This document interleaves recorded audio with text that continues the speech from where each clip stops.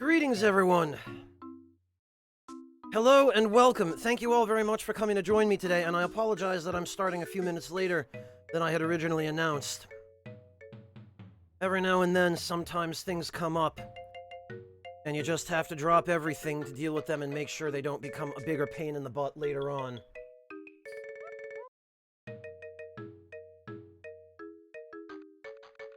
Hexmaniac, thank you so much for the resub. Welcome back. How's everybody doing this evening? How are you all holding up?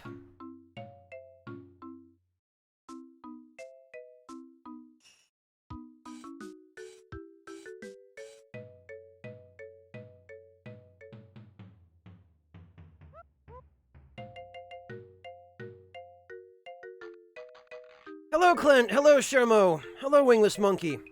Wingless Monkey, you still haven't done your taxes, man? It's practically the end of April at this point. You gotta get that stuff done soon, man. The IRS is gonna be after you.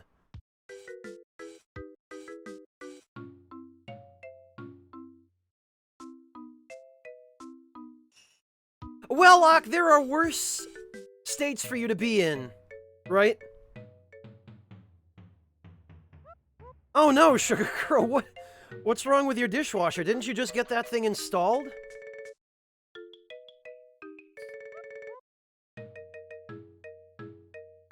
Clint, I'm guessing you're referring to Sabin.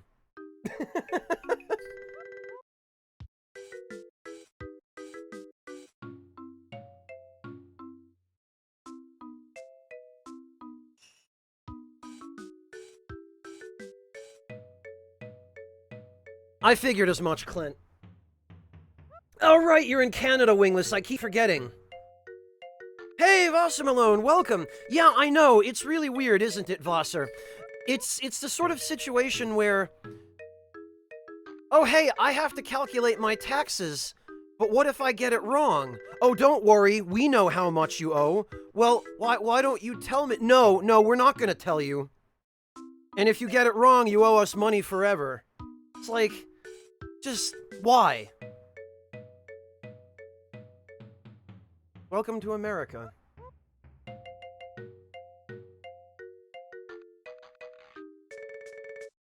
Yeah, Clint, Sabin especially. Sabin at least is a little bit more useful in combat, though. Your dishwasher blows the main fuse? Sugar Crow, that sounds like a fairly serious issue.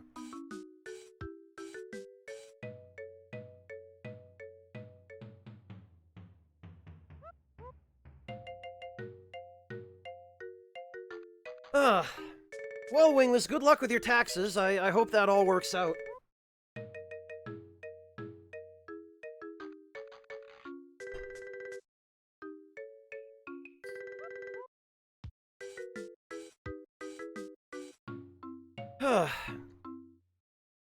Vasser Malone, where in FF5 are you? Because I can probably tell you where to go. What point in the game are you at? Hello, Breakfast! Yes, you arrived with impeccable timing, in fact.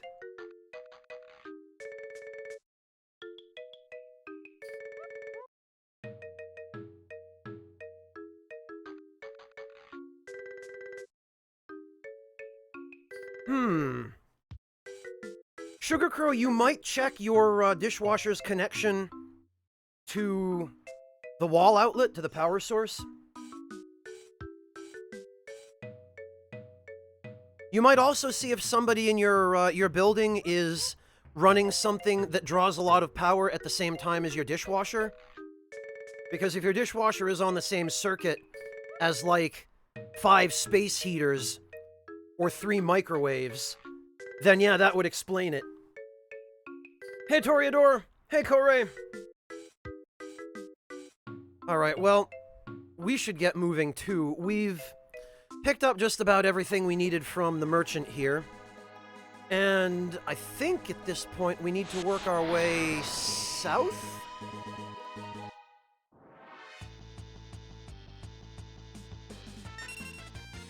Oh! This enemy right here, Robite. Hello, Allsalt, welcome.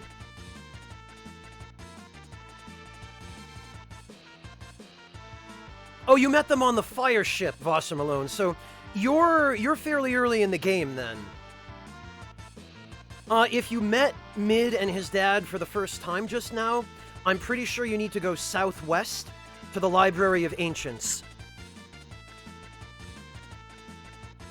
You're gonna have some maze exploring to do in a dark area down there, Vossar, so southwest from the town of Karnak is where you need to head. Oh yeah, no, a TV wouldn't do that, Sugar Crow. Yeah, see if you can check with him and...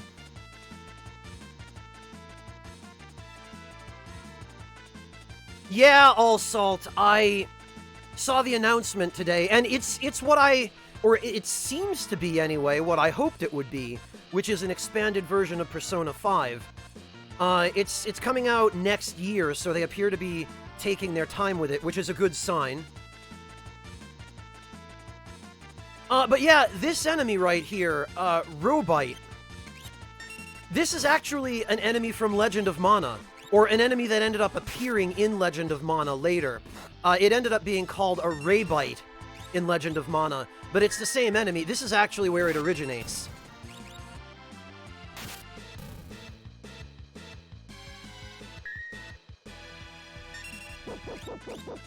Interceptor! There he is. Look at how much damage he does, too! It's ridiculous.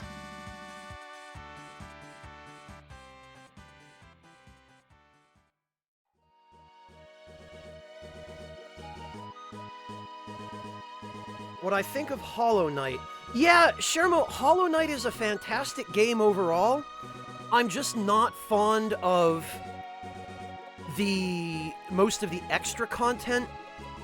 Like the God Slayer or God Eater or whatever it is expansion, which is just kind of ridiculously overly difficult filler. But the main game, fantastic. Get it, play it. You won't regret it. It's punishing, mind you. It's a difficult game. But the main game is entirely doable and for the most part, fair.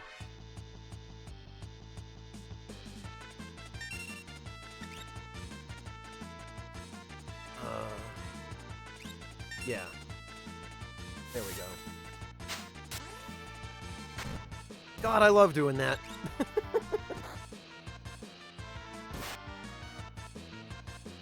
Oh, you're already playing it, Shermo. Okay. Yeah, no, it's a good decision to pick that up and play it. I think you're going to be pleased with it all the way through to the very end of the main game.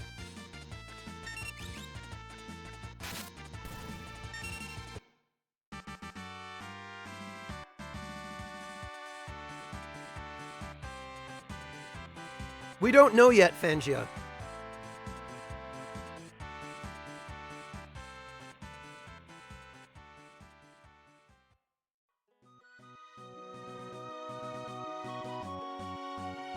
Alright,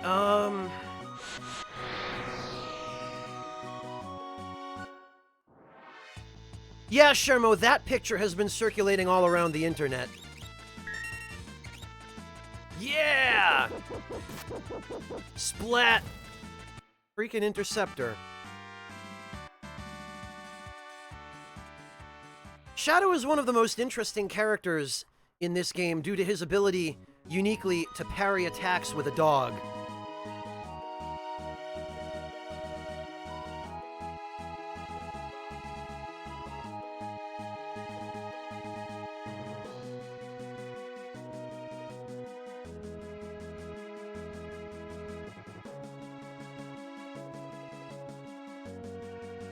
Alright, let's see.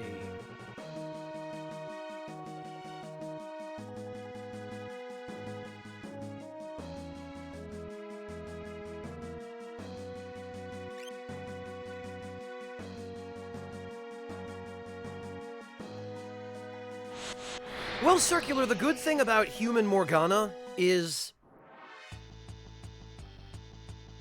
when he tells you to go to bed, you can actually legit punch him in the face.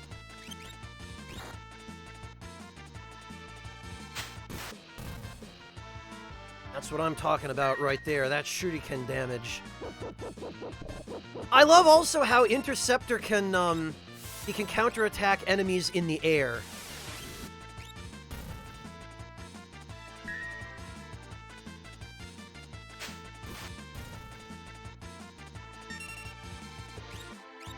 Alright, it's Hadouken time.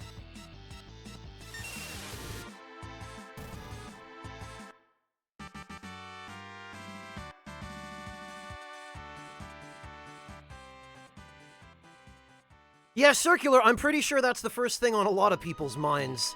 Let's be honest.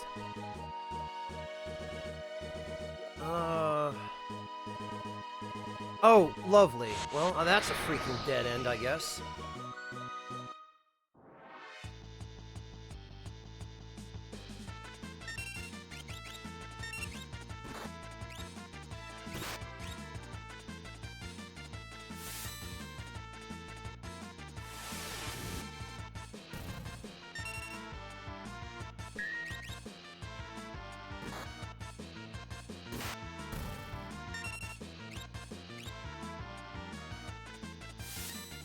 Which game, Shermo? Persona 5?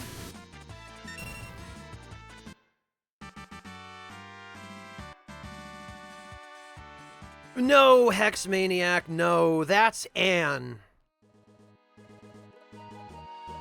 And in fact, I think probably the most common screenshot of Human Morgana I've seen circulating around is of him saying, like, heavily implying that he wants to screw Anne or something like that. Which isn't at all out of character for him, I guess. Yeah, I figured as much, Shermo.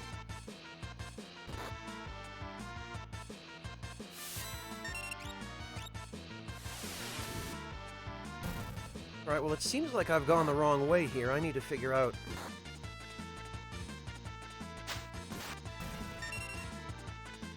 It is Hex, but it gets quite a bit creepier with Morgana actually being a human.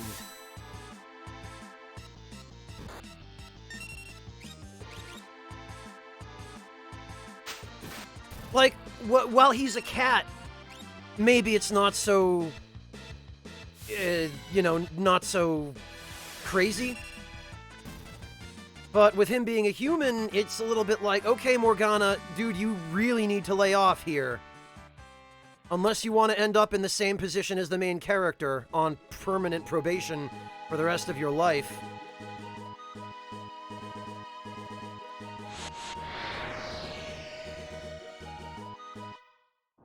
Yeah, that too, Fangia. If you end up going the relationship route with Anne, then, yeah, that could lead to some very interesting situations with Morgana.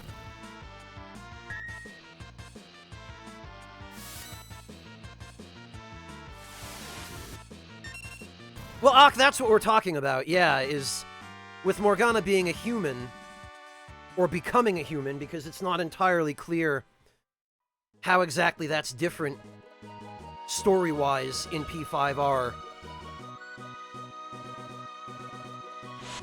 It adds a whole new dimension of creepiness.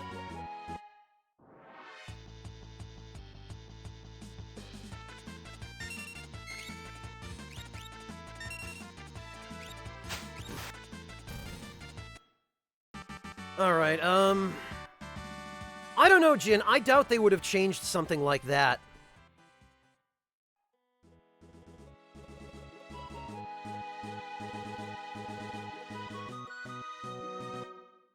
Alright, well, let me just pick up a few more shuriken, since I wasted a bunch because I went the wrong direction.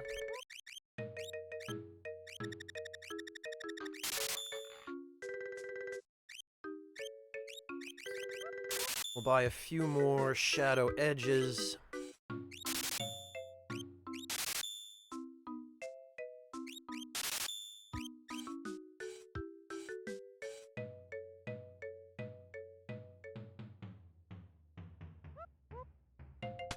Well, Rakish Sage, or maybe they do, but they're too young to be able to really cause any bad feelings or harm or discomfort or anything like that.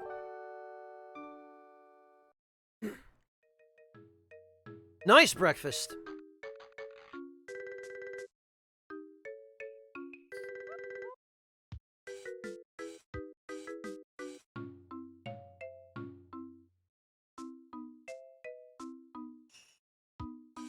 Alright, let's try this again.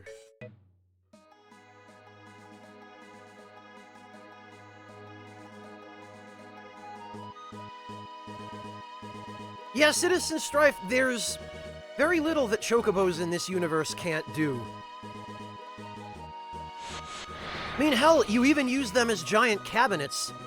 In FF, I think, 4, the fat chocobo would store your items by literally eating them.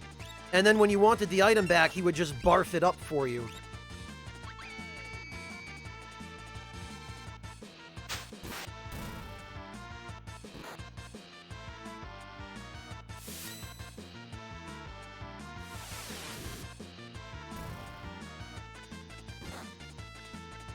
Shadow got berserked. Okay, well, this'll be interesting.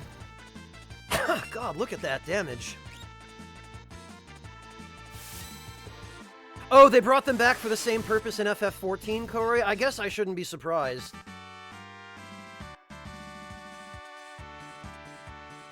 Voss Malone, if you're talking specifically about Final Fantasy V, which I imagine you are because you're playing it, they never actually explain that. It's just kind of a stupid gameplay discrepancy where they want to give you a mode of air travel early in the game, like really early in the game, but they don't want you to be able to get too many different places with it, which, Vassar, you probably already noticed. Reyna's dragon that you get in the beginning of the game, you can only fly around with it inside a very deliberately ringed in or like kind of boxed in area of ocean and mountains.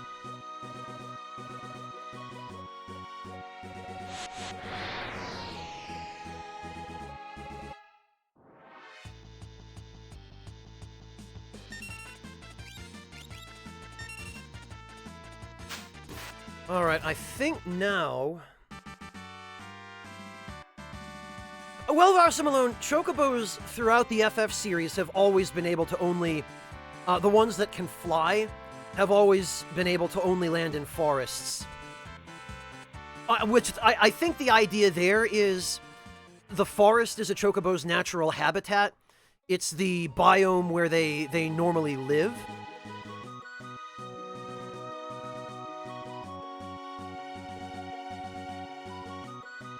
But that definitely doesn't explain why dragons have so much trouble, crossing basic...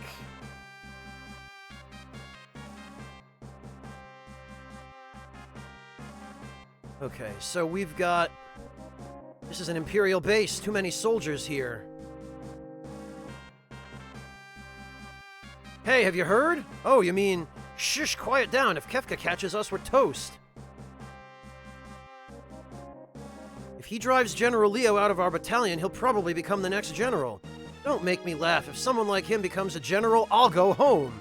Shh, what if he hears you? You'll be jailed. All right, all right. Even these jobber idiots don't like Kefka. Uh-oh, here he comes, back to our posts. Hey you keeping a sharp lookout? Yes, sir. You're Kefka, correct? How are you, sir? Please, save your petty small talk. Just do your job. Phew, someone's got to put that guy away. I'd like to tell him to his face he's no General Leo. Shh! We always have to tell you to keep it down. You're hopeless.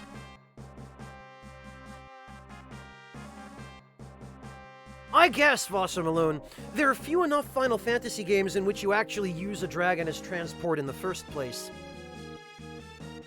In fact, FF5 is the only one I can think of off the top of my head.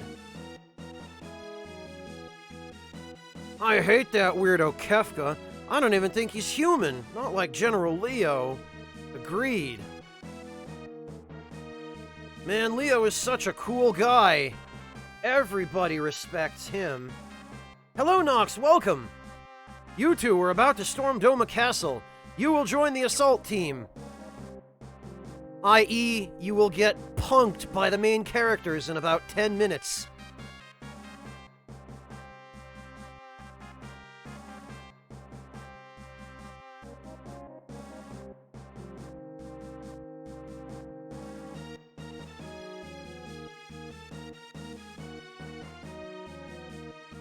Attack! Look at these idiots. Oh no, hitting the walls isn't doing anything. Arrgh. It's hopeless, we can't keep them out. So it's finally happening. A moment, sir.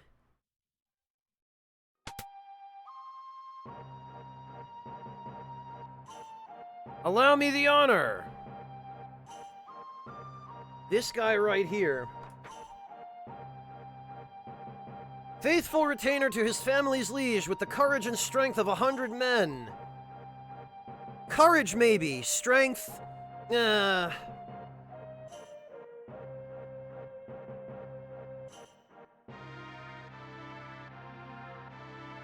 He definitely has the top knot and mustache of a real man, though.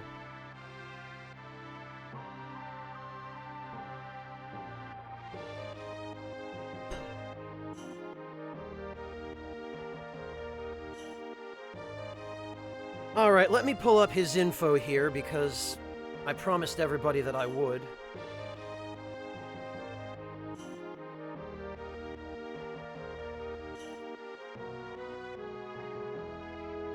Cyan Garamond.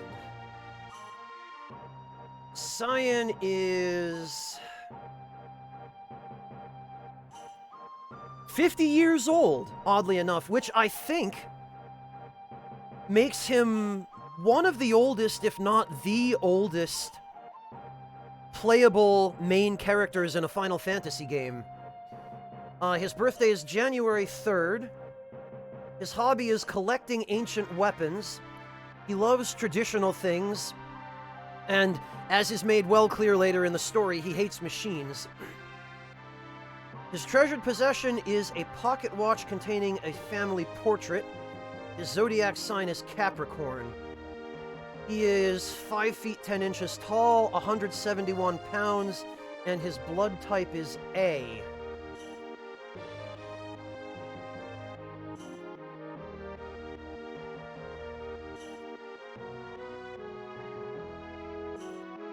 And I believe, although this is purely speculation on my part,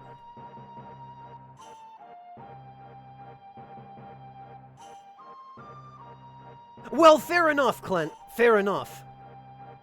This is purely speculation on my part, but, I believe, I've been led to believe anyway, that his name was originally supposed to be Cyan, but it was mistranslated because of the ambiguity.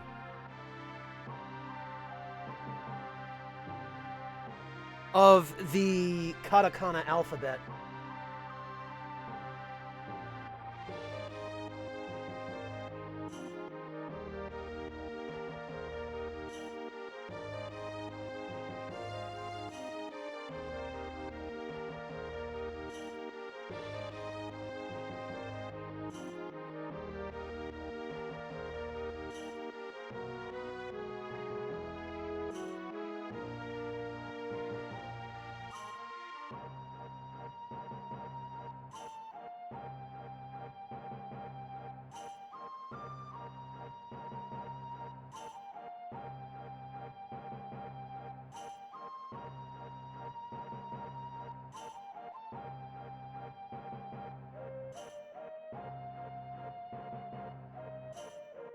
Alright, let's see. Well, Clint, we may actually, we may demonstrate that bug a little later.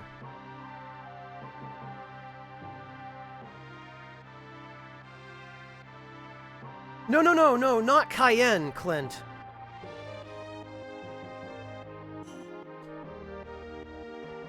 K-A-Y-I-N.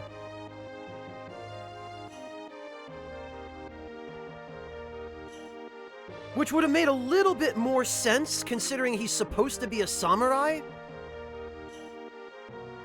But that's why it was originally translated, or that they came close to translating it, I guess, as Cayenne. I think one of the fan translations had it as actually Cayenne.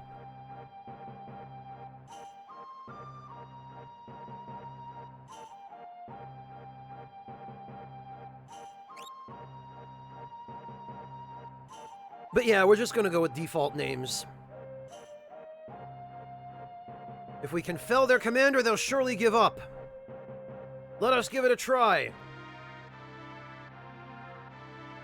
Well, yeah, Clint, exactly. That's the problem.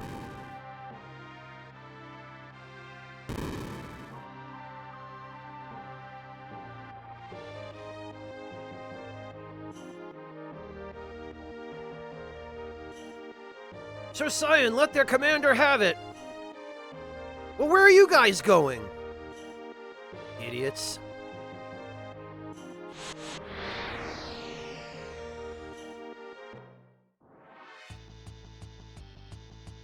But this is their home! Alright, we're gonna go... I think 1 is retort. Oh no, it's dispatch.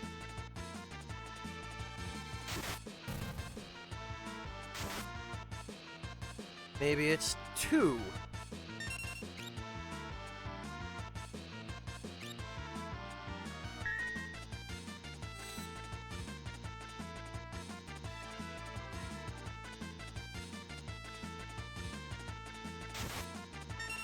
There it is.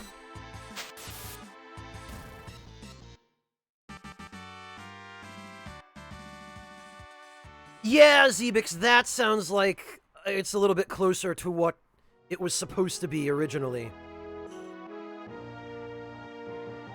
Okay, so what we're gonna do...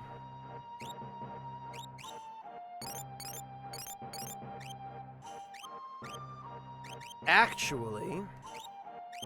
is we're gonna give him a better shield. We're gonna give him the iron armor. I can't believe we don't have... He can't use the bandana. That's bizarre. Alright, well... tell you what then. We're gonna give him... the gauntlet. And we're going to give him... the running shoes. And we're going to give him... I guess, yeah. Because, looking at it, since the evade percent is not a factor because of that stupid bug, there's really not an awful lot of point in him having this shield other than for the extra defense. And I guess for the magic defense, though it doesn't give him that much. But the magic block is worthless on this.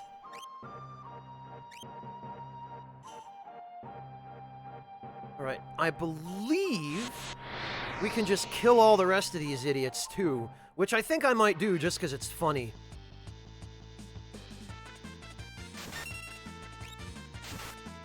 What's his third sword tech? I don't remember. We'll find out. Oh. Right.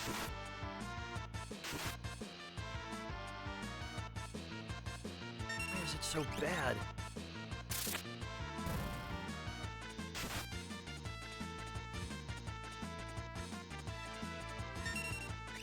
Alright, let's see.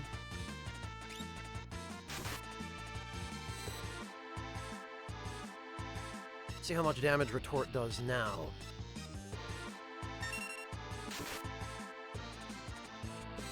With the gauntlet. Only a little bit more. Man, that's disappointing.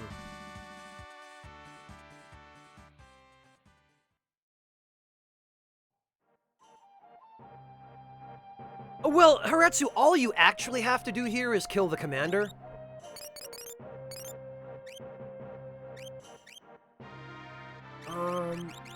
Let me just see, because I don't... Single attack, single counterattack. Oh, it halves an enemy's HP. That's why it did so little damage.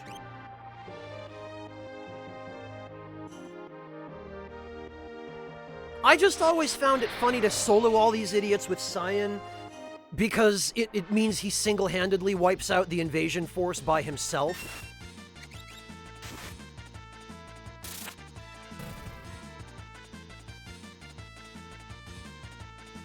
Besides which, a little bit of extra experience doesn't hurt him.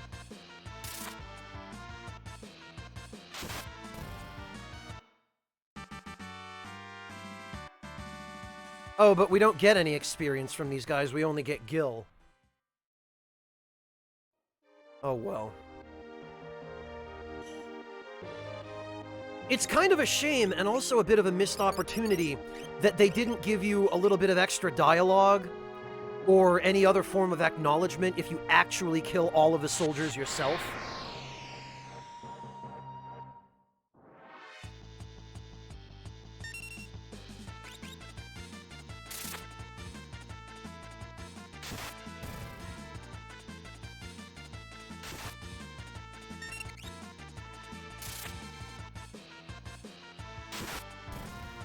Of course, they get that counter.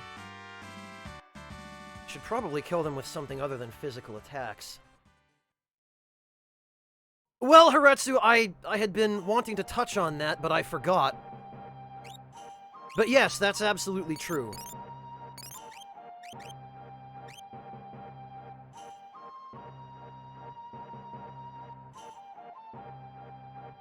Okay. Nothing else over there. Oh, that's where those idiots went.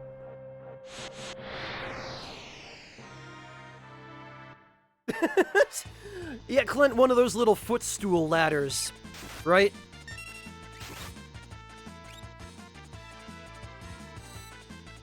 Now, can they counterattack dispatch? Doesn't seem like they can.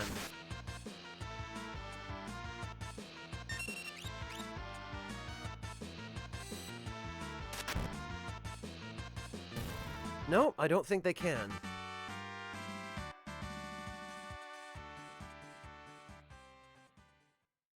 He was trying really hard, Rakish Sage.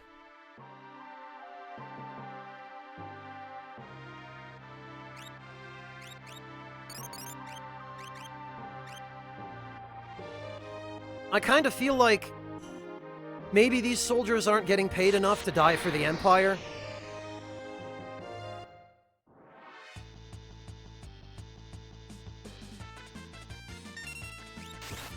They are circular, especially considering Cyan pretty much left the front door open.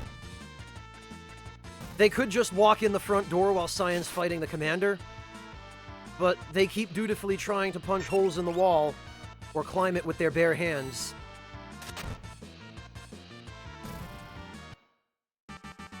Oh, hi, Torun!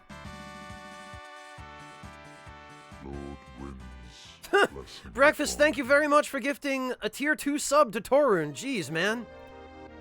Operation Meat Shield. I like it, Jin.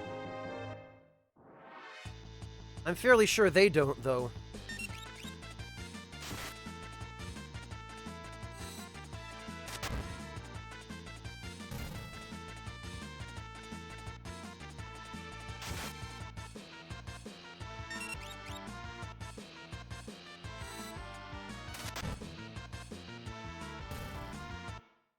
There we are. Yeah, I guess there's pretty much no reason to ever have Cyan use a normal physical attack when you've got Dispatch, at least until you start getting your hands on things like Genji gloves and offerings.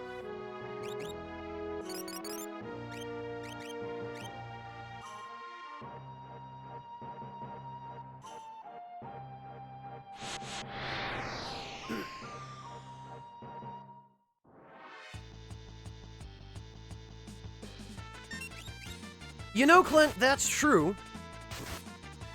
But yeah, not by a whole hell of a lot, is it?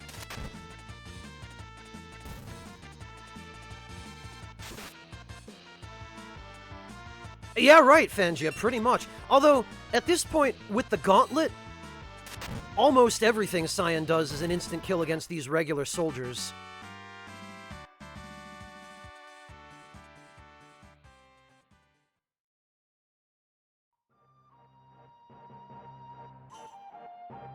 Sir Cyan, let their... Oh, I can't even help these guys fight those three so... Well, okay. There goes the invasion force, I guess. Now I just have to cross my fingers and hope that this guy drops the black belt, although I guess if he doesn't, it's not a tragedy, because the black belt isn't that useful. I am Cyan, retainer to the King of Doma. I am your worst nightmare! Wah, wah, wah, wah, wah, wah, wah. Yeah, Fatty Steel, that's probably what I'm gonna get from him, but... what we're gonna do here is... I'm gonna use Retort, because I'm pretty sure it should kill him in one hit.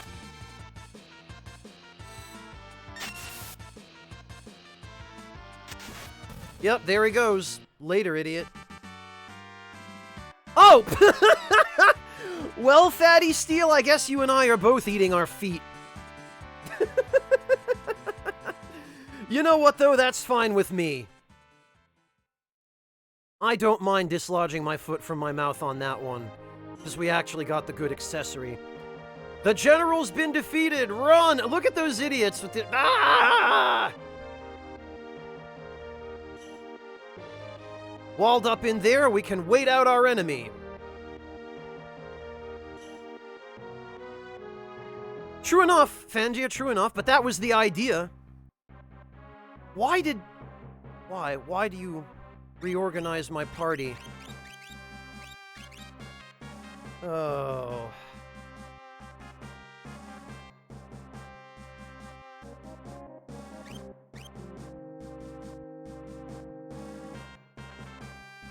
Okay, what we need to do now that I've pretty much killed everyone... Oh, look! It's a guard dog!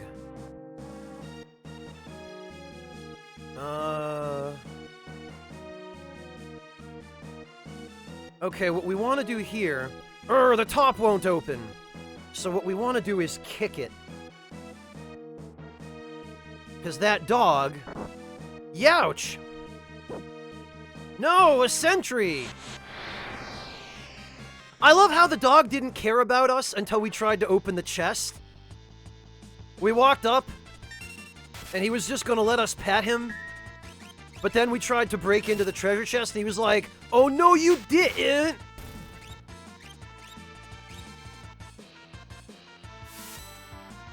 The stupid thing is, this particular dog enemy, the Doberman, this version of it, you can only encounter it in battle by trying to kick that chest. If you don't fight these dogs here, then you miss the opportunity to ever learn their rage with Gao. This is the only time in the game you ever fight this type of enemy. Yeah, I guess, Shinichi. It is, Clint. It was actually just 3 dogs in a dog suit. And we got a star pendant.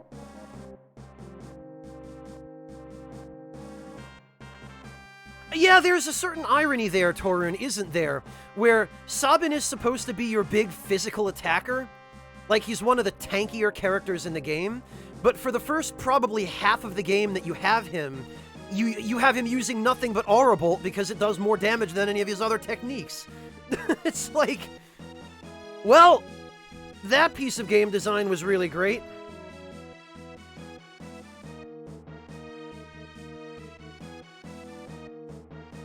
Peekaboo!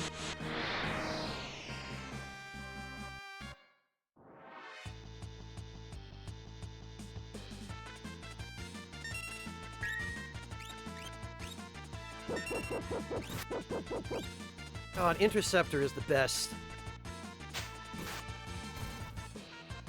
And I love how throwing a handful of shuriken at a guy riding an armored, mech just destroys the mech and kills the pilot. It's so silly.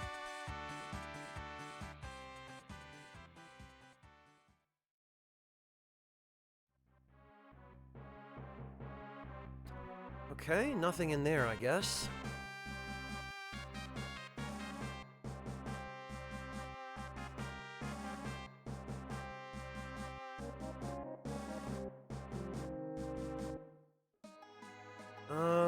Oh, we could just walk out. Okay. Yeah, maybe that's it, Haretsu. I just hit the one wire that causes the entire mech to self-destruct.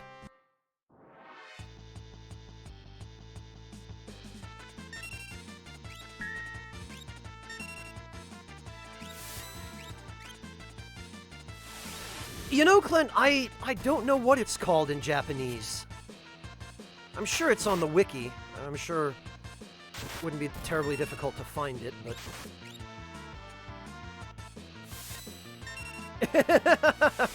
Yeah, Clint, that's a little nicer for the headcanon, isn't it?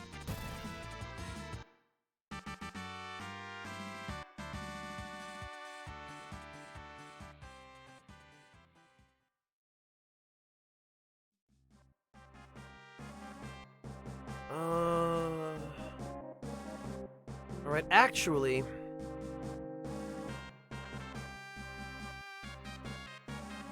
General Leo, the citizens of Doma seem to be playing a waiting game. So that's their strategy. General, we're ready to take the castle, just give the order. Patience, if we attack now, we'll have to sacrifice too many lives. But General, I'm ready to lay my life down at any time for the Empire. You're from Miranda, right? Yes, sir, why? And your family lives there. Fall in battle and I'll have to deliver the bad news. What shall I say to them? You have a life to go back to someday. Don't throw it all away for nothing. Emperor Gestal wouldn't want that. Oh, Leo, you sweet, innocent... Yes, sir. General Leo, a carrier pigeon from Emperor Gestal. What? The Emperor summons me. I must return immediately. I understand, sir. Right, I'll leave Doma in your hands. Yes, sir. Okay, just don't jump the gun, please. Sir, leave it to us, sir.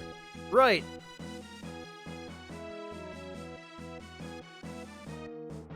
So that's General Leo. He could be my friend if he weren't my enemy. Yeah, Leo is a cool guy. Oh, look, it's Kefka, who's not such a cool guy. Literally, now that Leo's gone, Leo is still in the tent. He hasn't even left yet. Now that Leo's gone, I'll turn this water into a flowing river of poison. The Emperor has ordered me to return home. I don't want any trouble here. You loser, I'll take care of this situation in no time. Don't be pompous, and don't forget that they are people just like you and me. We need not spare those lands that gave rise to the returners. You just go and pretend to be a good little boy.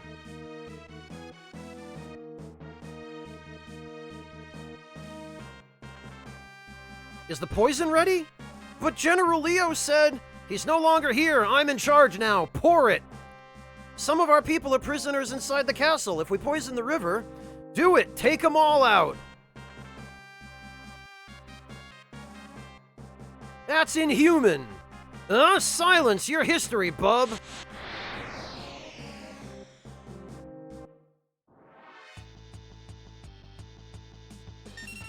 Yeah, he did, Clint. You know, we don't even need to... Oh, look, Kefka and his Morning Star. Youch! Kefka, wait! Wait, he says. Do I look like a waiter? Shadow's just like, man, I'm not getting paid enough for this shit.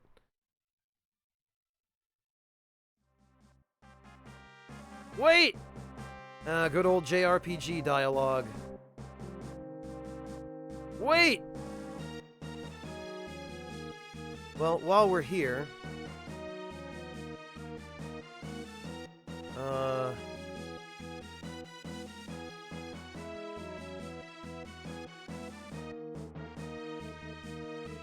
Could have sworn...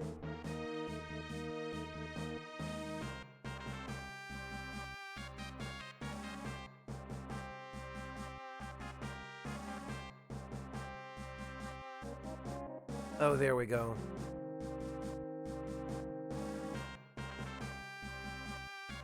Oh, okay, I guess we can't...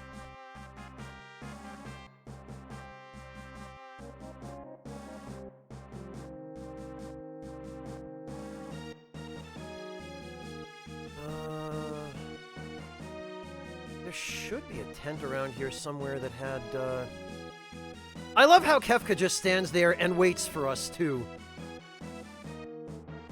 There it is. Okay. There's a mithril glove.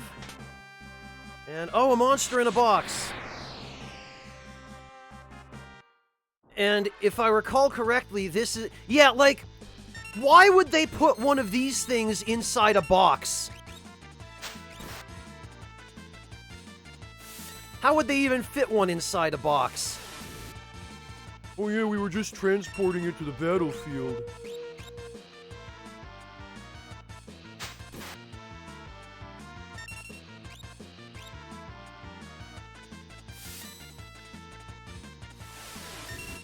Well, no, Clint, I actually wanted to fight this guy because he drops a helmet, or, like, I think a hat, that, yeah, there it is, the green beret.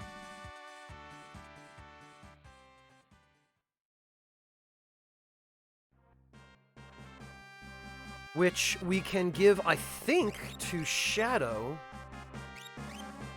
Yes, we can. Too bad about that evade percentage, though.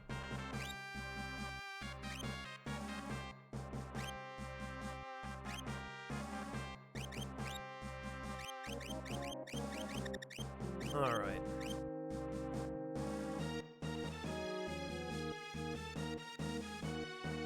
And if I remember correctly...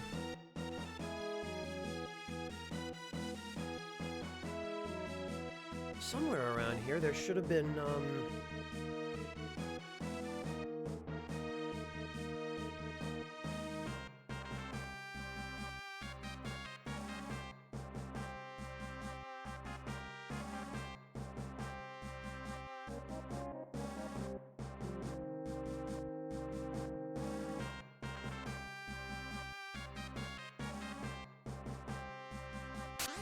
There we go.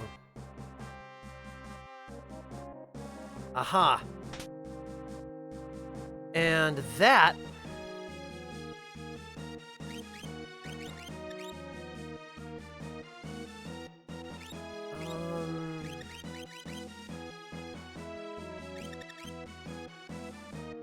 Yeah, we got the barrier ring and the mithril glove, which basically, they give you, respectively, protect and shell when you're low on HP. Unfortunately,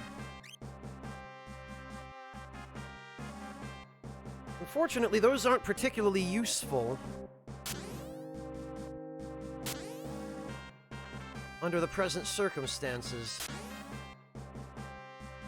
Yeah, Fatty Steel, and this game does a lot of that, where they hide secrets in such ways that you would never know they were there unless you accidentally stumbled onto them. It's the weirdest and also not the best game design. No, unless we act now, Kefka will use the poison to do something not that great. Ha ha ha, what a toad.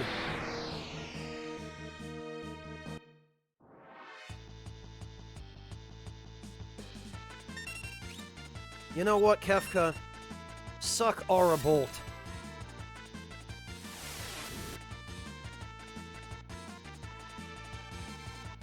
Ouch! Kefka, wait! Do I look like a waiter? Shadow is just so done with this. Well, Fatty Steel, you learn something new every time, right? Huh? How long do you expect me to put up with you? Next time you're a goner! Oh, gripe. Hey, if you know what's good for you.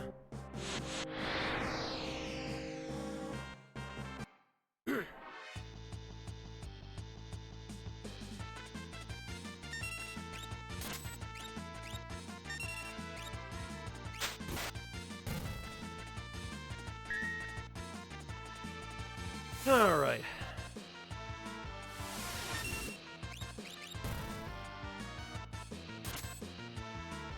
And since I don't have any eye drops, and since blind does nothing in this version of the game, I guess Shadow can keep his stylish shades.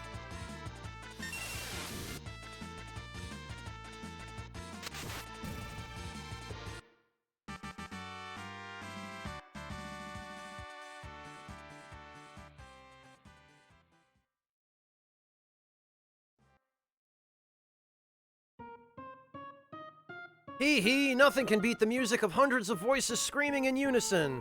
Wah, wah, wah, wah, wah, wah, wah. That is some fast-acting poison. And also some really, really potent poison if just being near the river.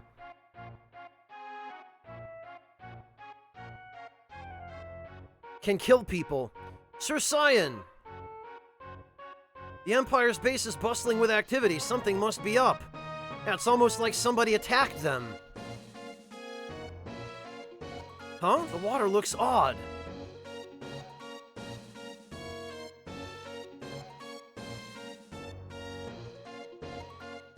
Dead.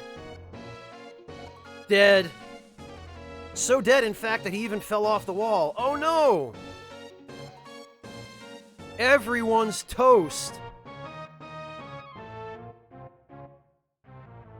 But apparently because Cyan and this one sentry are on the highest tower, they're far enough away from the water that... Hello, Tiernak! Welcome!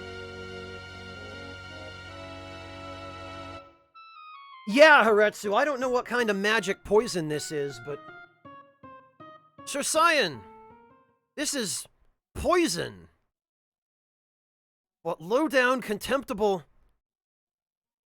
Guard our liege! To the king on the double!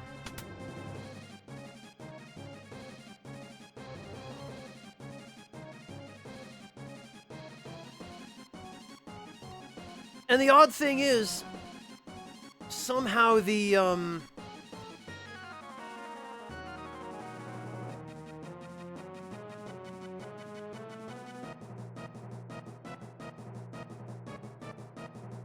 what do you call it? Somehow the king, who was inside the castle the whole time, and pretty much everyone who was inside the castle, still managed to die from the poison.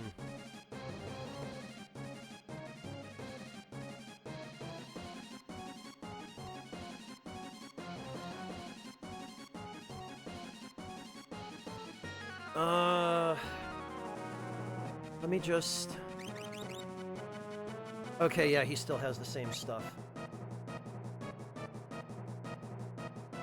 You know, Wingless, you're not far off, probably. The king on the double. Right, the king's room is near.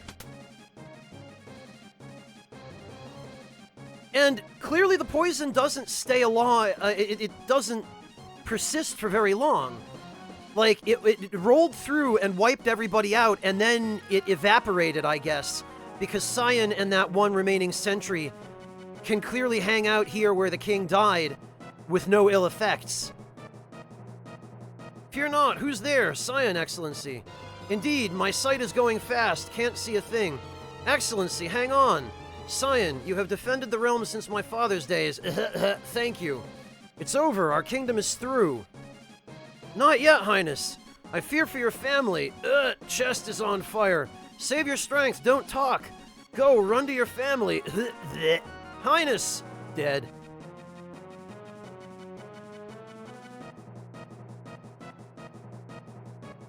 Sir Cyan!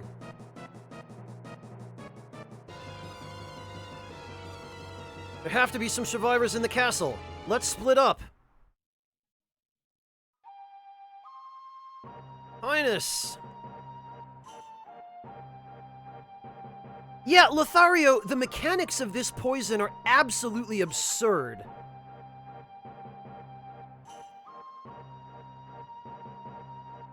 Exactly, Project Manatees. Right, I think there might be a few items lying around. We'll check. Nope, just a dead dude. Oh, a remedy, okay. Sir Cyan, we're through. Oh, okay. Here too.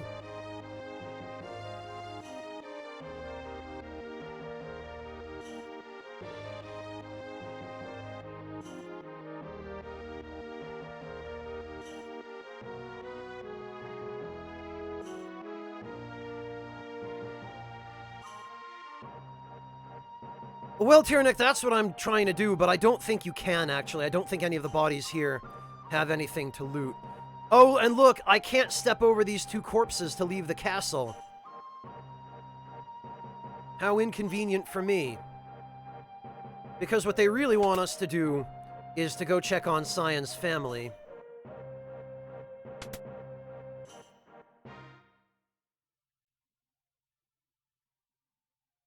Elaine! Elaine, wake up! This can't be happening.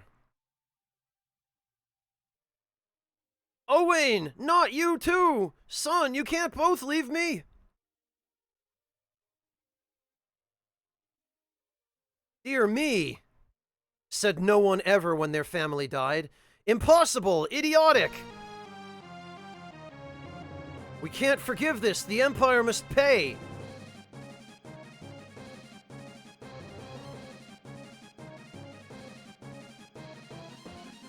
I am Cyan, retainer to King Doma. The enemy! Get ready, everyone! Oh, hi, Cyan. Look at this! This...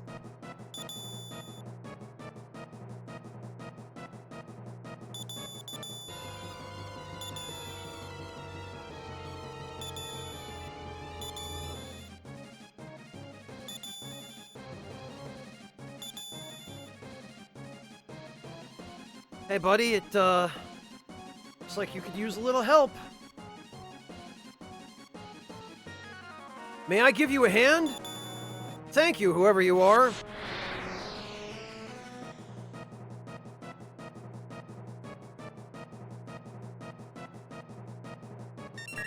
Right, Clint, that's exactly what's going on.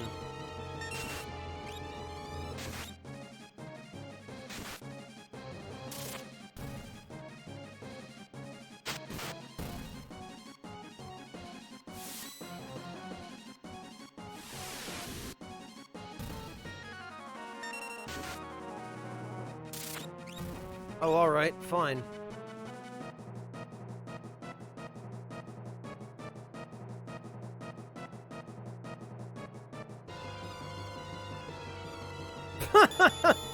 Blue Lizard Jello, hello! How are you doing? Good to see you, man. Thanks so much for stopping in.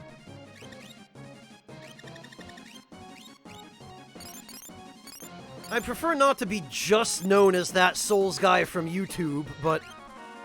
yeah, I am and/or was that guy. Glad you're doing well, man. Good to see you. Thank you so much for stopping in.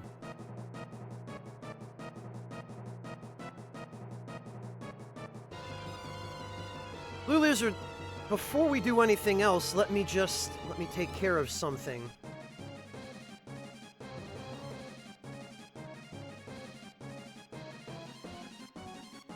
Let me just take care of something here.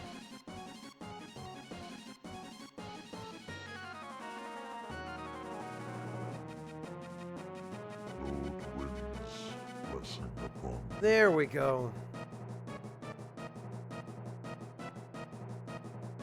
That's better.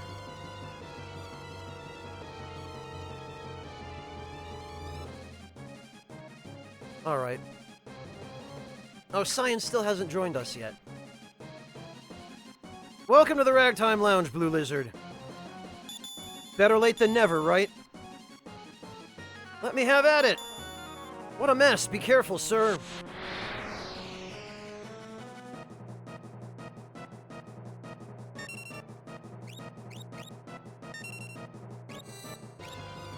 Well, there go 3 of these soldiers already.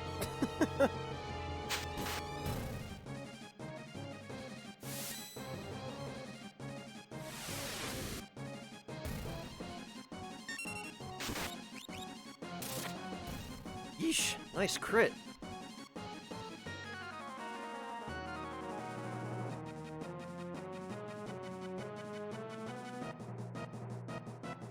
who released this poison? Look, we're gonna have to do this together. The thought had occurred to me as well. No problem, Lizard. I'm just happy to see you stop in. I know not everyone... Ah, whoops, damn it, I screwed up Blitz. Not everybody, who likes YouTube also likes Twitch, but I appreciate quite a bit that, you decided to come join us.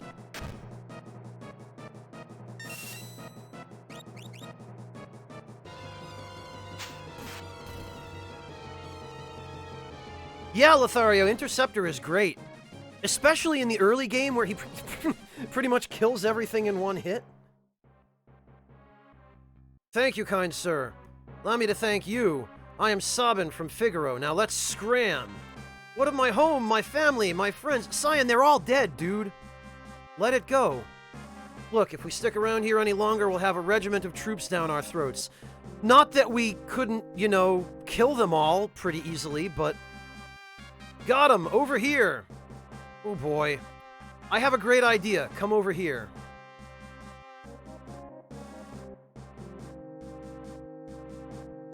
Sir Sabin, what on earth are these? Oh, there goes Shadow. I'll explain later. Relax, just climb in. Sir Sabin, how might these abominations be manipulated?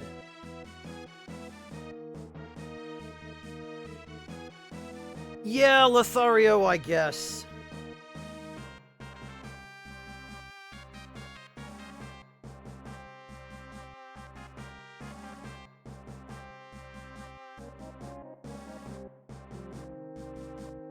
Lord Wind's blessing upon thee. Oh, Blue Lizard, thank you so much for gifting that sub to Sir Blackwolf. You didn't need to do that. I really appreciate it, though. And congrats on your first gift sub.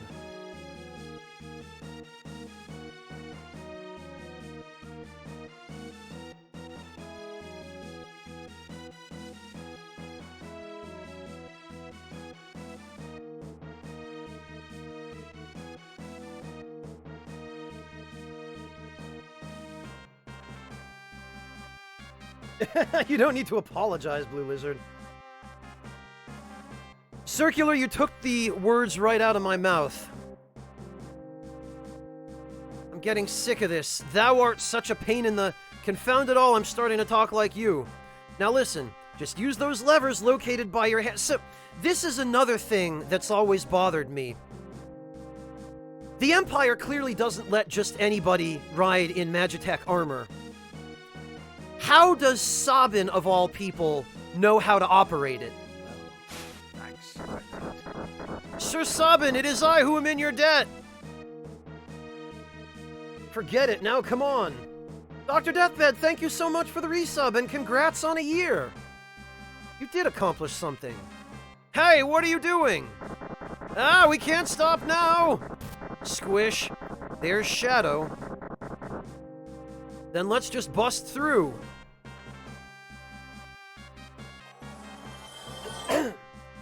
Oh, Mortiferu, thank you so much for the leftover bits. I really appreciate that. Yeah, Kaisha, I'm sure the Magitech armor was designed explicitly so that anybody could operate it without any training whatsoever.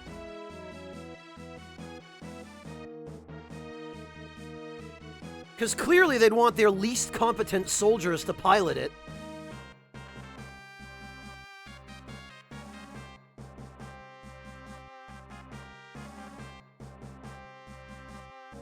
When, Lothario? Terra has known the retainers for literally 10 minutes.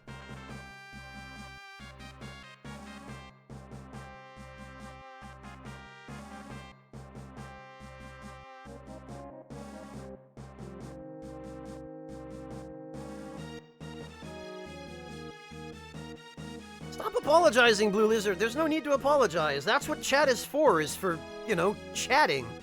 It's cool, man. It's fine. Unfortunately, I have never played Terranigma.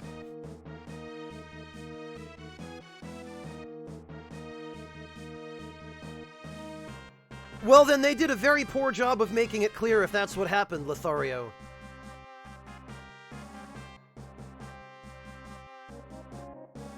I mean, for obvious reasons, there is no reason. It's just game mechanics that anyone in your party automatically knows how to pilot Magitech armor. Because that's how they'd have to handle the scenes in which you ride Magitech armor, but, you know.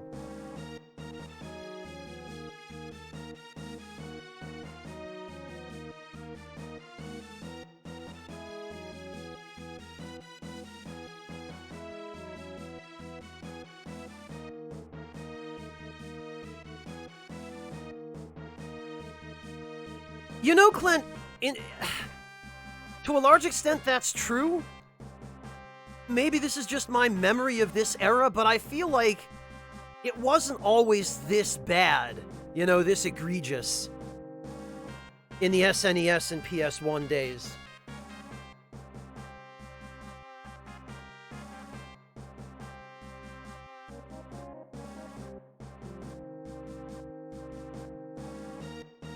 Like, even Final Fantasy IV and Final Fantasy V didn't have this problem to quite the same extent.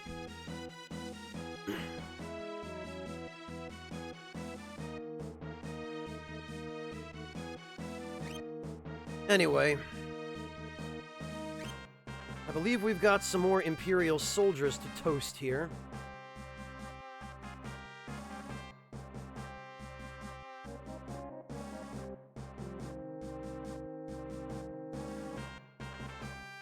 Also, I have no idea what these machines are that the Magitech armor is hooked up to, other than, I guess, generators? Stuff that's supposed to maybe be charging the armor? End of the line! Yeah, try me.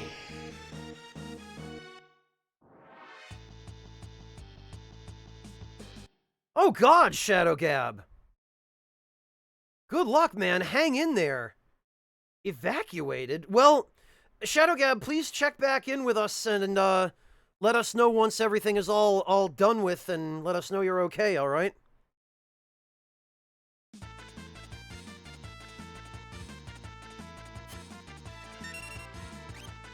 Alright.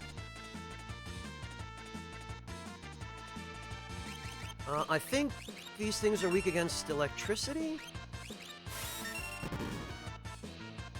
Oof! Yeah, they sure are.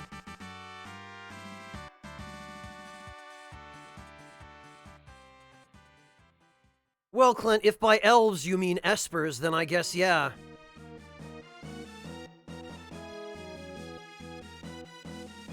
There's nowhere to run! Yeah, for you!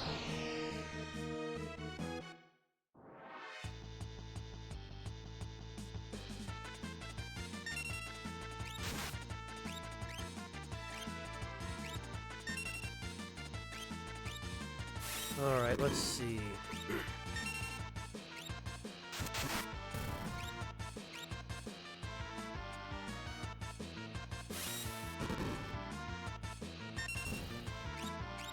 Yeah, geez, that bolt beam against Magitech armor.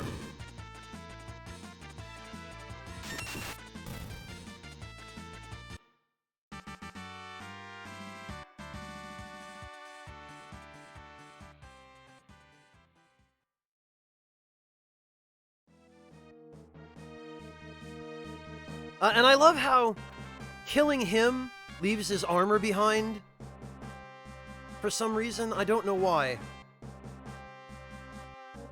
Who said anything about running? Not me, I'm here to kill all you idiots.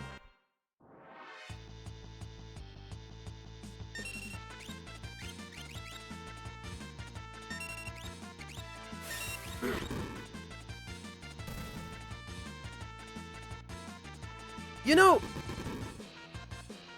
considering how big and tough Magitech armor is supposed to be, it is hilarious how quickly it dies to its own attacks.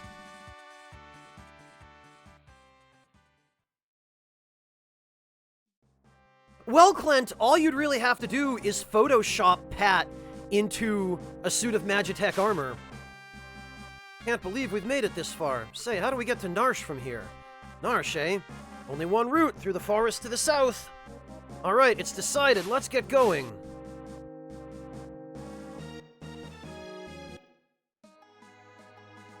Shermo, Nick wouldn't be able to use it. Nick already sits at a desk with his computer. He would have nowhere to put it, and he has no real need for it.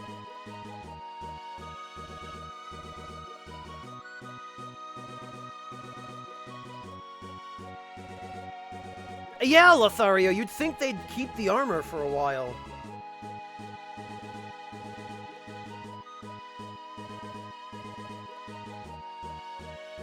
Fair enough, Clint. Yeah, that forest wingless monkey.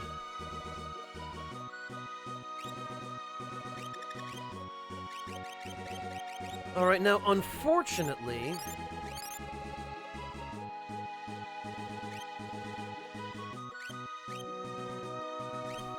Unfortunately, what we are going to have to do here in order to prevent Shadow from piecing out on us,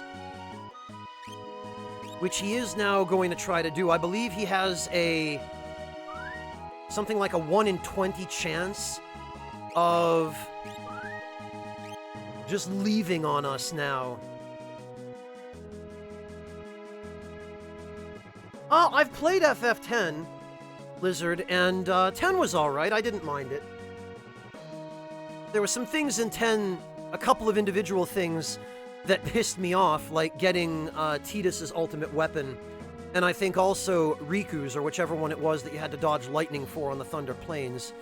I played 11 for a number of years, but I just don't have the time for MMOs now, and 11 was not a great MMO. At least not in those days. And I haven't played any of the ones past that.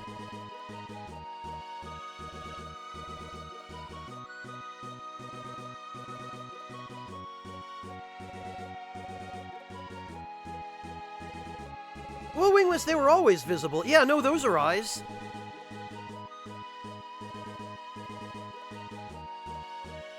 Alright, so what we're gonna have to do here is... I might just KO Shadow.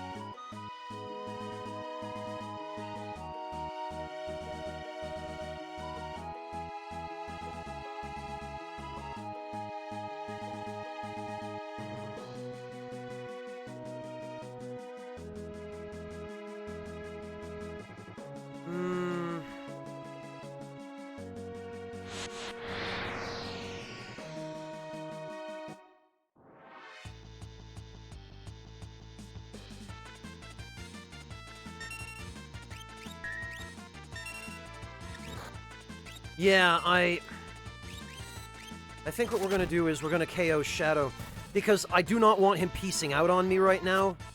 We do not need that.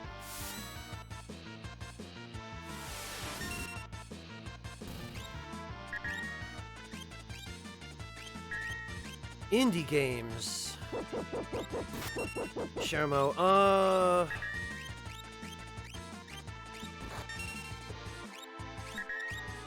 you know...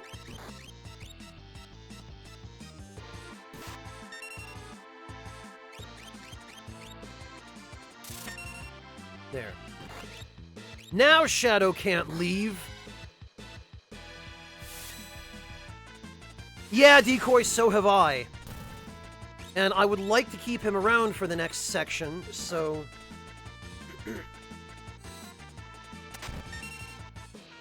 Yeah, Fangia, but there was cut content for FF10. There was at least one final boss for FF10 that was totally cut.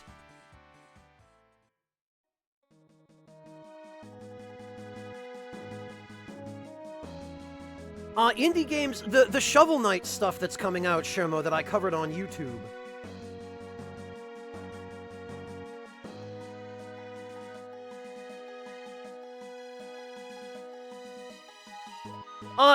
Denim, he leaves because he's a mercenary.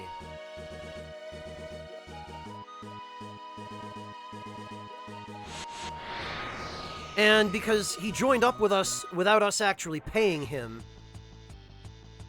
And so he figures that he has no obligation to stick it out with us any longer than he feels like.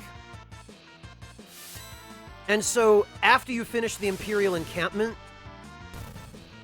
there is a chance that Shadow will just randomly leave your party every time you win a battle.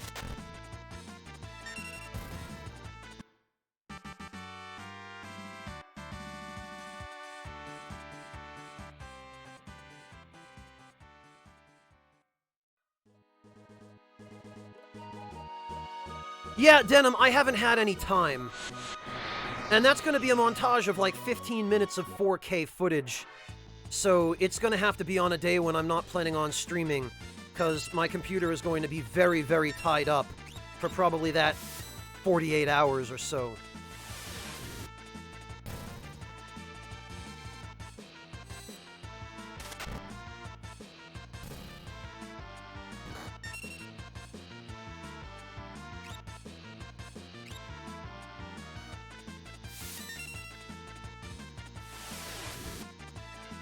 No, Denim, unfortunately you can't.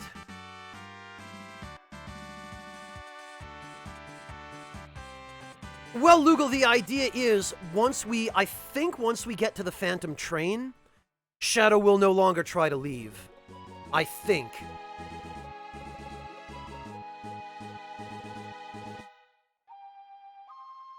Oh yeah, this is just Doma Castle. This is off the... Oh yeah, is it? You want to fight? I've crushed your kind under my heels. No, but of course we're not allowed in.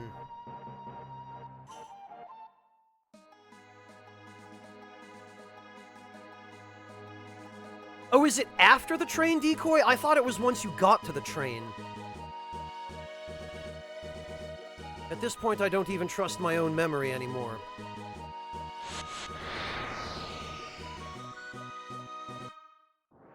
Yeah, Wingless Monkey, but Shadow himself says that the Reaper is only a step behind him. So he probably doesn't mind being on a ghost train.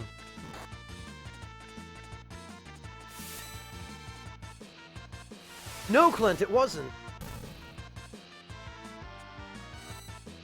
Yeah, Lokimend, this is the Final Fantasy Anthology version of FF6. And it's on PSN. Which is why I'm using this version, because I no longer own Final Fantasy Anthology. I gave my original discs to a friend years ago and never got them back.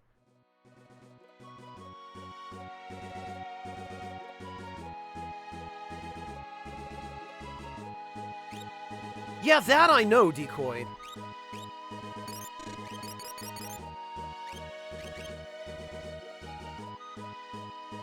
Yeah, Clint, for sure. The FF10 final boss is just a stupid joke. But it makes it all the more clear that there was some stuff cut. And there's even a cut boss battle theme for that boss as well that people data mined from the game data of FF10.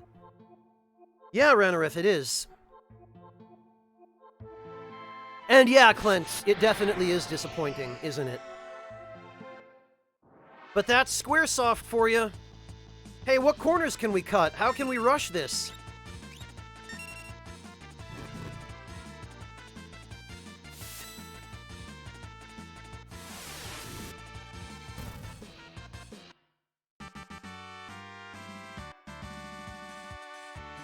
Yeah, which is pretty typical, Decoy, never leaving themselves enough time. Lokiment, first of all, because I don't have an SNES, and second of all, because my PC cannot handle means of pretending to be an SNES, as it were. Yes, Logan, it is, and in fact, I'll link it for you here. Let me dig it up.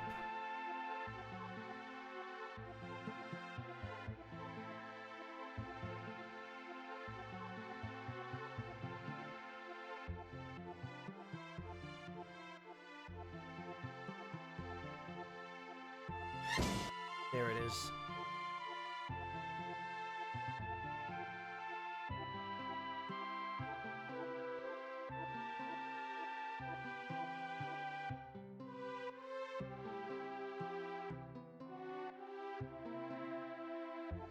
Damn it, decoy!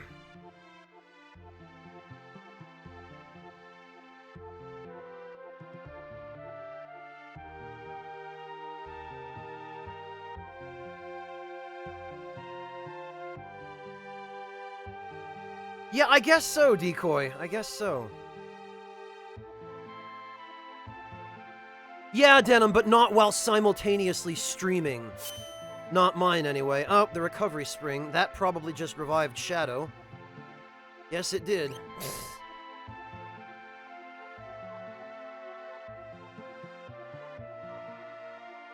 Oh, look! Someone was kind enough to put a sign with an arrow.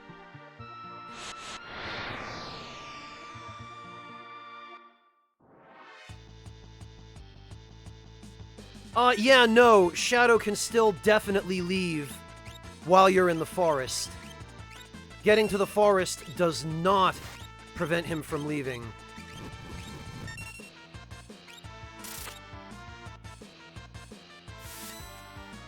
Hello, Astrocat, welcome!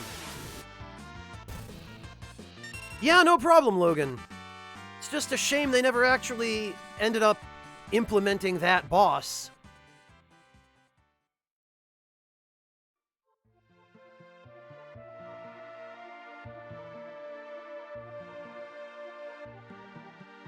Yeah, Ranarith, Shadow can absolutely leave while you're in the forest.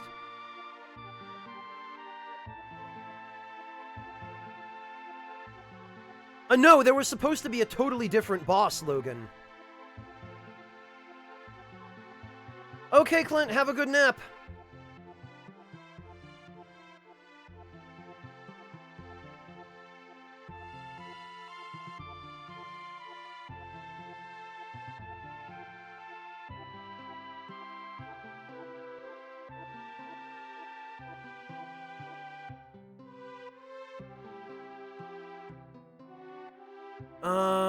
I'm pretty sure...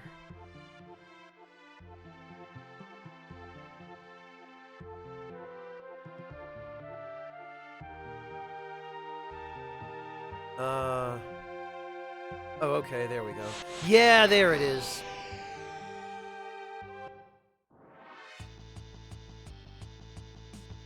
Oh, that's nice.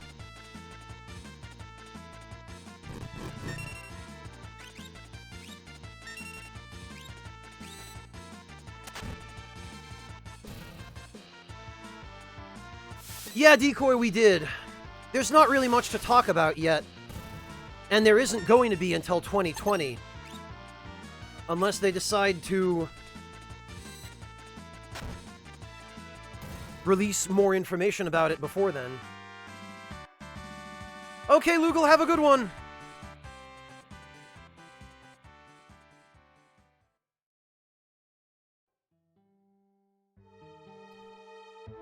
If only, Jay, if only. Oh, look, there's the Phantom Train.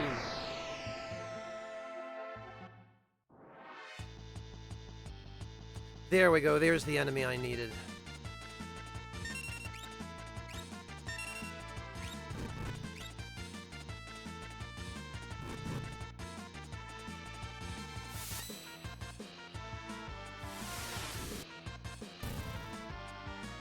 Oh, well, Decoy, that definitely wasn't wise of them. Because surely Atlas Japan hasn't learned anything from that whole spoiler fiasco with the original P5. Jesus, that attack.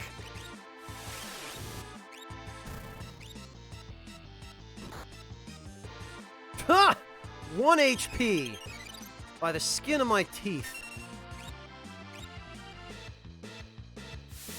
So yeah, Decoy, they're gonna have the same problem they had with the original release, where spoilers from the Japanese game are gonna be flooding the internet, and then Atlas is gonna go, "Oh no, how did this happen?" And then Atlas USA is gonna be like, "We told you."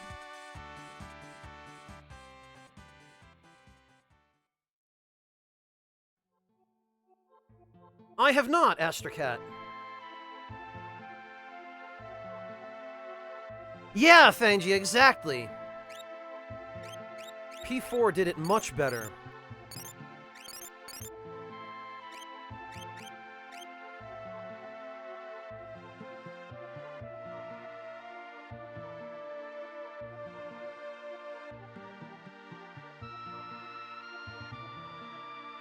Yeah, well, that's Japan for you, Decoy, isn't it? They're always so far behind the rest of the developed world. A train's there, but I thought Doma's railway had been destroyed. Maybe survivors inside. Let's take a look. Well, survivors is a bit of a tricky word, but... Also, look at that background. Hey, we can get in right here. Sir Sabin. We can't just wander around out here. We have to get on board. Sir Sabin! Don't worry. Sir Sabin, you idiots! Stop and listen!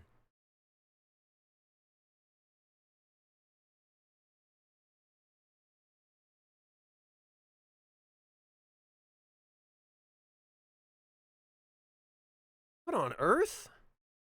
Let me off! This train's haunted!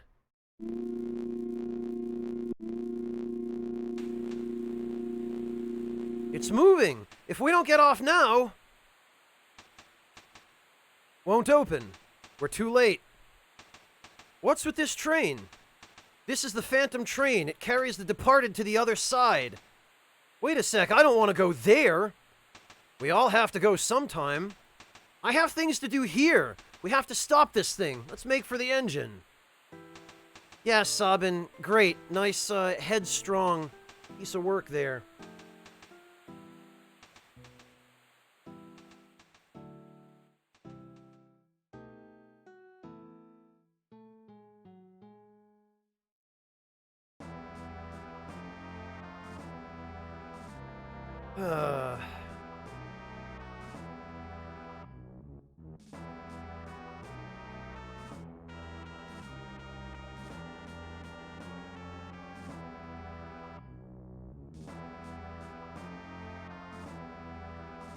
What? Astracat, what are we talking about here? What's... Oh! Okay. What song specifically? Hello, some guy! Yeah, you know it. You know it. Right, Denim? Isn't it crazy? Oh, okay, Astracat, I gotcha.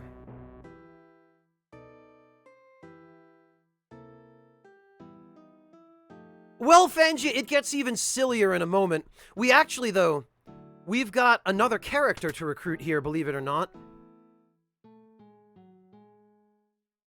What is it? Seems to want to come with us. Bring it along? Yeah, why the hell not? Check it out.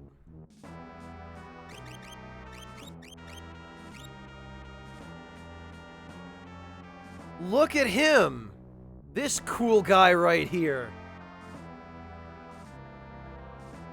It's not a scene, Shermo, it's just a dumb thing you can do. But I'll show you, it's the dumbest.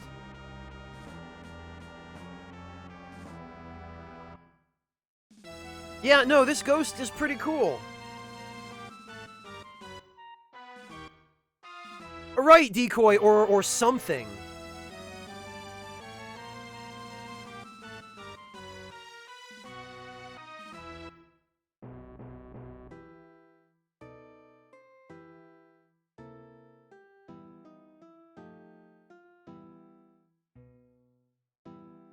Alright, let's see.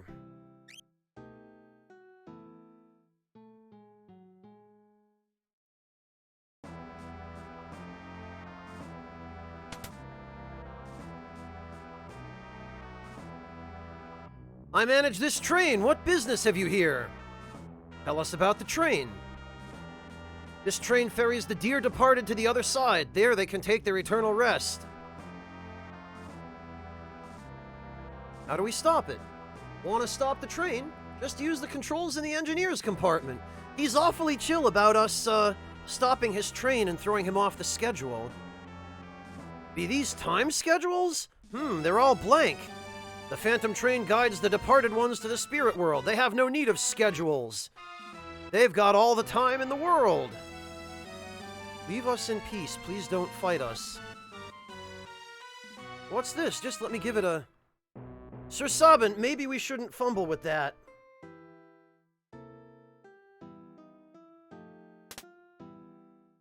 Gave it my best shot. How can you? How could you? You're not scared, are you, Cyan? How dare you? Just because I respect other beings' property doesn't mean I'm not mechanically minded. Cyan, you're a total klutz when it comes to machines. Silence! How could you tell? Oh no, now everyone knows I don't know how to check my email. Oh. Sabin, help! How do I make a post on Tumblr?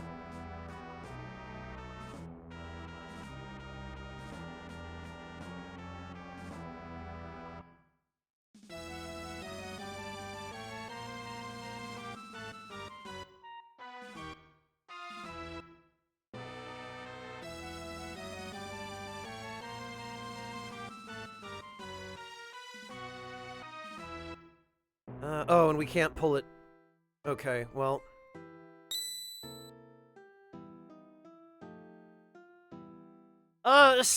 some guy, Cyan's age is actually listed as 50. So he genuinely is a boomer by modern standards. He's on the younger end of the boomer generation, but...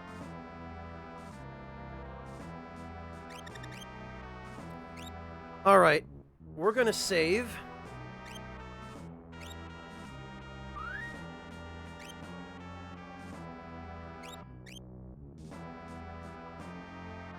Oh yeah, he kinda does, Luigi. Except, Haschel would be Sabin. Because Haschel is all about using his fists.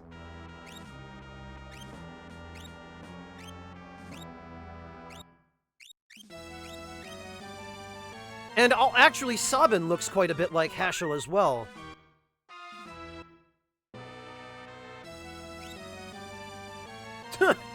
Right, Artista?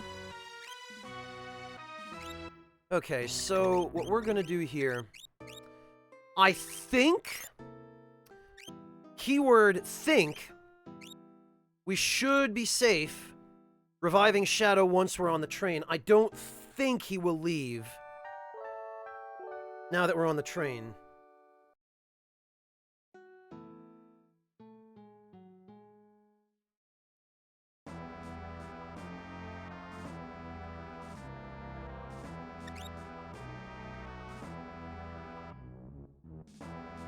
Well, that's true enough, Lothario.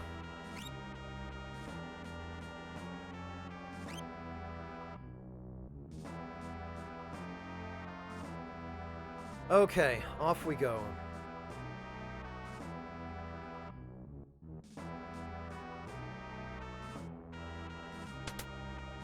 Actually, hang on a minute, I think... What's this? Just let me give it a... Oh, do we...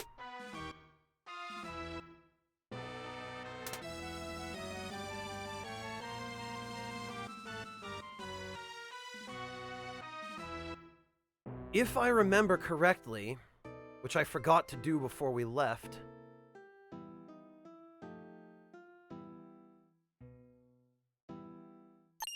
Yeah, just on the freaking ground, in the corner of the room for no reason whatsoever. There's just a tent.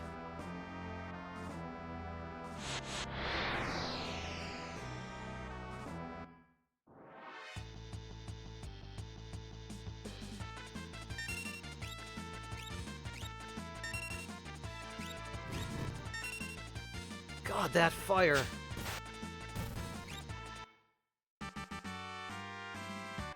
That is no joke.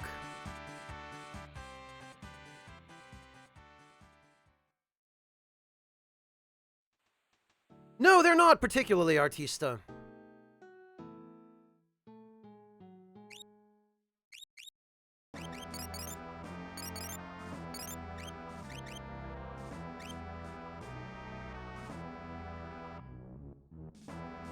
Oh wow, Wingless, that was fast. The greater our number, the slower we can move. Forget it. Yeah, alright.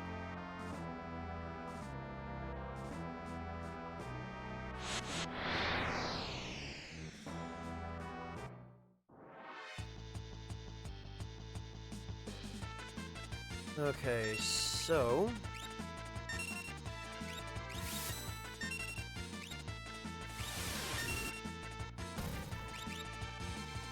Actually, I forget what weapons this ghost has. Now, freaking Demi.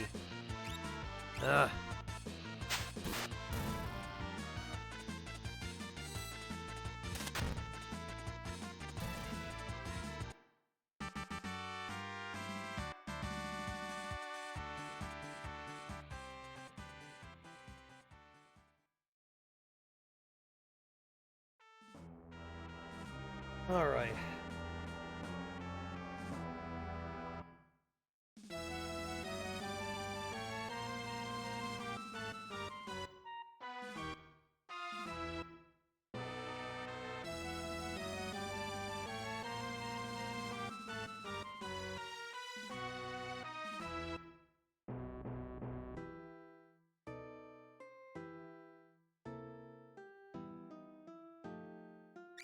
What do I... Oh, yeah. I'm gonna have to get more tonics pretty soon. Though I think there are some ghosts a little further up the train that, that sell items. Welcome back, Shadowgab. Is everything okay? Are you alright? Look out! Oh no, he wants to fight! Yes, Haretsu, it's train time.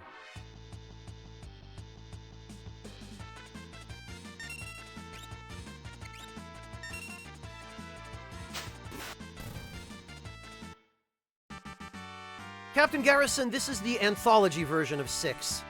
So it's the next closest thing to the original version. It's the PS1 version on PSN. Gotcha, Shadowgab. Oh, he wants to fight as well.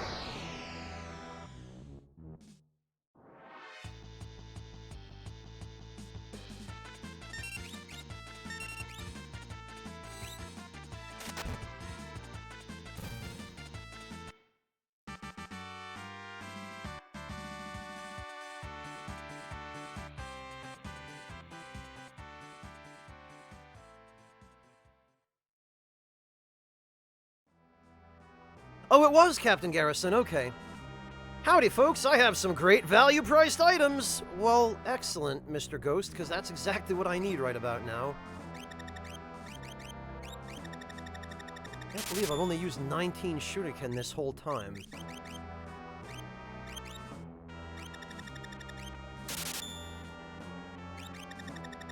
There we go, 99 of those.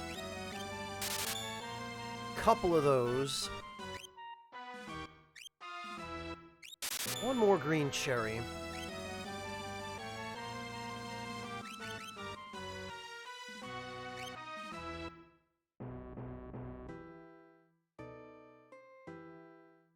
To everyone asking why this guy is selling items, what undead or ghosts need with money, I mean, why not?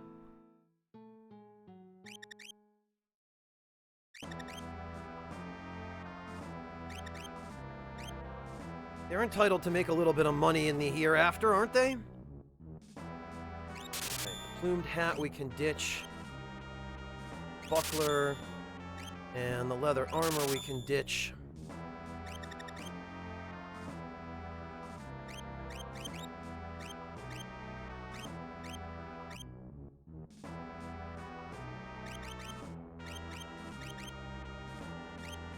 And we'll get one more potion, I guess.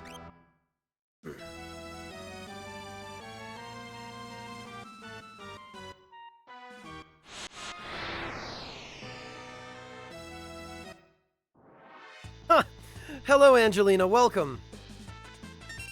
This game is classic as ever.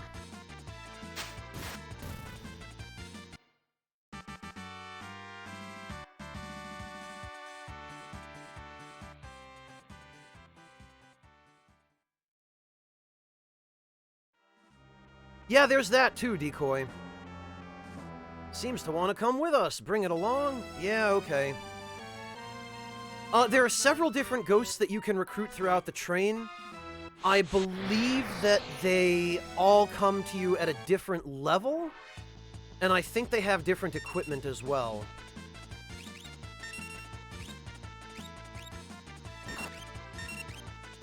Also, notice, if you look really closely, when this ghost uses an attack,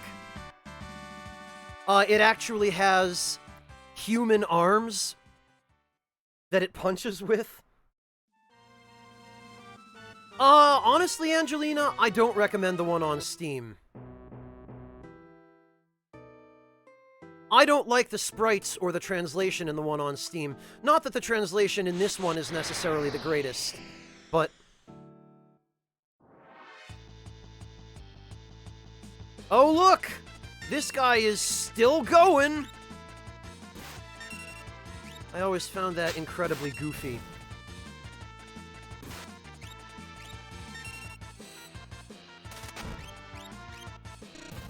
Of course, we can't re-equip our ghost friend here.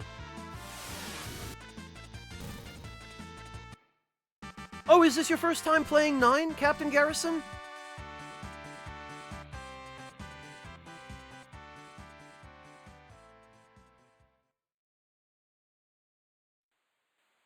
Right, I want to make absolutely sure I run into every possible enemy group here so that I don't miss any on the Veldt.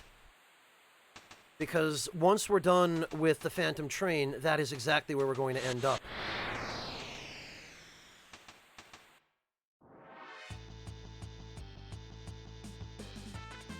Wingless, the ghosts that join your party on this train are just completely random, ghost buddies. They don't have any storyline significance or implication. They're basically just here because their possess ability has, I think, like a 1 in 3 chance of instantly killing any enemy on the train.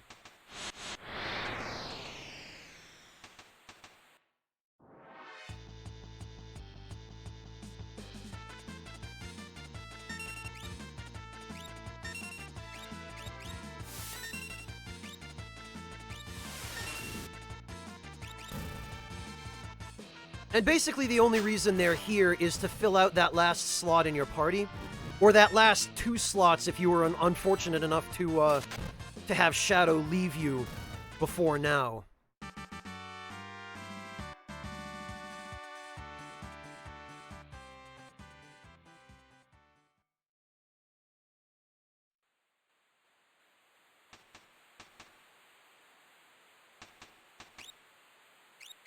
The only problem with these ghosts is that they are actually treated as undead, so if you try to cast Cure or use potions on them in battle, it damages them. So you can only heal them outside of battle, like you can only use tonics and stuff on them from the menu on the field map.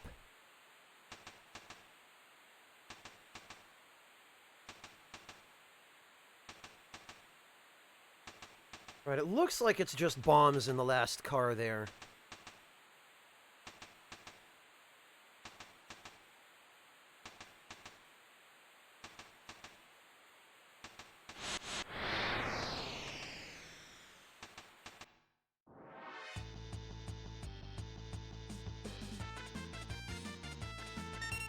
Okay.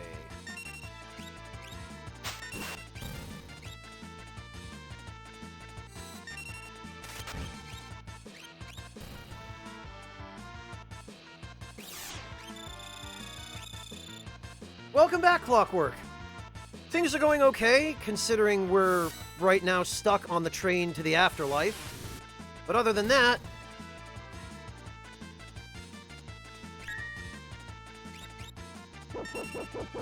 Yeah, get him, Interceptor. You bite that ghost. You show him who's boss.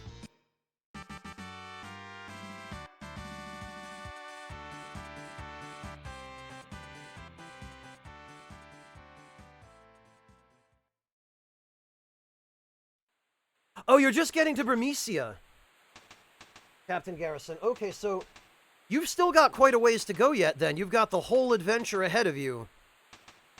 Pardon me, Ghost. I'd really like to get through if it's all the same.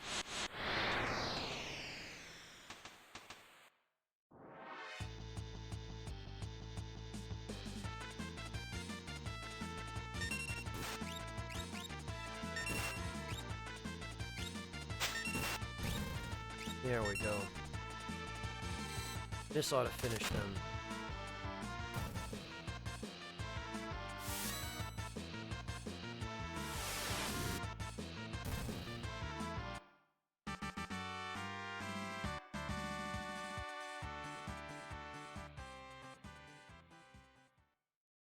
Yeah, Luigi, my only major gripe with FF9, other than just the general slow speed of battles and whatnot, is how terribly stealing is designed in that game. Like, stealing with Zidane, how ridiculous it is to steal items from enemies.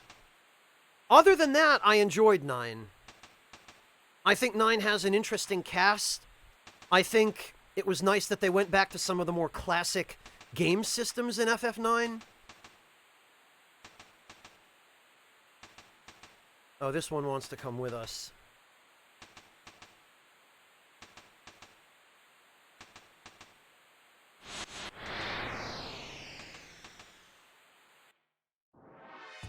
And I'm pretty sure...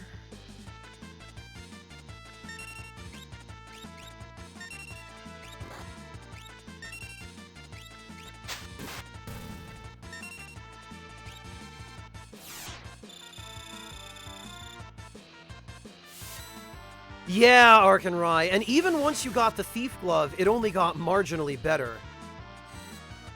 Right, who's Cyan gonna get? Okay. So then we can have our ghost friend, rather ironically.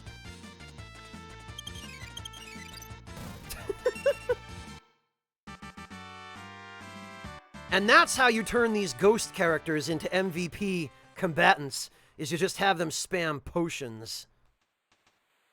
Oh, is that so, Denim?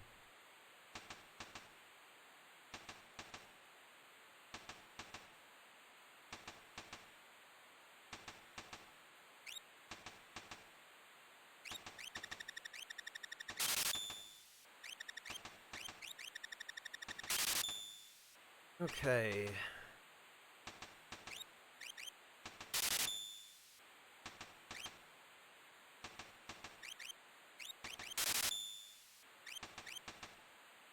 Yeah, Denim, I have zero interest in FF12. I might have mentioned this to you before.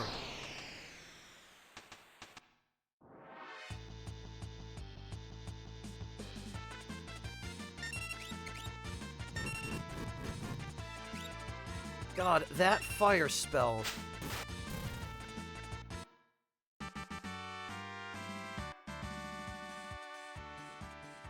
Sure, Mo. Yeah, just rub the salt in that wound.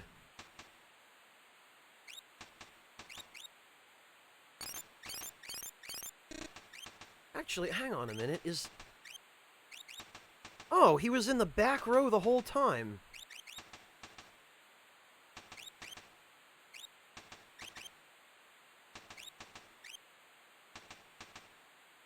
He should be in the front row, so his physical attacks actually do a decent amount of damage. Because, oddly enough, that particular ghost...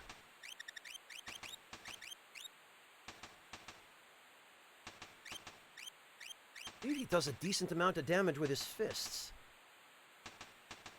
I also have zero interest in Dragon Quest, Logan. It's just too generic for me.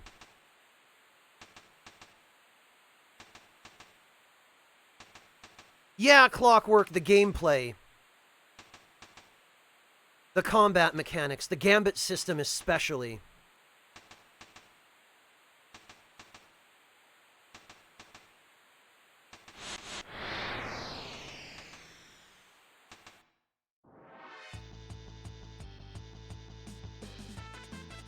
Well, Angelina, but then why have stealing in the game, right? If you don't expect people to actually do it, you know, then why make it so difficult, is the thing. And there are some extremely valuable items you can get by stealing, some of which are limited and you can only get a certain number of in the game. And if you don't steal one, then you've missed it for the entire game, or else you have to wait a long time to be able to get another one, you know?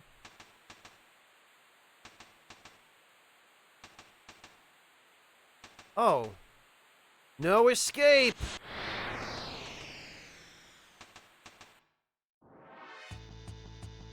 Well, Angelina, that's another one of my gripes, although to a lesser extent, about FF9, is not being able to control your limit breaks. Not being able to save them up and just basically being forced to use them and waste them on jobber enemies. But that didn't irritate me quite as much as the whole stealing nonsense did.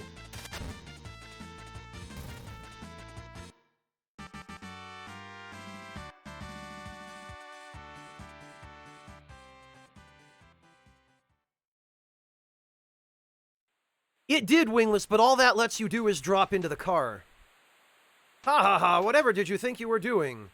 No escape, huh? No escape. Who's there? Came from this direction. No escape! Whoa, they're coming! No escape! This way, too. You can't escape. Nowhere to run. Nowhere to hide.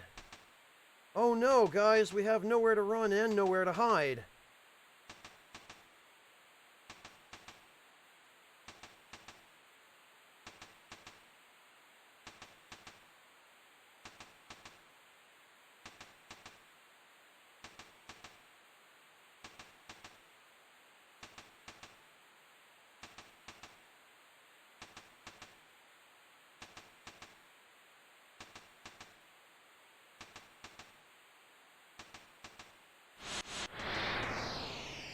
All right.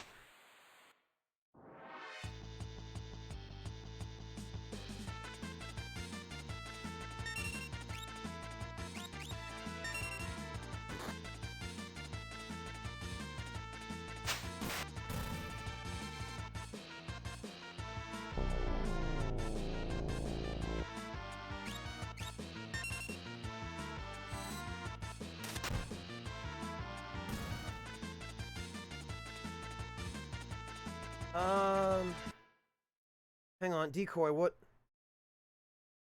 Yeah, Decoy, that's true. Angelina, the limit breaks in FF6 are,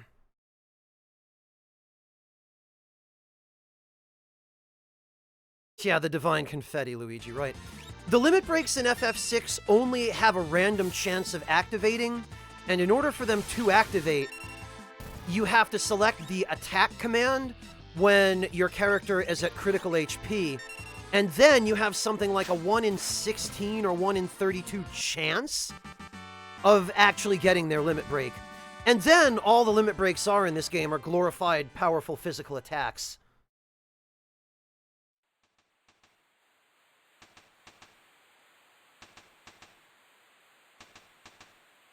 You can't escape, nowhere to run, nowhere to hide, you can't escape.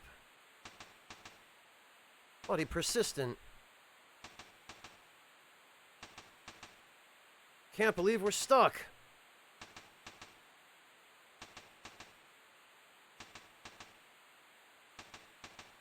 I know, you have an idea? Okay. This time has come to see if all my training has paid off. Come on, Cyan. Yahoo! Later, idiots.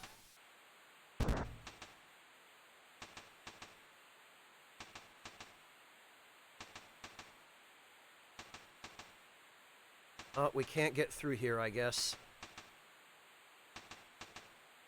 No escape! Hey! Uh-oh. Bloody persistent! We have to detach the rear train cars.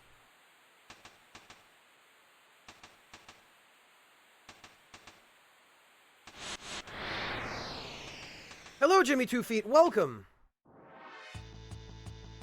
No, Wingless, there wasn't. The important thing is in this car, and it's that Overmind enemy. This car is the only place in the entire game where we can encounter the Overmind. And now that we've encountered him, it doesn't matter. We've got what we came here for.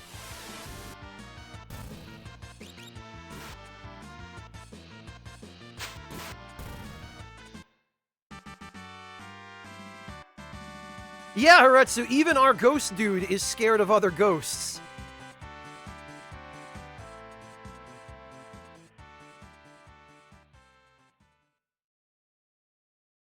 Ask Hidetaka Miyazaki, Noah Bad, he'll tell you.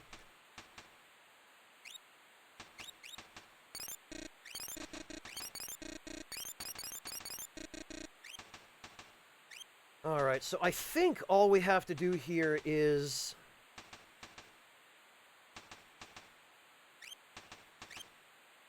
pull this lever.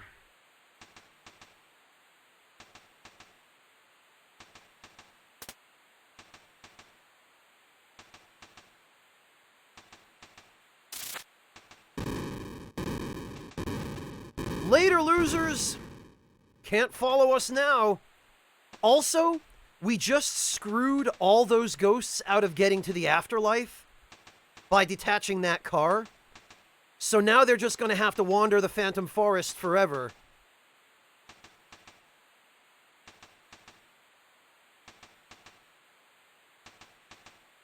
Also, I think...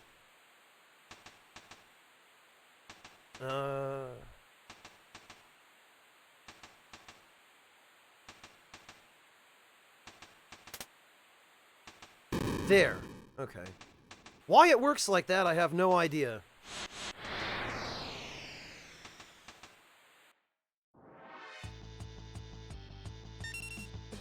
I did, Arkenrai. I truly regret my actions. Whew! Man, Ghost Bro, really rocking it here. I wish I could say that I had one, Angelina. My life is just too nebulous, and things can come up without warning to the extent that I can't really set a schedule because I would constantly be having to cancel streaming dates. I stream as often as I can, and I try to stream around the same time every day. Yeah, I guess so, Wingless. Sure is a shame for them, isn't it?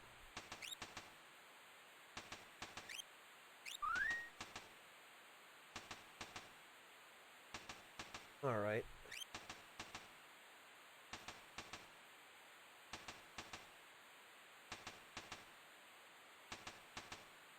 I think we've encountered all of the enemies here that we need for the Velt. So...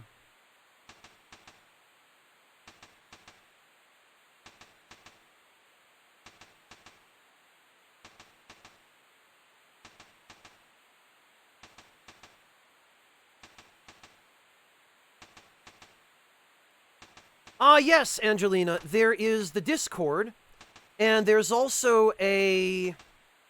There's a Twitter link down below the video player, unless you're on mobile.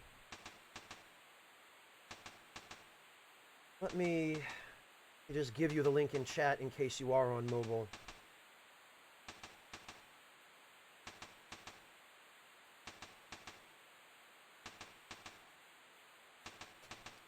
I announce streams on Twitter as well, Angelina.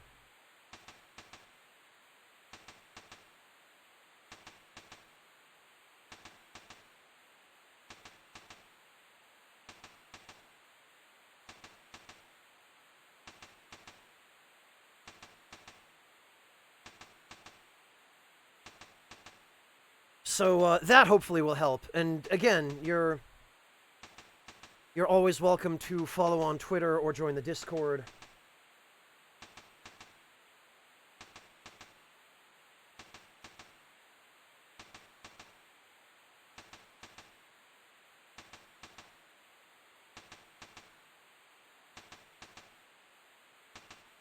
No problem.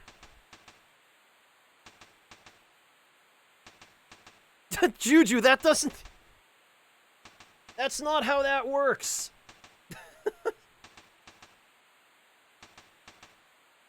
Lord winds blessing upon thee. Oh, Luigi, thank you so much for gifting Angelina that sub. Congrats on your first gift sub, and again, thank you. I really appreciate that.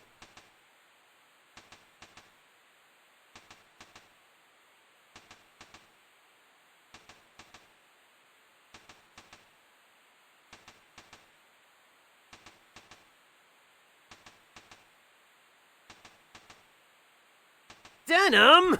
Don't do that!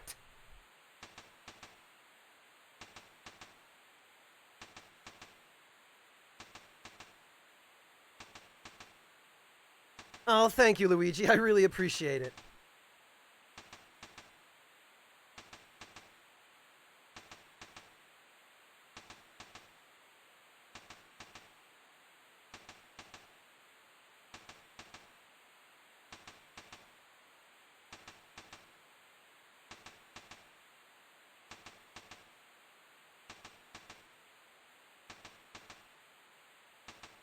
Oh, showing off the T command, are we, Shermo?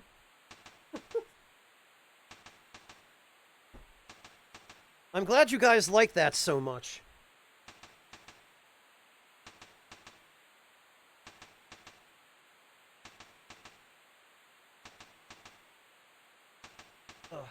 Speaking of which...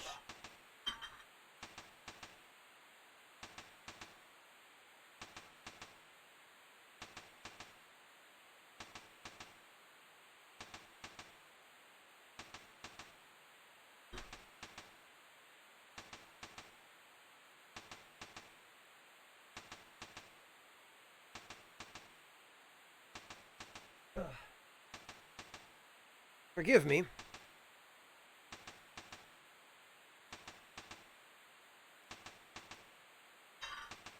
All right. Let's move on.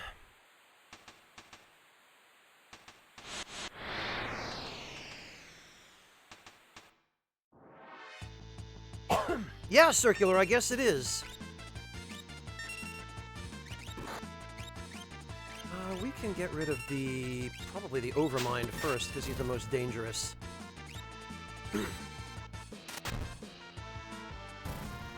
Not still going anymore, are ya?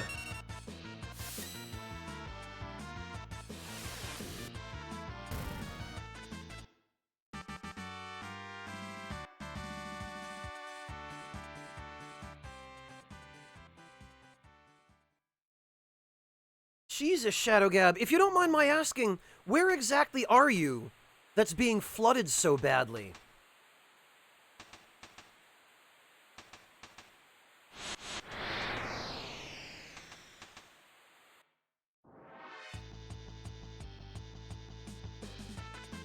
Yeah, right, Noabad, the one I don't have?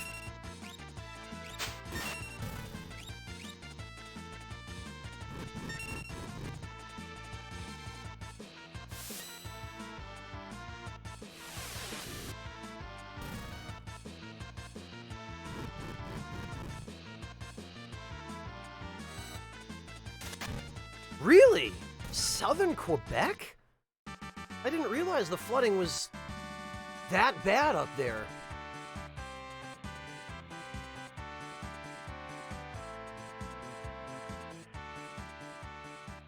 Jeez, man. Well, hang in there. I'm really sorry to hear that you guys got driven out of your house by something that crazy. The important thing is that you're all safe. Oh, probably Pat. I've contacted Harney and Sons Denim. I don't think they understand what I'm doing. Oh, this is a great scene right here. Check this out. Food, food, bring me everything you got. Om nom nom nom nom. Yeah, Sabin, because that's probably safe. Eating ghost food on a ghost train.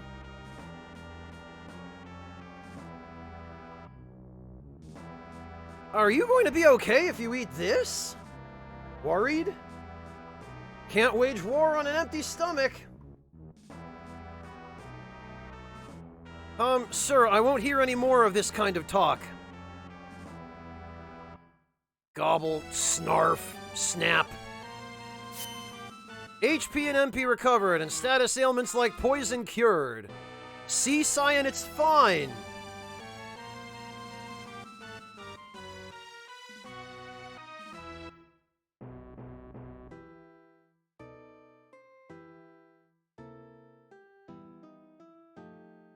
Well, I've, stuffed down all I can. Let's go.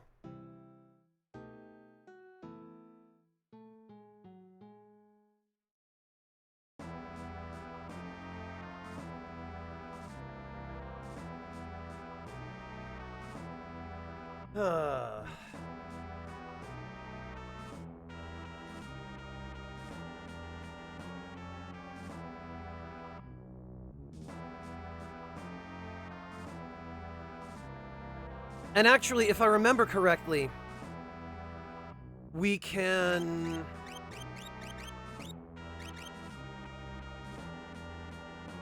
This is one of the few situations in which your party leader actually determines... Care for something? Yes, please.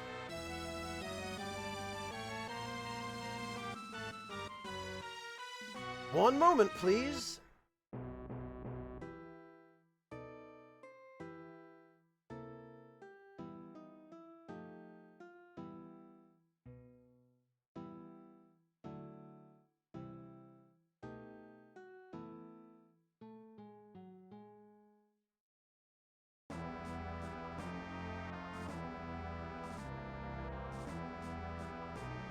Interceptor, are you hungry?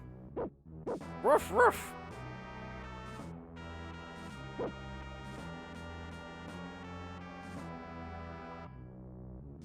Gobble, snarf, snap, nom nom nom nom nom. Yeah!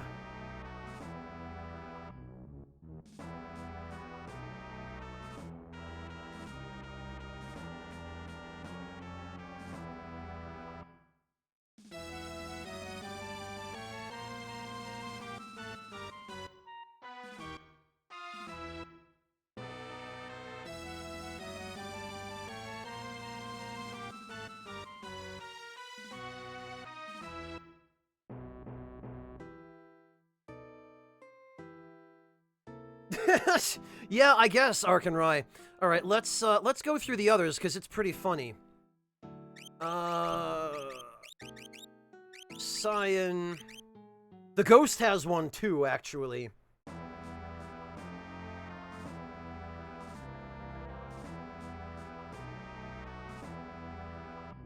Yes, gimme some nom-noms.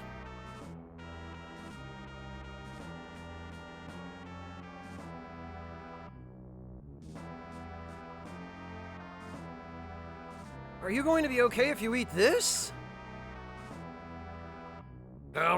So they just reuse his line, I guess. Yeah! Look, it's fine.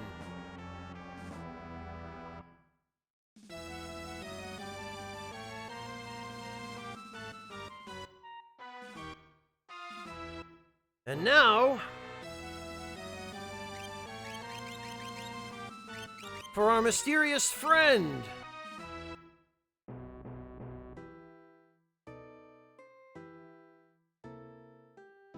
This is a good one.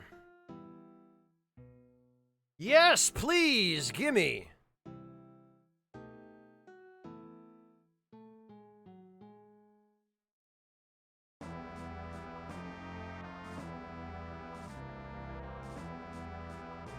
And now I got the taste of it in my mouth, and I can't stop myself. So I go, and I got all these slices, and I can't stop myself. What a great!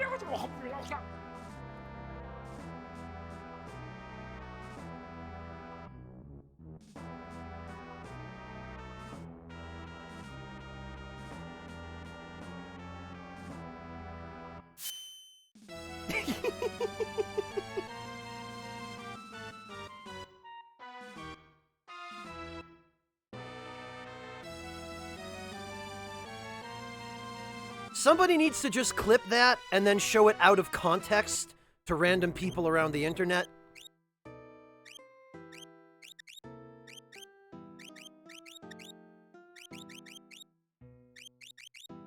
There we go.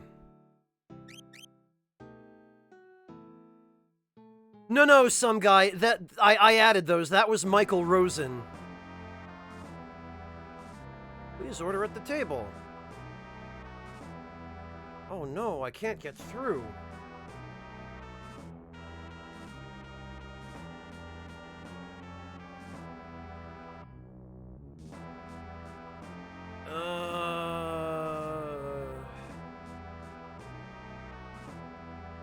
Can I actually get... Oh yeah, I can. Okay.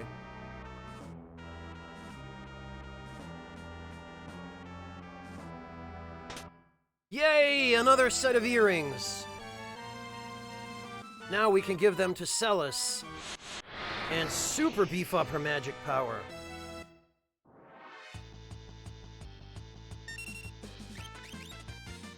Yeah, punch that bomb!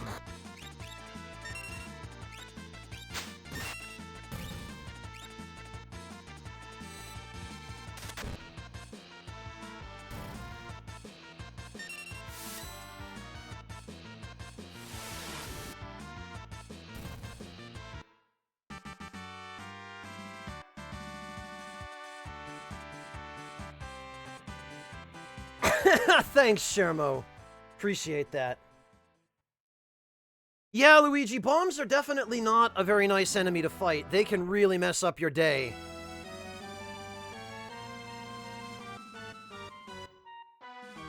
Alright, first of all... This one right here, I think, is... Stop where you are! I am Siegfried, the world's greatest swordsman. That treasure chest is mine. If I were you, Ox, I'd grab Grandpa here and run. You look more like a manicurist. Now scram. Aha, the Ox bellows. Allow me to introduce my blade. Okay, Decoy, have a good one. Go, guys! Ha ha ha! Give up? This nerd, this idiot is basically Zote from Hollow Knight, or vice versa.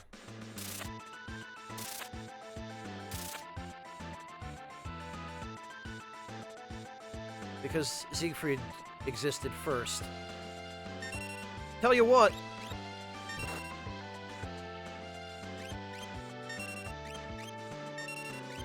Our ghost bro is gonna cap Siegfried, just to prove how weak that loser is.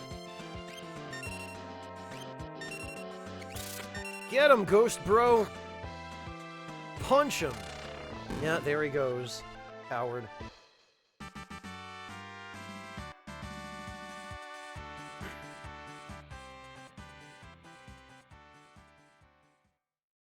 This isn't actually the real Siegfried, though. What a bag of wind. Impossible! I'm the greatest, but I'll still laugh last. Ha ha ha, this treasure is mine. Ta-ta, cretins. So there's nothing you can do to stop him from taking it. There's actually nothing in the treasure chest. It's just part of the event.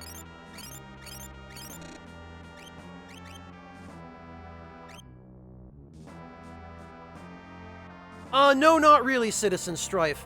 The real Siegfried is actually a huge badass, but you never have the opportunity to fight him until much, much later in the game. Gilgamesh is a moron, but he actually has a little bit to him.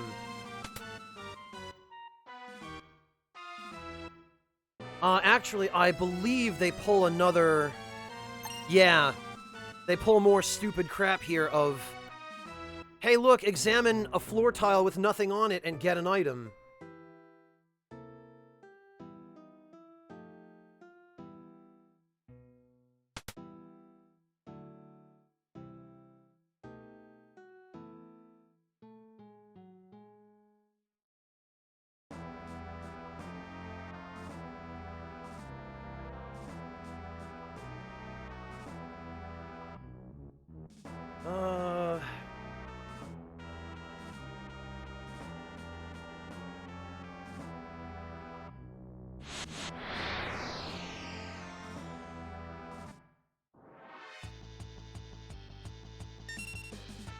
Oh, you know what?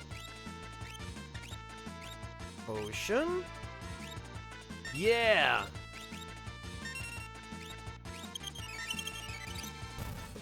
It is nice having a fourth person in the party for this.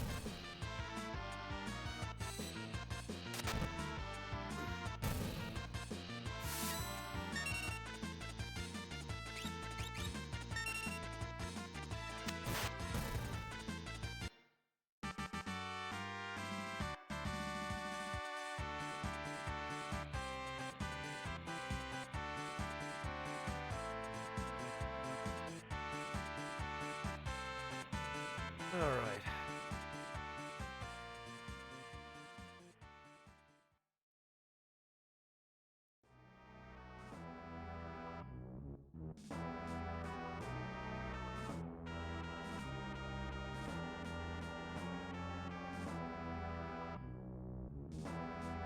Yeah, Wingless, there's a...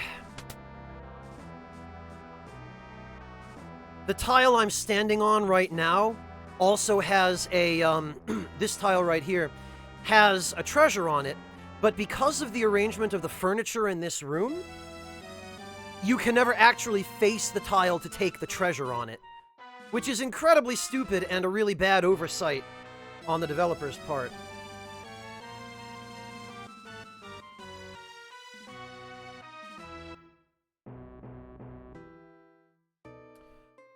Alright, here, though... Oh,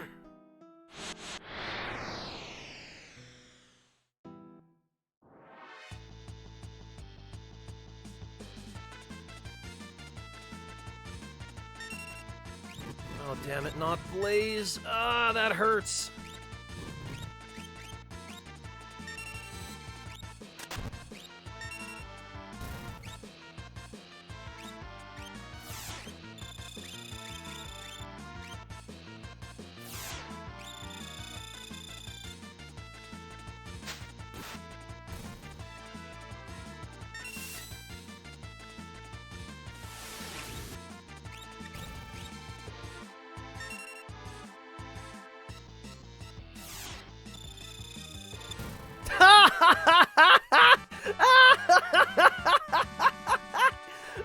Did you guys see that? That's what happens when you cast Drain on an undead.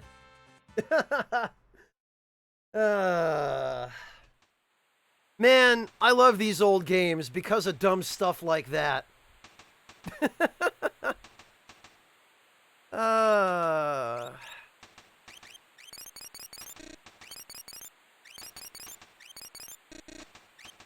Somebody clip that too, please, if you don't mind. Oh, really, Denim? No kidding.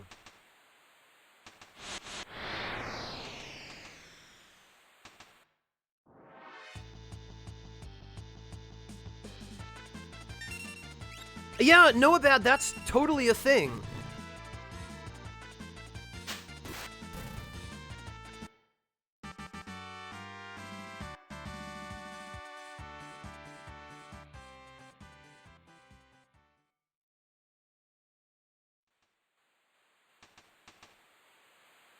Alright. Want to stop the train? Just use the controls in the engineer's compartment. Yeah, thanks.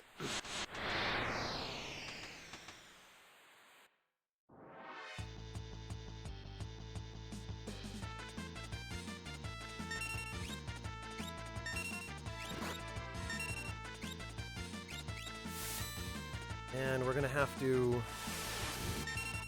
There we go.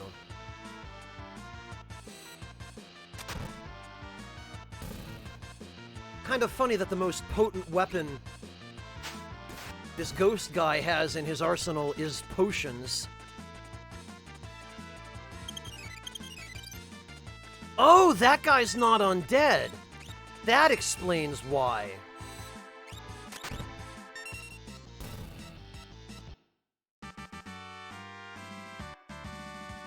Yeah, still going seems like a really wonky translation for that enemy name, Renarith. But then again, it was done by Ted Woolsey, so par for the course. Alright, we want to make sure we're all healed up here, because one of these chests is a monster in a box that actually has some good stuff in it.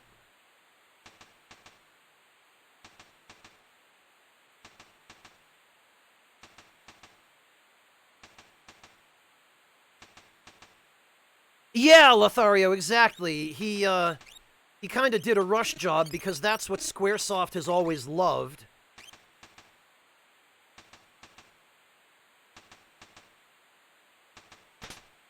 Phoenix down. Sniper sight. Phoenix down. Gee, I wonder if they're trying to tell me anything with all these Phoenix downs. Well, Kefka was already great without Woolsey, Ranarith. So, these Phoenix Downs, it sure is a nice thing they gave us a couple. Sure is a nice thing that we have a couple of extras. Later, idiot. Yeah, Lothario, and also he drops hyper wrists.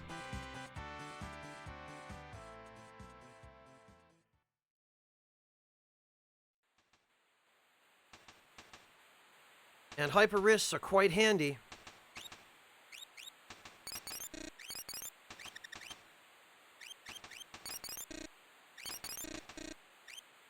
Yeah, Lothario, it is. So theoretically, you could, if you're willing to spend enough time on the Velt, you can farm specters for hyper wrists. No, Arkanrai, they were telling you to use one on the Spectre in that last treasure chest.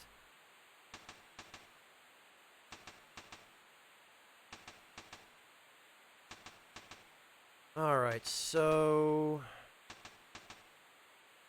I think we're at the front of the train now. Shall we be off? Oh, okay, bye then. Guess we're on our own now.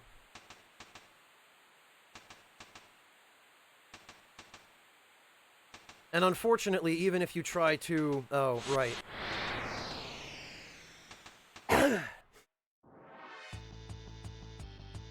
Yeah, unfortunately, Lothario... the ghosts have to stay on the train, because if they go with you, they just end up wandering forever.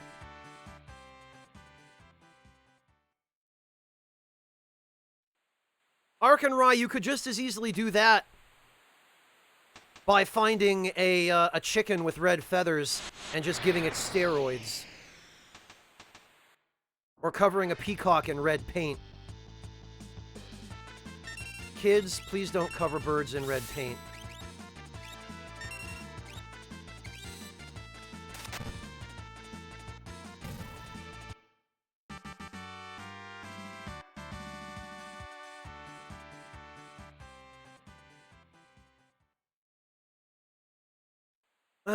Okay, this I think should be the...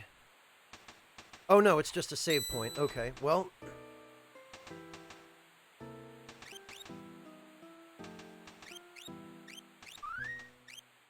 Okay.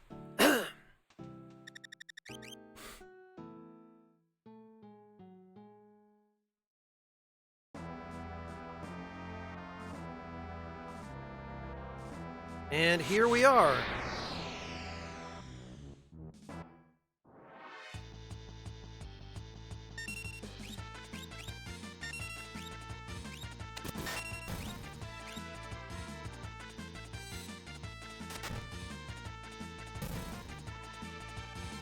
Oh, is that so, Arkanrai? Is there actually a purpose to owning peacocks, Arkanrai, other than the fact that they're pretty? Because I don't know that people really eat them, and I don't know that their eggs are particularly good. Like, I don't know, do people keep them around for eating insects or something? Or like, why would people own them? Yeah, that's what I figured. This is the engineer's room, gotta stop this thing. So... Fortunately, I remember what we need to do. We just pull these down.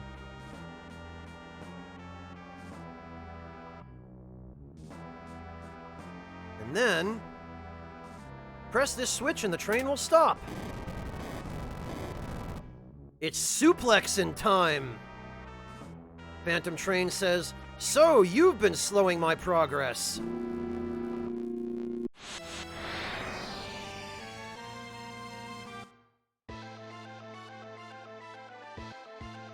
Alright. Alright, it's time.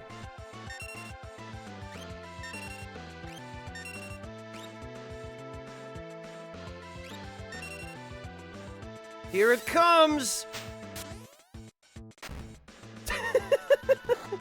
There it is!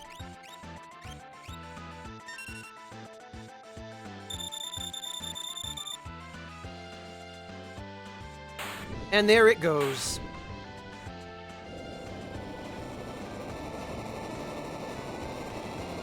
Yeah, this is one of the silliest battles in the game, not only because Sabin can suplex the train, but because we're actually running down the tracks away from the train as it chases us. Like, why? Why would we jump off the locomotive to run in front of it? I will let you go, but first there is something I must do.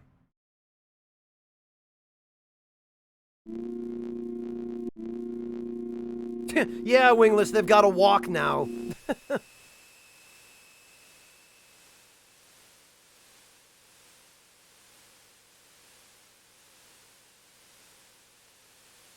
Or no, actually, because this is sort of like Final Fantasy Japan, because this is the Doma Railway, I guess the ghosts would have to use a replacement shuttle service.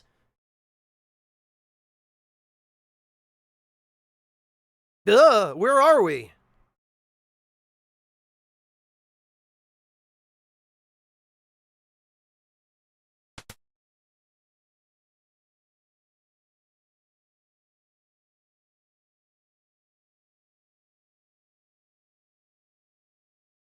Yeah, that too, Ranarith, but protagonists in these games are always stupidly overpowered when the story needs them to be.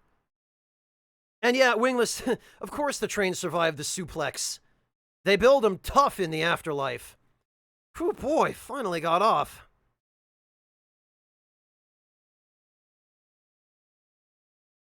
We shouldn't be here. Let's go now. Yeah. Huh? Ah!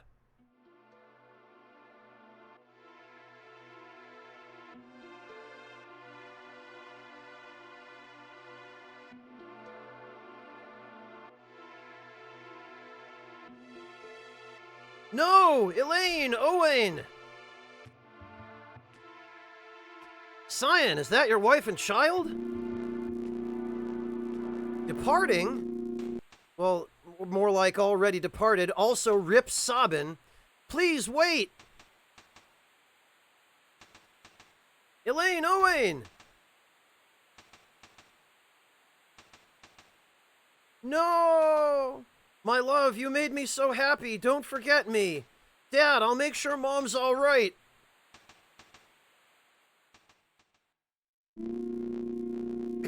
Arkenrai Uber to the Afterlife sounds like a garage metal band.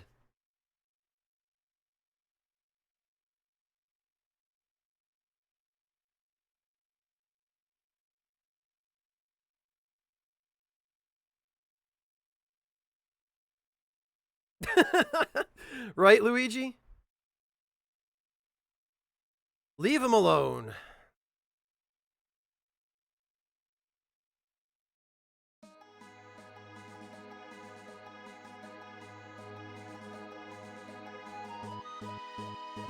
Yeah, Rakish Sage, it kind of is.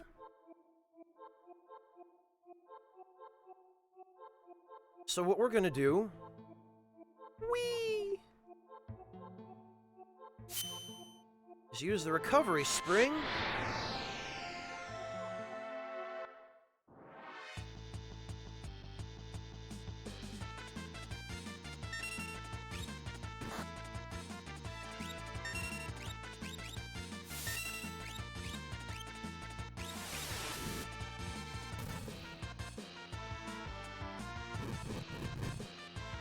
Well, it's only supposed to be a spring, Hex.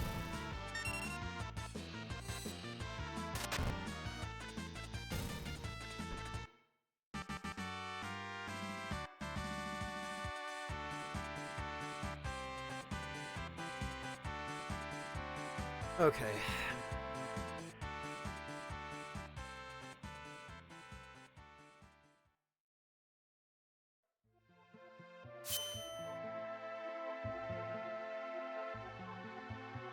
Oh, I was stuck on a rock. Whoops.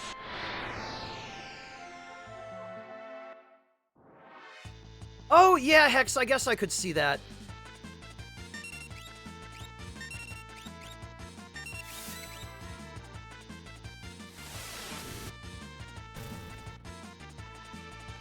Okay, yeah, now we can dispatch them, and hopefully that last one, I was gonna say won't get a turn, but whatever.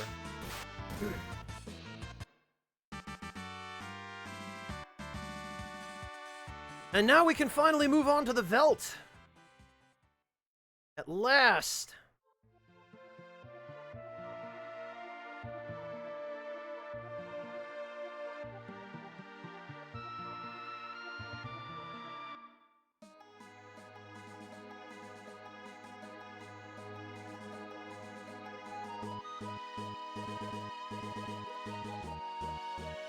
And I think...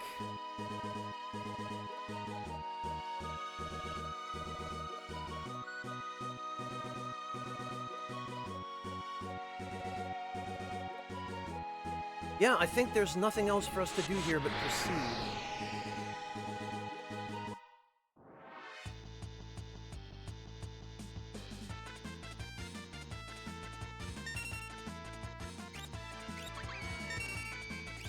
All right.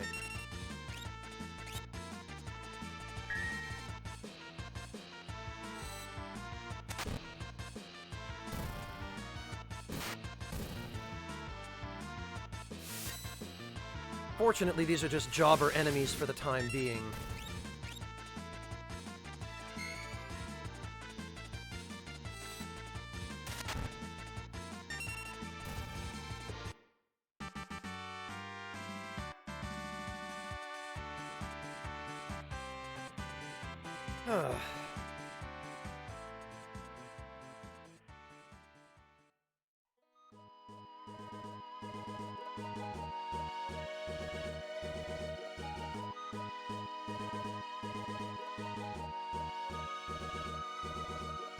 Yeah, Hex, probably another brilliant mistranslation on the part of our dear friend, Ted Woolsey. Alright, so what we're gonna do here is...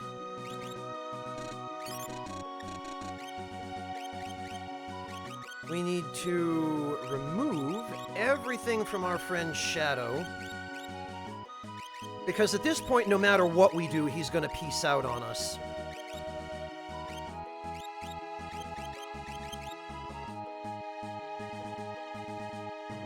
Cyan can have the green beret.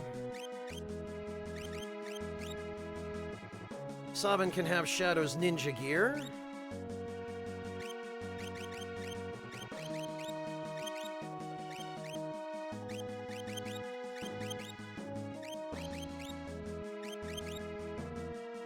And Shadow, for his part, and have a mithril knife and the leather hat.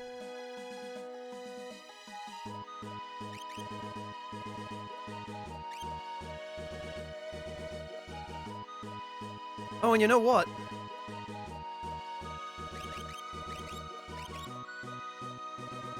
Now that,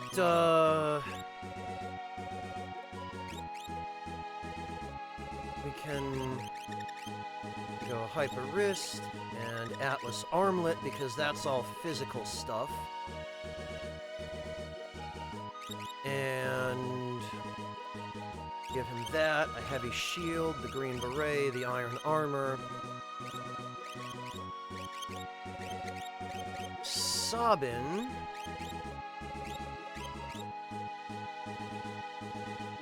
Oh, the gauntlet's not going to be too much help for him, though. You know what, though?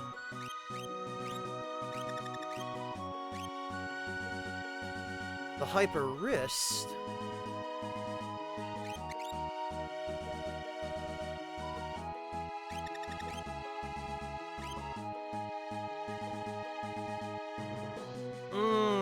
the white cape.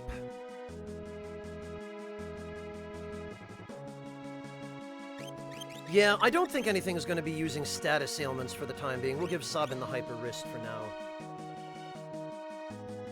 Hello, Silver Ancient. Welcome. Well, Arkanrai, you've got your cause and your effect a little bit reversed there. Shadow is scripted to leave the party at this point.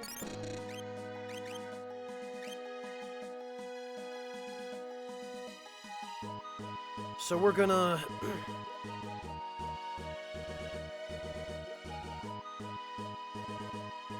gonna head into the cave.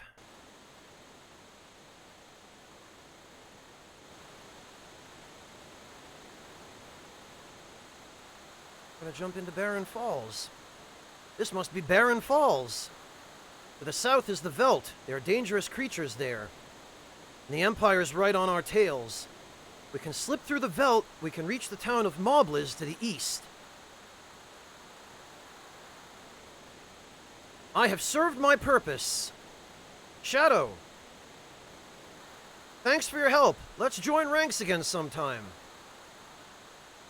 Bye. So there he goes. And now, here we go.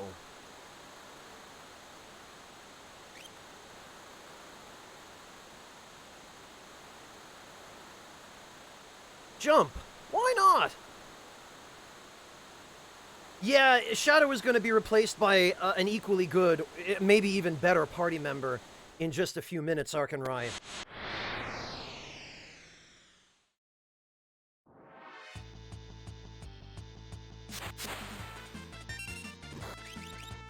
This we can just pretty much mash attack because these enemies have like 10 hit points.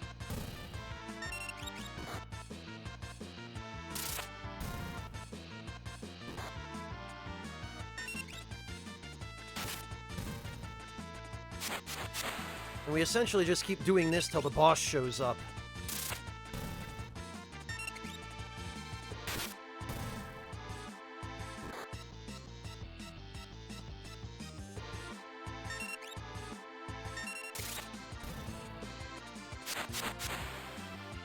Oh yeah, Denim! You didn't hear about this sooner? This is just a disaster. Maybe they'll learn something from it.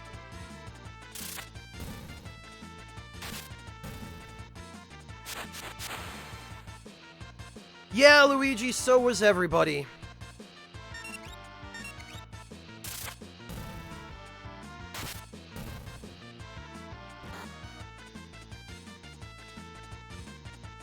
Well, Noabad, you should ignore Fallout 76. Nobody should pay any attention to it. There's the boss.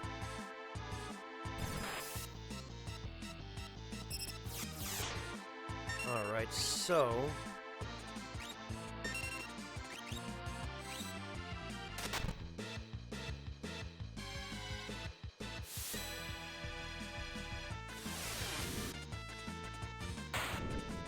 Yeah, Wingless, unfortunately, that's true, isn't it?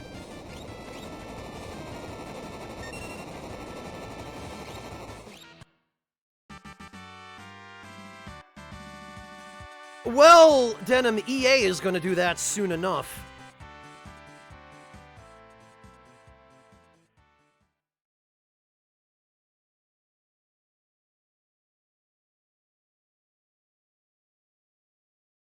Right, Bone? Okay, well, here we are. Gee, it sure was a great idea jumping off that waterfall.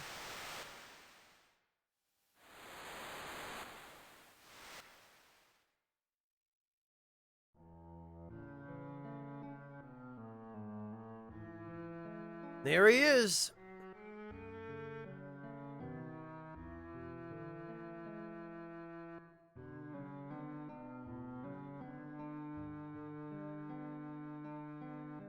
Draped in monster hides, eyes shining with intelligence, a youth surviving against all odds.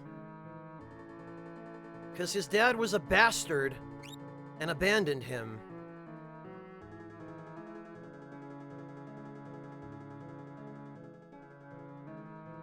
So Gao, our friend here,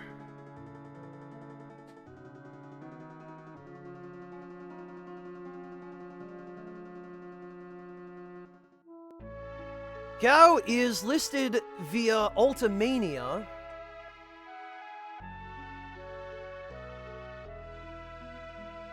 Not only Ultimania, but actually also Final Fantasy VI Seitei Shiryo-hen, and also Ultimania Archive Volume 1. His age is listed as 13, his birthday is April 5th. His hobby is running wild. He loves shiny things and he hates clothes. His treasured possession is a teddy bear that he had when he was abandoned. And his zodiac sign, of course, is Aries. He is 5'4", 110 pounds. And his blood type is B.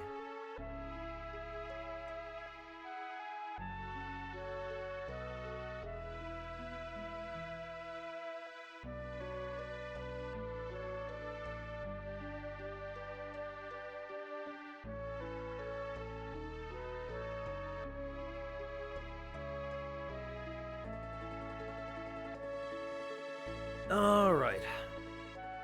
And you are. Well, there he goes.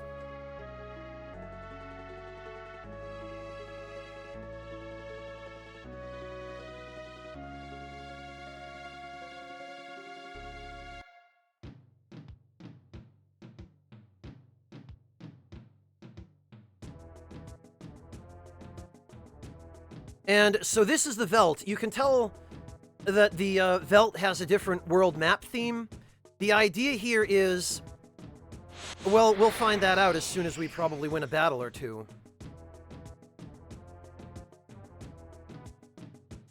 So, on the Velt, you can run into any enemy group you have previously encountered.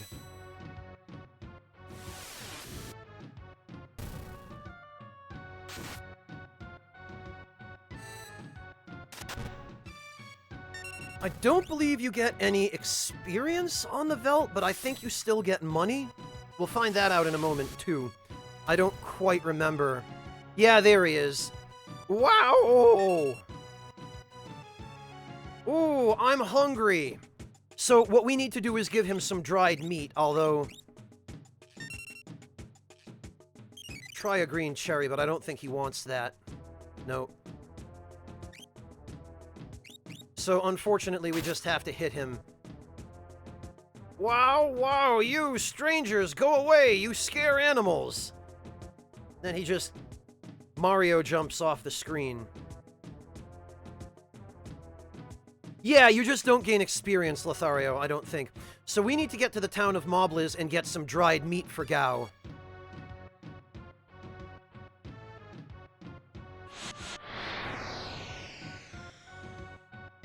No, Haretsu, he's a 13-year-old, and... Oh, look at this.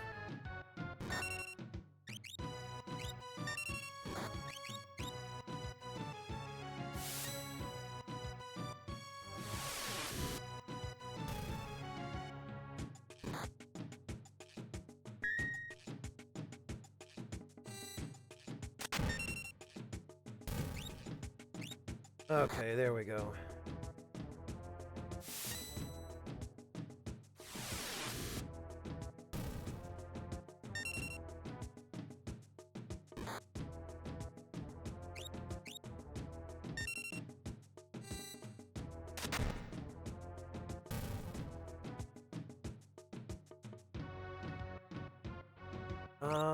Right.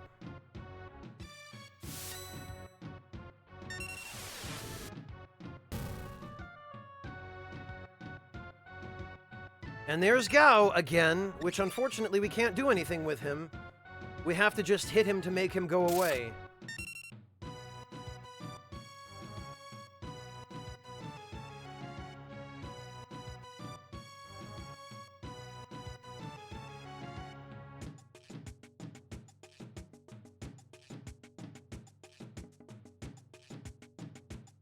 There it is. All right. Okay, Denim, have a good one. Hello, NPC. Not too much. You came via Barren Falls? Unbelievable. It's flowing like there's no tomorrow. Letters tell us that war has broken out. Yeah, that freaking empire, man. Woof. Out hunting, I noticed a kid running with a herd of beasts. His parents know where he is? Only carrier pigeons link our village to the outside. Have you stopped by the house up in the far north? The guy there's a tad psycho. Threw his own kid out thinking it was a monster. This region's called the Veldt. Monsters from all over the world migrate here, including sentient humans and dudes riding Magitech armor for some reason. Hey, Drax! Alright, what do we got? We got Mithril Knife, Mithril Blade, Mithril Claw, and the Kotetsu, which we might as well get.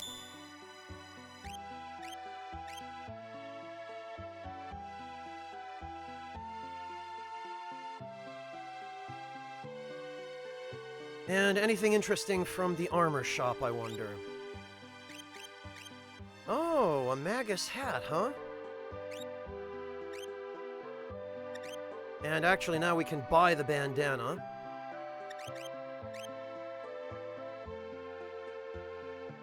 We probably also should get, Oh, you know what, though?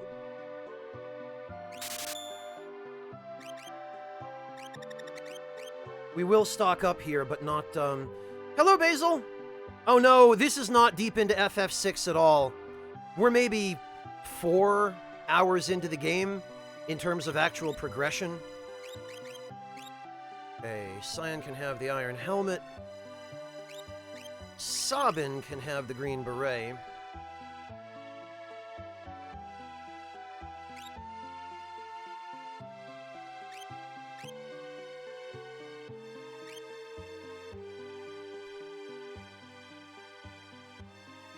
Alright, now there's a quest we need to do while we're here, which will get us a really useful accessory. But first... Strong currents run through the Serpent Trench. Heard about it? And Garu, thank you so much for the resub. Welcome back.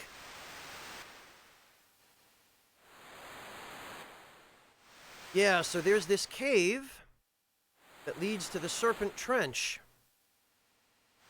And if we jump into it, it'll take us all the way to Narsh. How about that?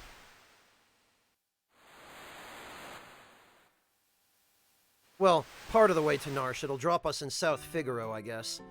Hop into the current and... Oh, no, it's Nicaea. Never mind.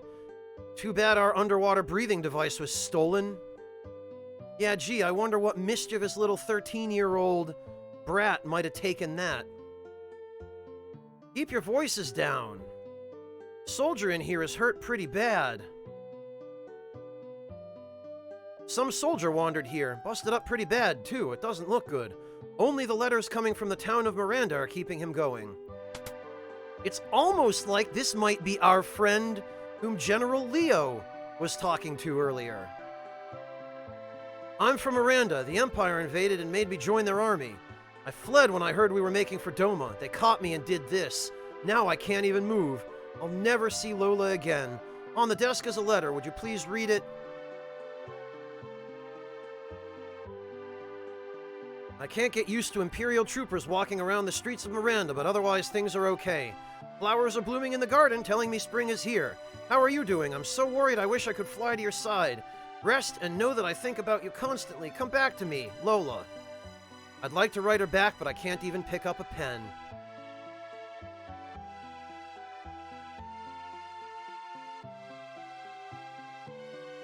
Maybe we can help him.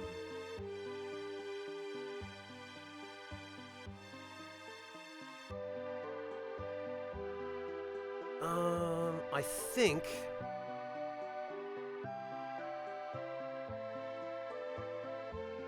Dwayne and Katerin are both 16 and in love. Oh no. Gee, I sure hope he doesn't knock her up. As you know, people in the Final Fantasy universe don't believe in contraceptives. Oh great, we can buy a white cape here.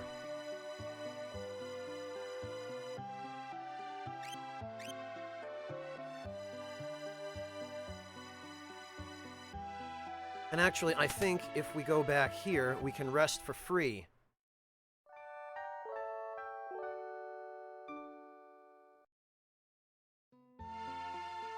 Yeah, if only, Haretsu.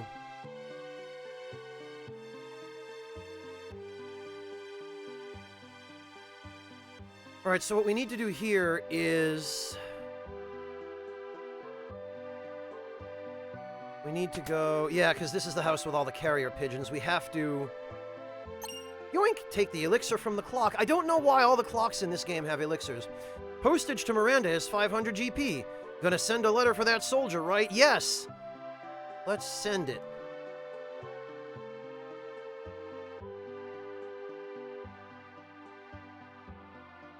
Entrance to the Serpent Trench is south of Crescent Mountain.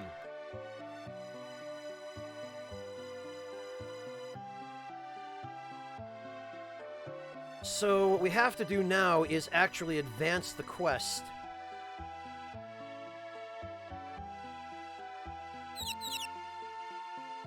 Which I believe we can do if we speak with a shopkeeper? If I remember correctly.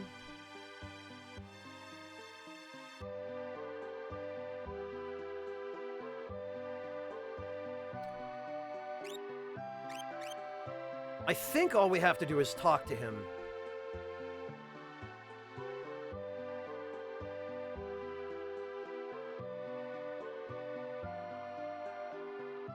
Alright.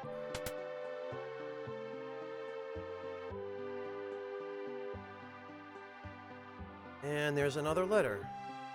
Another letter has arrived. Could you read it?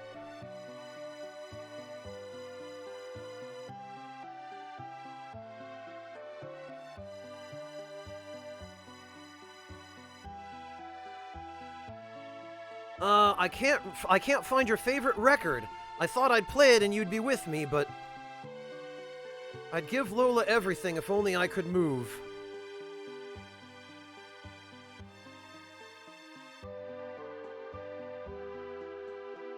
Alright, let's see. Now we need to go send another letter. For 500 GP, you can send a record. Yeah, let's send it. I love how the postage for sending a record is the same as for sending just a letter. Clearly, they don't calculate shipping weight the same way in this universe.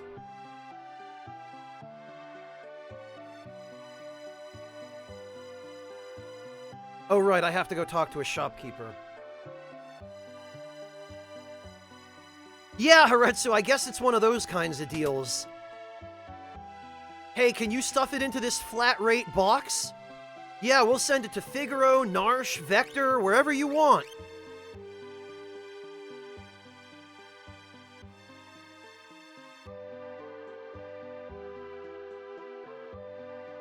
The really bizarre thing is, though, you can buy 2 auto crossbows for the price of shipping an item with that guy. So I have to wonder how expensive that really is. Another letter has arrived. Could you read it? Mother's taken ill. We can't afford medicine. If only we had some tonic. It sure would be great if you could also send some black lamp.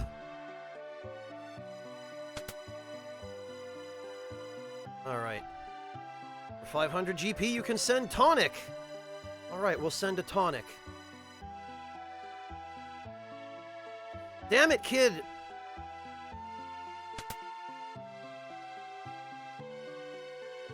Okay, now we talk to the shopkeeper. Yeah, NPC, I have to wonder if any of the stuff I'm sending is actually reaching her, or if that guy is just pocketing the money and then keeping the item that he's supposed to be sending. A tonic is 50 GP, Haretsu. Postage is 500. So for the cost of 10 tonics, you can ship 1 tonic.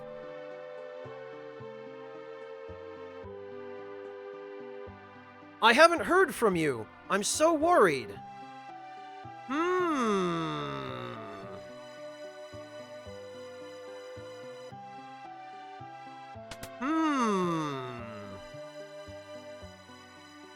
You can send a letter. Send it.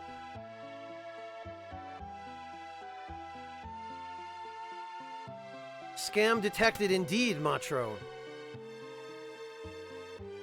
Oh, right, we have to go to the...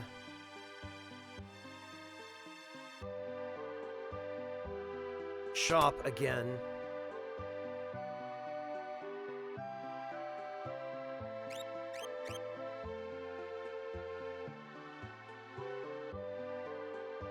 Haretsu, because she doesn't actually have to pay that much to send letters, because this guy is trying to scam us. But we're gonna catch him in the act. We're gonna get him.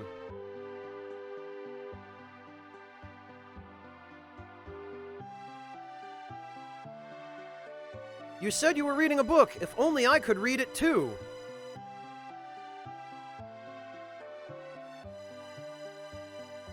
Okay, Citizen Strife, have a good one. Take it easy. We'll catch you next time. You can send a book. All right, we send a book. Or he claims he's sending the book.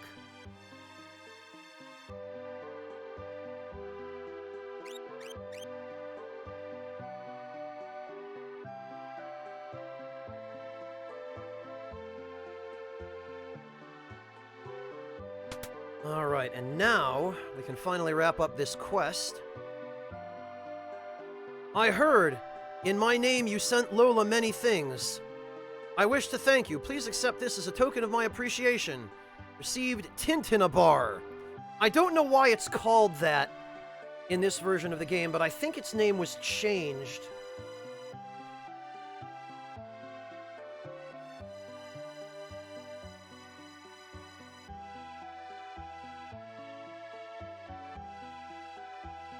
Yeah, okay. Its name was changed in the later versions of this game to Tintinabulum,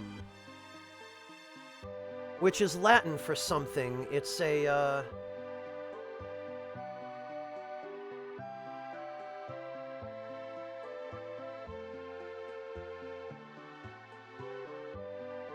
yeah, this is the cat's bell, actually. Or they properly translated this in Final Fantasy VII.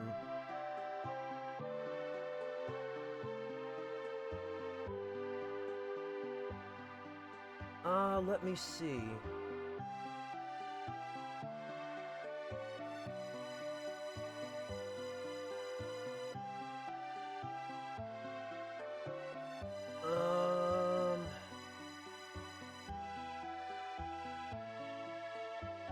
Yeah, okay. A tintinabulum is a bell mounted on a pole, placed in a Roman Catholic basilica to signify the church's link with the Pope.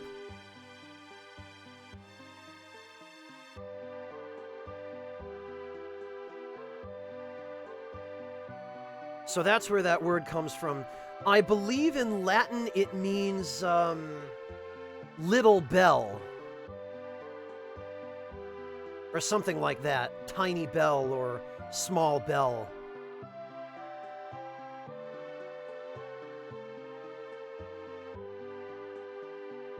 So anyway, that's handy. Basically what it does is it recovers HP as you walk.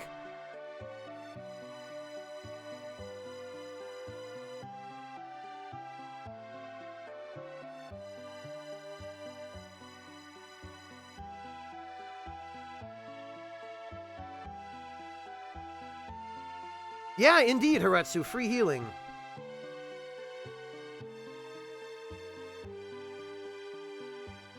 It's not a lot of healing, mind you, but...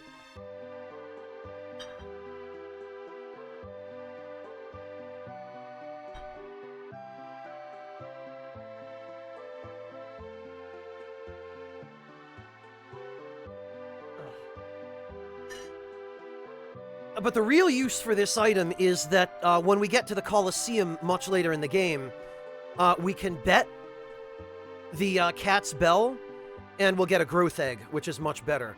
I want to get better. I want to see Lola. Okay, Luigi, have a good one. Take it easy. Yeah, Lothario, I think it's your stamina divided by 4 is the algorithm they use to calculate it.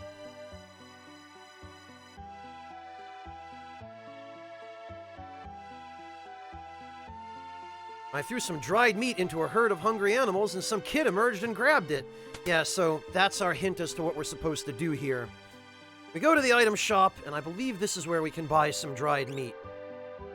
It sure is. Eat when hungry. Actually, I'd rather eat it when I'm full. Fuck the police.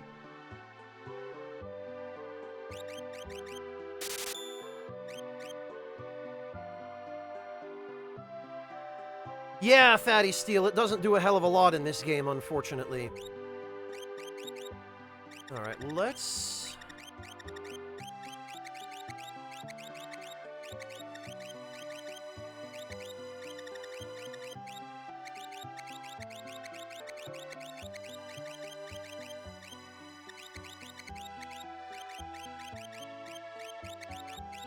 Whoops.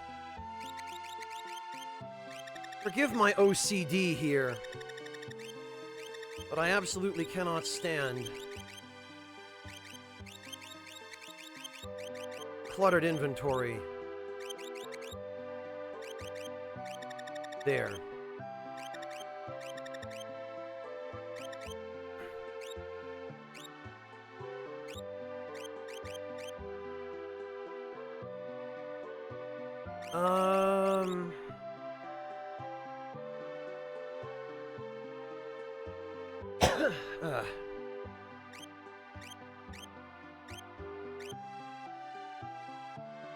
Oh, Sokar. Oh, you.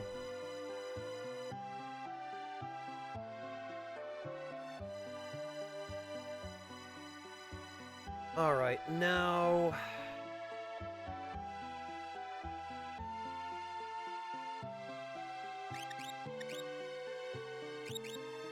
Oh, yeah. We can give him that. What else could we do here?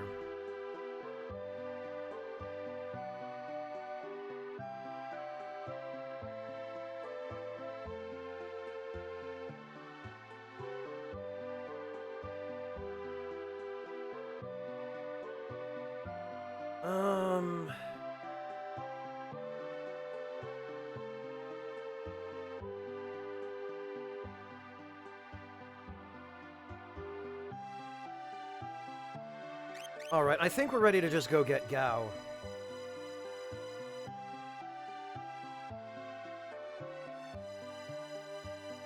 So let's do that.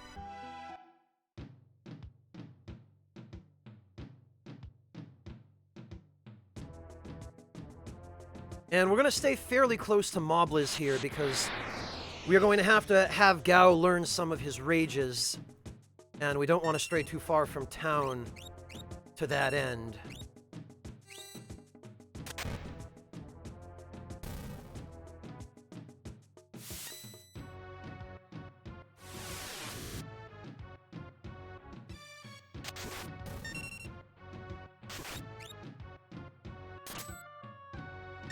So hopefully Gao will just show up.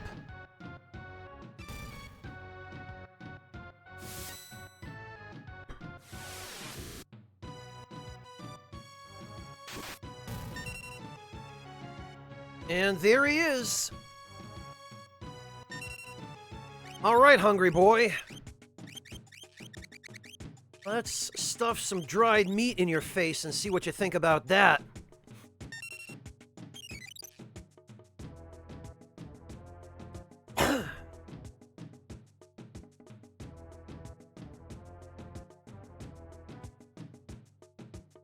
What the?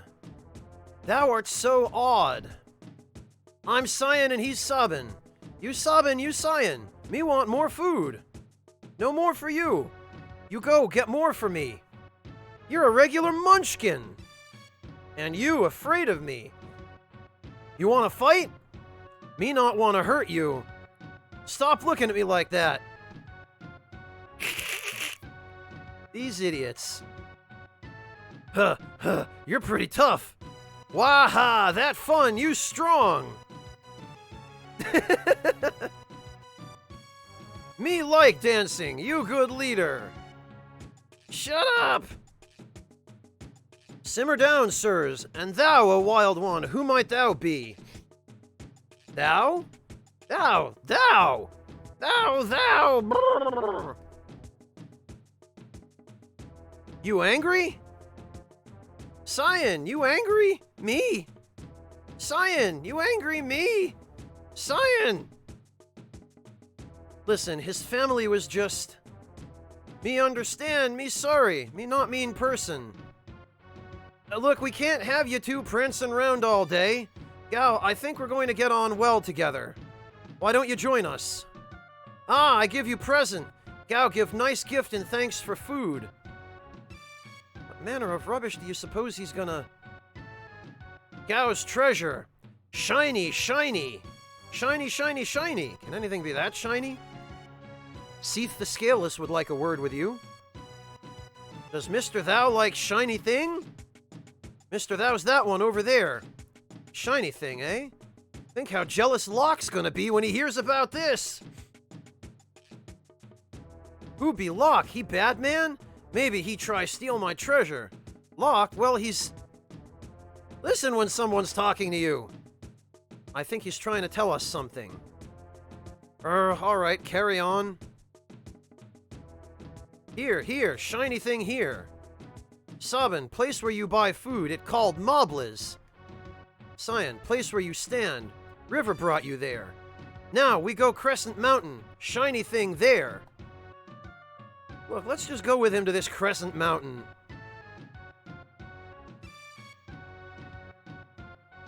I'm not getting paid enough for this shit.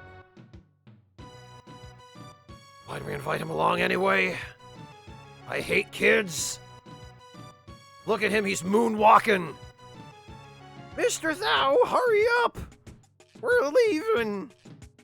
I told you once I'm not Mr. Thou.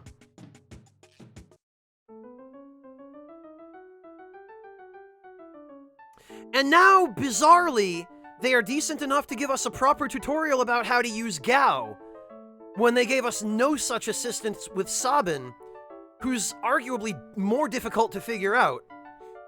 Here's how to build up Gao's skills. Yeah, you choose Leap. We know this already. Keep fighting on the Veldt, and Gao will reappear. He'll have learned the attacks of the monsters you were fighting when he leapt and returned.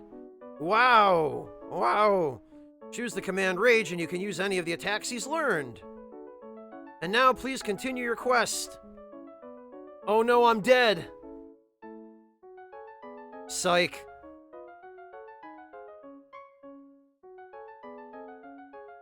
Not only is it a Kappa, Juju, his name is Kappa.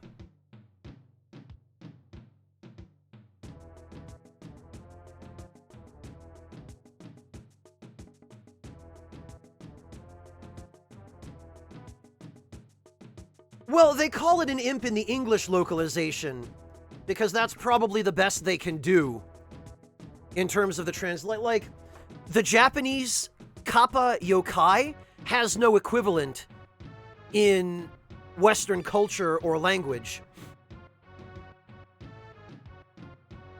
Yeah, no you don't, Fatty Steel, because you were exploiting the Psycho Cyan glitch is what you were doing, if you turned him into an imp, or a Kappa, rather. I know all this stuff, Fatty Steel. I know what shenanigans you were up to.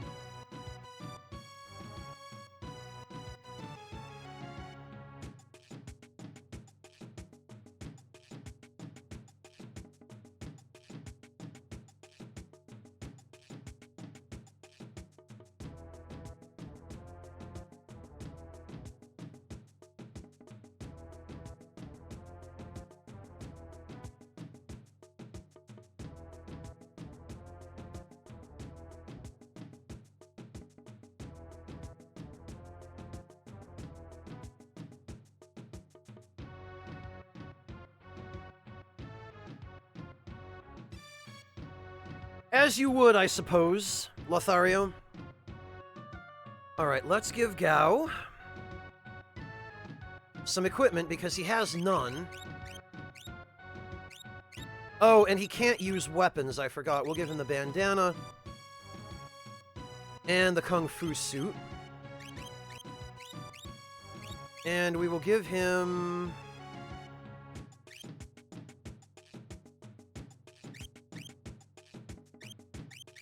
what do we have that would work well for him?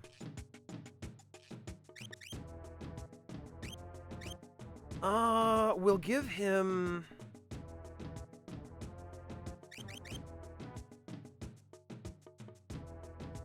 I think for now we can give him the earrings. Because whatever rages he's got that use magic... And actually, let's see. Let's see what he has.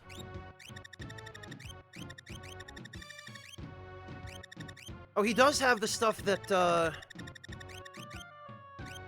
that he learned one. Hello, Fontes! For the time being, though, we're just going to be using Leap with him for the most part, so... What I'm going to do later, though, is we're going to be exploiting his cat scratch rage from the stray cat, and then we're going to want to give him a hyper wrist and an Atlas armlet. Because then he will do absolutely stupid damage. So we're going to have him leap, and then the battle just ends.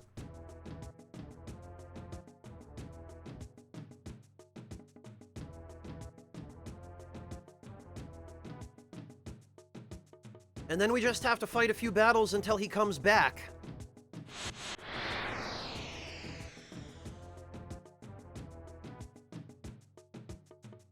Oh yeah, Basil, Cat Scratch is essentially... whoops, damn it. A guaranteed crit.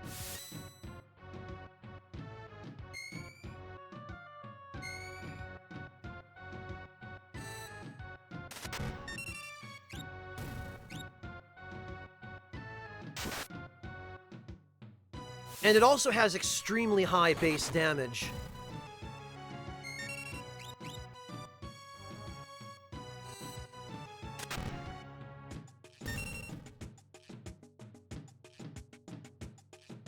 There he is. Hey, Gao, guess what? I got some dried meat.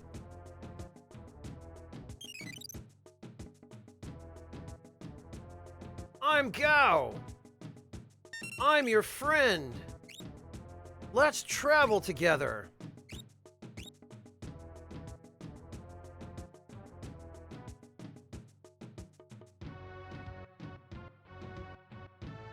Yeah, Basil, and on top of that, there's a sort of a non-intentional synergy where if you equip a... I think it's the Offering on Gao. The Offering gives you 4 normal physical attacks, but the Offering also affects Gao's physical and special physical attacks when he's using a rage. So if you equip him with the Offering and have him use the Stray Cat Rage, he can use Cat Scratch 4 times in a row. Oh, good. Actually, the Rhinotaur is a good one. This one will use Megavolt, I think.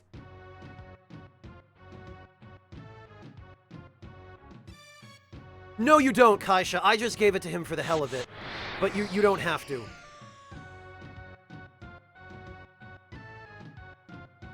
Oh, look!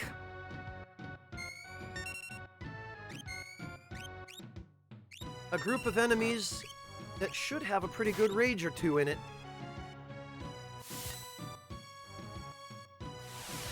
Tell you what, I really wish I'd had the presence of mind to have Sabin learn his next Blitz, which I believe is an AoE.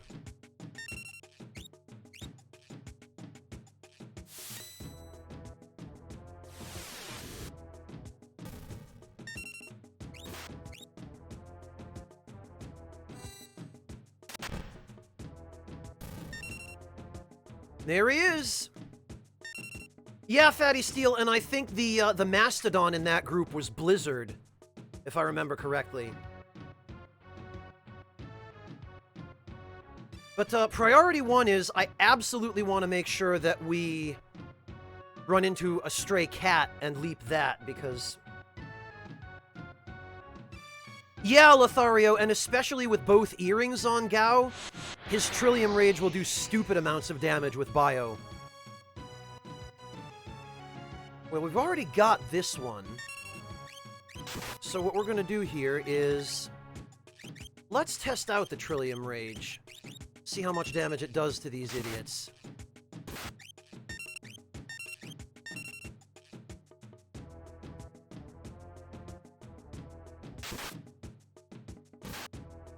Come on, Gao! Use the spell, damn it!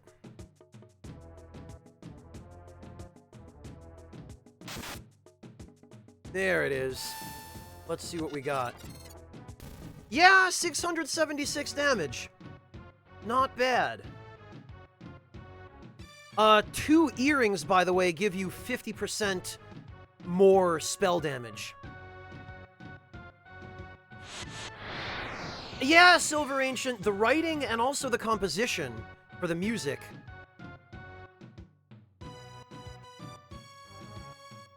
I don't think we have these guys yet.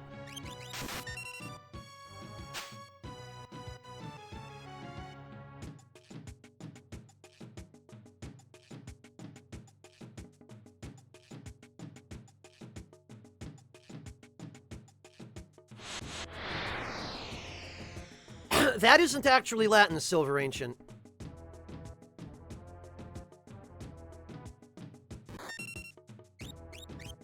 You know, we could just...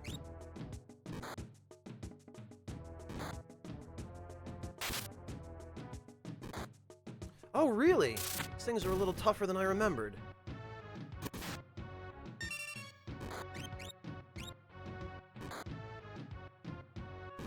Sheesh, yeah, hit Cyan a few more times, why don't you?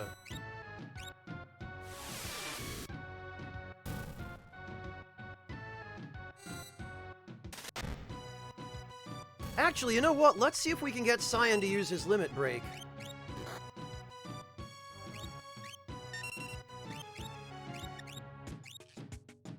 He'll probably get killed before we have a chance, but... fight. No, of course not. They're both in the back row, Silvercrest. Because all I've been having Sabin use is Aura Bolt, which is long range. There's no reason for him to be in the front row.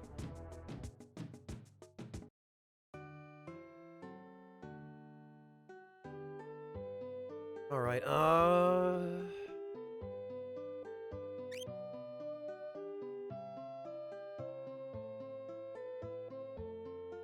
the Relic Shop has a bed where we can rest for free.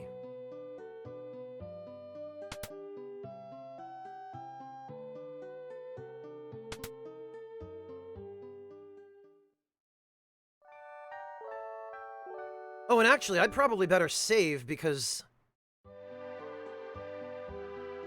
it's been a while. It's been too long, in fact.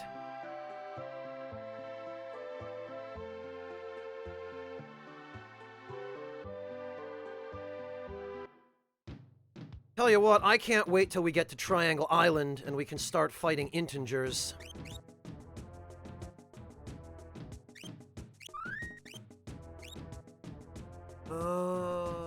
Okay. Slot 1.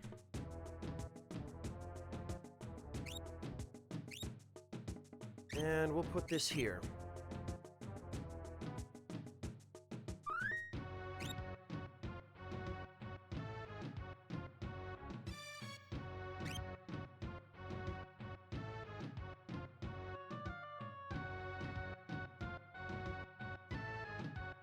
And we'll hope that we get a couple of decent rages with Gao. I would really like to learn the Spectre Rage, the boss that was in the chest on the Phantom Train. Oh, and look at this! We get another green beret out of this.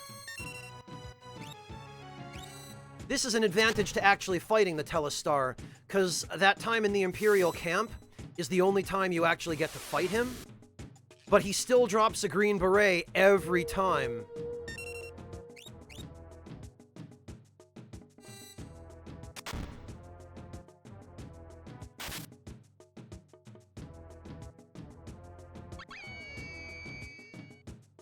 Well, that's great.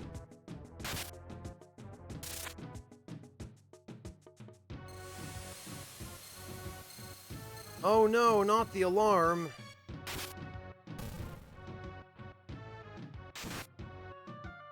Would somebody please hit Cyan? Okay, there we go. Wait, hang on. Who? What? Dylan McMonster, thank you so much for the 300 bits. I really appreciate that. Okay, so...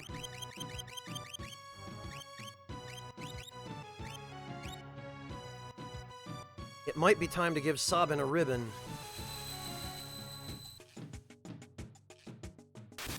Oh, lovely.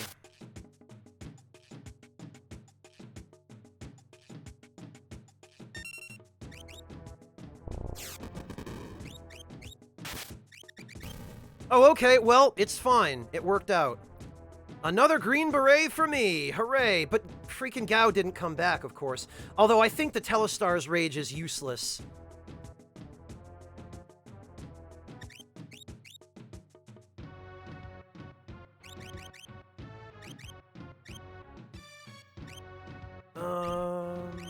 Well, you know what? We'll save the green beret for Gao.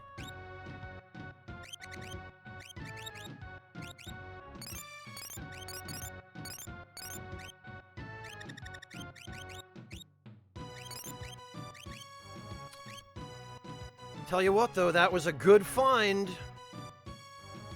Definitely a good find, and since we've encountered comparatively few monsters at this point in the game, we have a higher chance of encountering the Telestar again. Or the Spectre, for that matter, to get another Hyper Wrist. Also, that's Satan GP down there.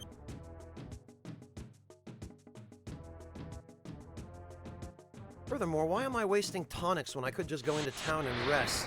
I totally forgot. Oh, heavy armor. Okay. I see what we're doing. Sure is a good thing I ran into this guy. Yep, there he is. Okay. Good. Well, we get the heavy armor rage now. Well, while walking around Lothario, but it's not worth having the cat's bell on when there are far more useful things. Although what I should do... we will give the green beret to Gao.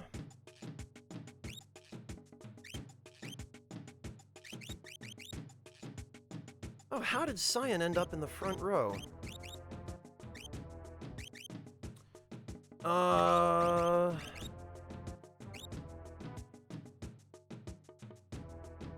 You know, honestly, since we're just using Aura Bolt, and Aura Bolt is based on magic damage, the Hyper Wrist is not doing an awful lot for Sabin, so we will give him the ribbon.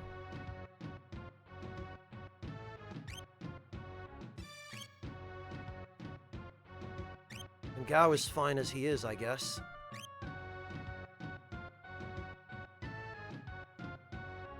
But yeah, having a ribbon not equipped is kind of a waste. Although, the ribbon is not as good in this game as it is in most of the other Final Fantasy games, because there are a number of really important status ailments that it just flat out does not protect you from.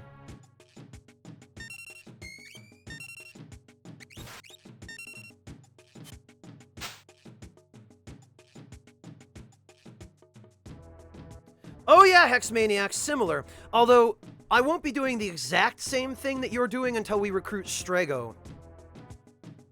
But I guess Gao is close enough.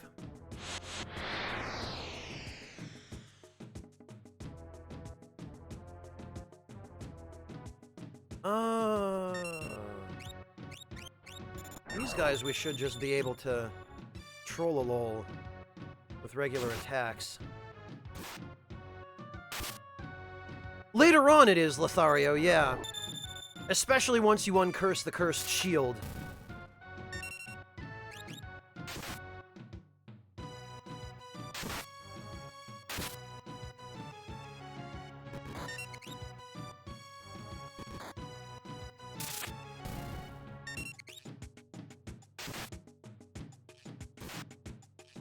Although I think you can also either steal or morph an Aegis shield from something eventually, and the Aegis shield also has really ridiculous magic block.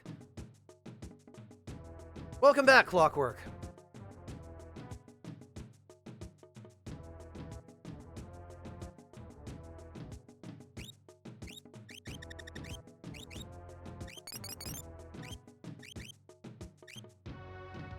Alright.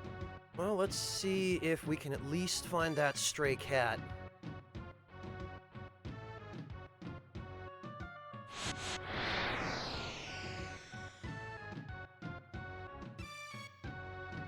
Oh, one of these guys, huh?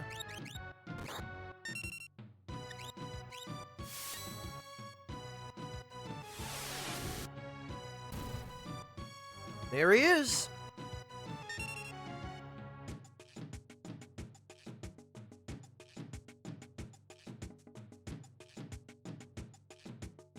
Tell you what, the only thing I'm really missing in this game is a fast-forward feature.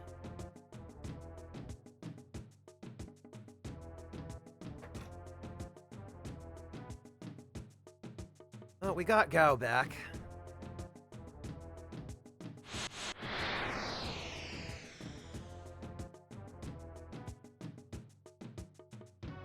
Oh, it's just these idiots? Ah, that's a waste. You know, we're gonna test out, because I think the Rhinotaur Rage should be Megavolt, I think. Yeah, it is. Let's see how much it does. Oh, that's it? That sucks. Maybe I'm thinking of Gigavolt that does good damage.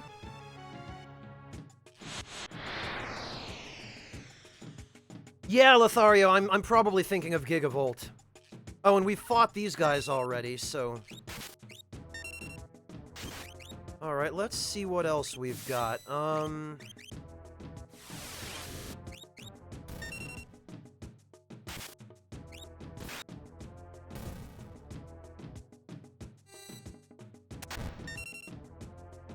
I think it's better than Bolt 3, Lothario.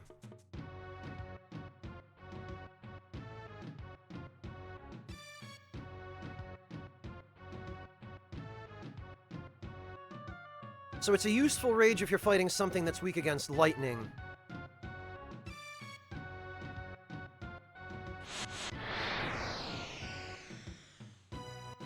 Yeah, the operator, but it only did like 100 damage. Oh, okay, here we go. First class and wild rat. We don't have these.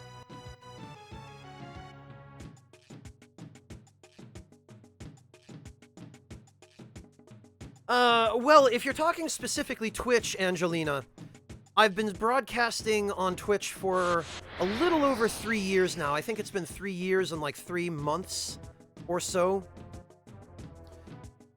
But I've been a content creator for a lot longer than that. I started my YouTube channel in, I think, 2011? Or thenabouts? So it's been a while, but progress has been slow, naturally. You know, I haven't been fortunate enough to have any videos go viral, and I'm not the kind of person who's cancerous enough to have mainstream appeal. So, you know... Yeah, the operator, it's been a little more. It's hard to imagine, I know. Where does all the time go, right?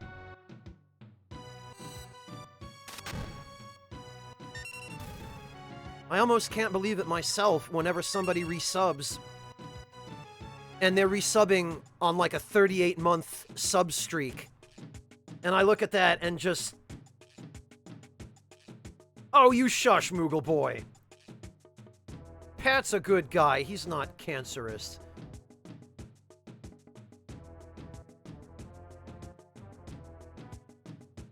Yeah, Gimpy, my, the various collabs and other kind of fun, silly stuff that I've done with other people over the years have gone a long way toward helping out with that. The trolling collab I did with Marcus did a tremendous amount. And then hanging out with the best friends has... I don't think we have these yet. Hanging out with the best friends has contributed a lot. Hanging out with Peeve and the Soulbrant guys has contributed a lot. Some of my other friends, you know, Dropout Dragon and Nick and Plague of Gripes, they have kind of their own circles that we've all sort of ended up sharing. So all kinds of stuff like that has happened. Been an interesting ride, I'll tell you that much. Thank you, Orion. I'm glad to hear that. Damn it, and I messed up a blitz again because I wasn't paying attention. Oh, poor Pat, Mad Dragon. Just because he drinks nothing but Red Bull and eats fast food.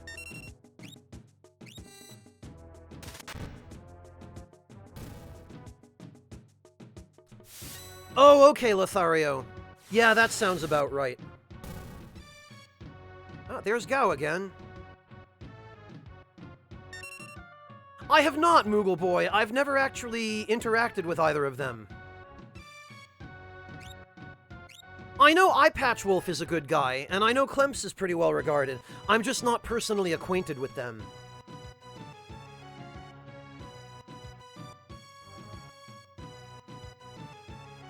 Oh, no kidding, Shermo. Yeah. I actually met Nick back on YouTube. That was a number of years ago, and, he ended up moving over to Twitch a little bit, think a little bit earlier than I did. I want to say I've lost all track anymore. Noabad, I think there are a couple of people who've been subbed for 38 or 39 months. But yeah, it's definitely not more than 38 or 39, for sure.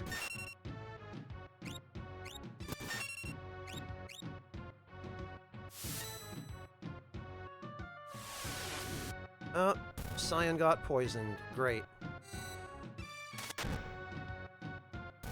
Hello, Venmaru. Welcome.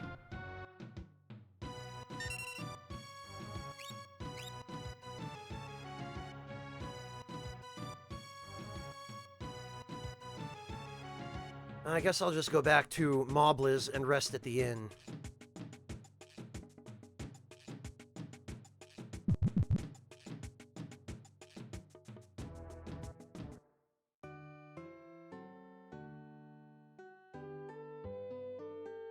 Well, Lothario, we're gonna be there anyway. God, I hate what poison does to the screen when you're walking around. It's one of my relatively few gripes with this game is I can't freaking see where I'm going because I'm poisoned. They really want you to deal with poison immediately. Nick wasn't the only one, Korei. And no, Peeve was pressuring me to do it long before that. But Nick and a number of other people who started broadcasting on Twitch did eventually end up encouraging me to do so as well. Yeah, it's not great, Angelina. It's almost like nobody tested it to see how annoying it was. Or else they did, and they decided it was fine. Because they really want you to cure poison.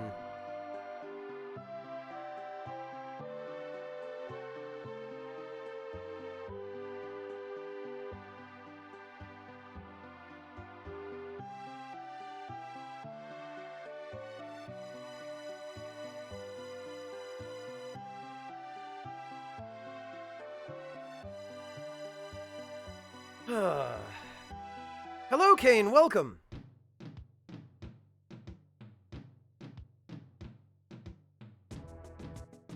Well, Skewer, I'm glad to have been able to help, and I certainly hope things are doing better for you now.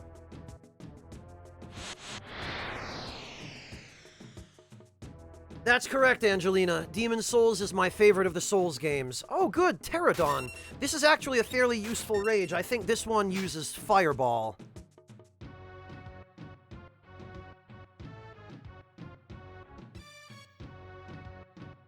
I'm doing all right, thanks, Kane. How about yourself?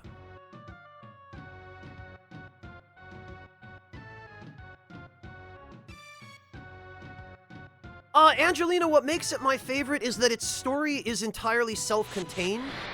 They do the best job presenting the environmental storytelling details in particular in Demon's Souls, and the plot is not dependent on a previous game.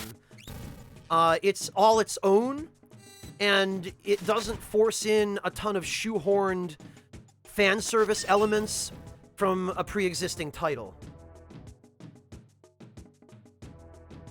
Also, as wonky as the gameplay is sometimes, as some of the mechanics and the balancing can be, it's wonky in a way that makes it fun.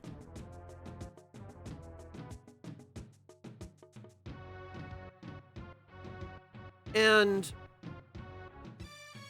just the way that some of the weapons' movesets work, and how crazy some of the bigger weapons are with, like, the amount of knockback, or, just how good their movesets are, I really like.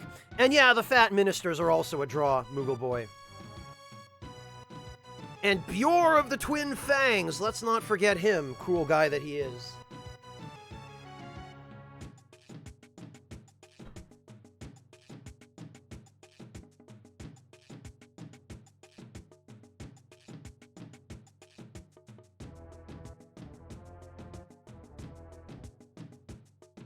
Also, Demon's Souls has one of the stupidest and most ridiculously broken versions of the Moonlight Greatsword.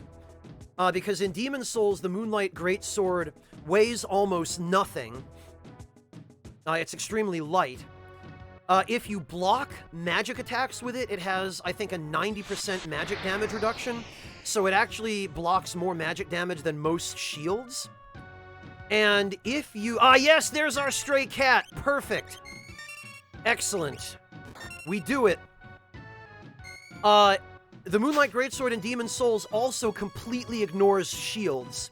So if somebody is trying to block with a shield, and you take a swing at them with the Moonlight Greatsword, the Moonlight Greatsword will completely go through their shield as though it wasn't there, and it will do full damage to them through their guard. And if you're using a Hyper Mode build with the Morian Blade and Clever Rat's Ring, and you hit somebody with the Moonlight Greatsword, you'll pretty much insta-kill them. Like, there's nothing they can do to block it. It is completely unblockable. I believe you can, Klaus. I don't think that was fixed till the GBA version. The, Psycho Cyan, and by extension Psycho Go-Go bug, still exists in this version of the game as well. Oh, you berserked Cyan, you're gonna get it now, idiot. Squish.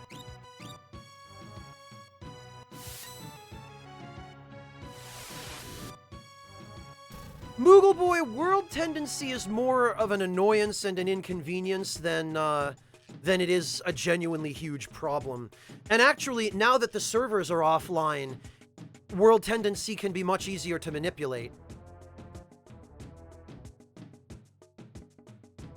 Oh, did I miss one, Angelina? Let me see.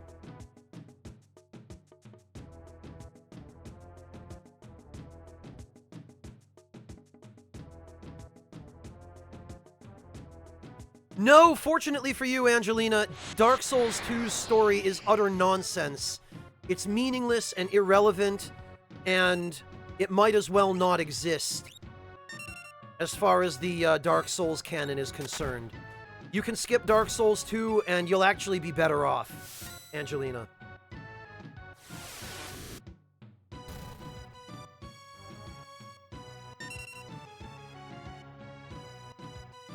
Go for what? Win God Gao, Klaus? Yeah, maybe.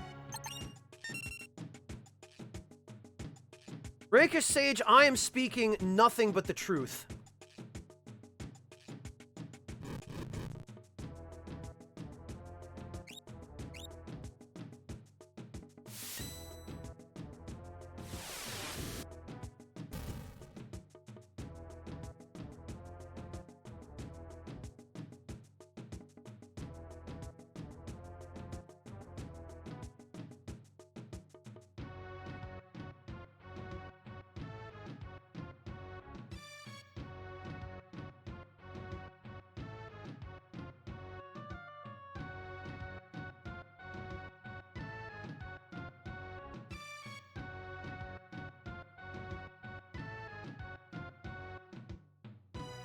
Let's see.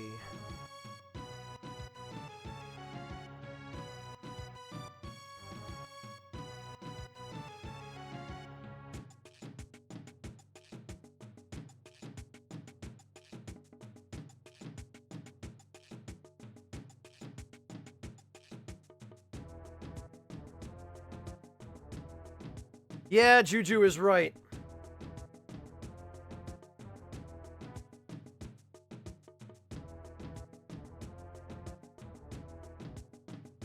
Well, Gimpy, that's also true of Dark Souls 3, that the stuff that was cut from Dark Souls 3 is a lot more interesting than what ended up in it. Yeah, Dark Souls 3 is the sequel to 1, Angelina. It's like a direct sequel, whereas Dark Souls 2 was just a salvaged game that was kind of shoehorned into the Souls canon at the last minute. But the stuff that was cut from Dark Souls 3 is actually a lot more interesting to me because it doesn't depend on Dark Souls 1. They originally did a lot of, well, original stuff in Dark Souls 3.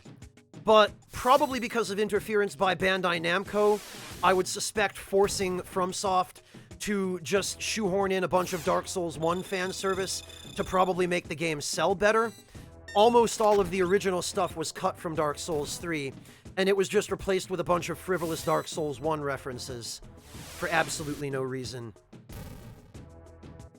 There's actually a bunch of really good videos now on the cut content from Dark Souls 3, which are worth a watch. Look up Lance McDonald on YouTube for any of you who are interested. No, not a spin-off, Orion's belt buckle.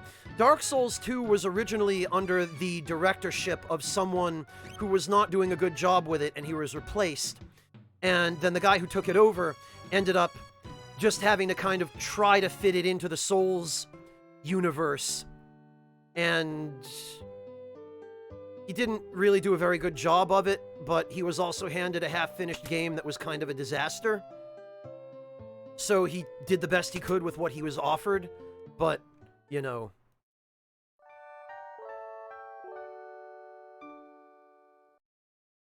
Correct, Rakish Sage. No, Matro, that's just a myth. The B team is a myth. If you compare the credits of Dark Souls 2 to Dark Souls 1, most of the same people worked on Dark Souls 2. It's just that the director of Dark Souls 2 for the first half of the game was not doing a very good job. He was designing linear levels, he was writing a plot that made no sense, and it had to be salvaged starting halfway through development.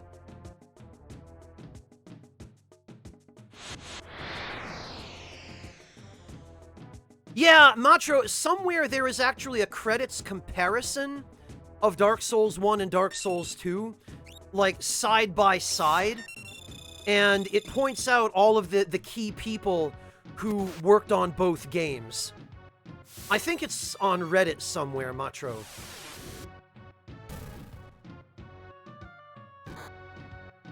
So no, the B team is just a myth. That's something the community concocted without knowing what they were talking about.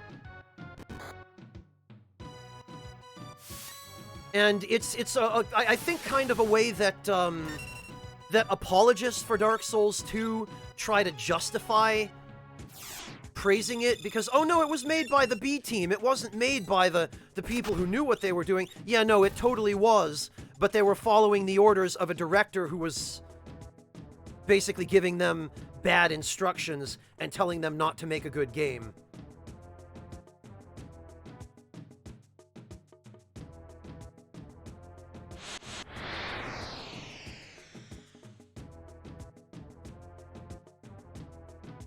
This guy again, and also, oh, damn it, I messed up the freaking Blitz input again.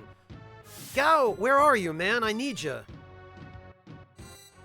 We got rages to learn. Too many rages and not enough time.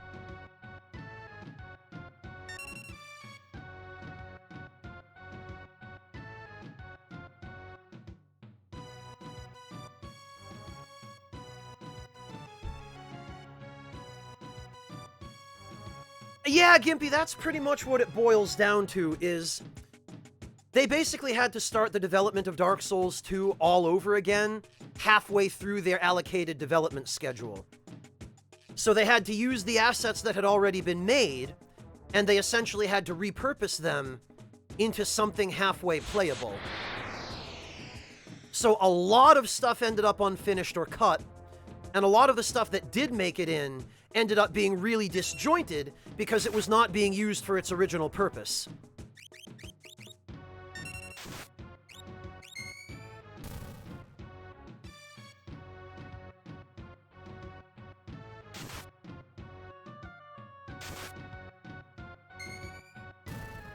Well, I'd like to know whose idea soul memory was, Rakish Sage. Because whoever that was, boy, I've got a word or two for them. Oh yeah, Elf Fire. And that is why the Overmind Rage is so good.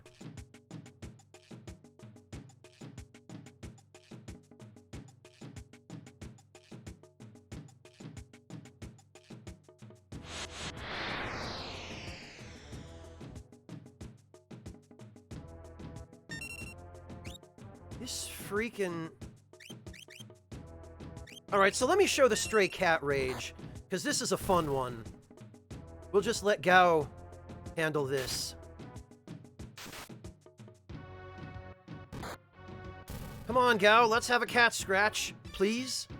Oh, okay, well, I guess not. Later, loser. Rakish Sage, one of the few things I wish that they had brought back from Dark Souls 2 in later games was Power Stance. For sure.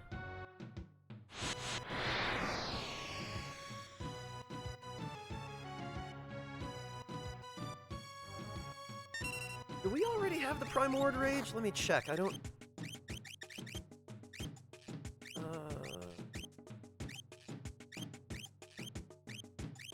No, we do not.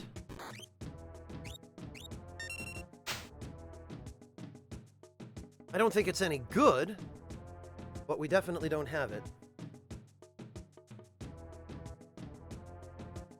Rakish Sage, I would be very surprised if we see a Bloodborne 2.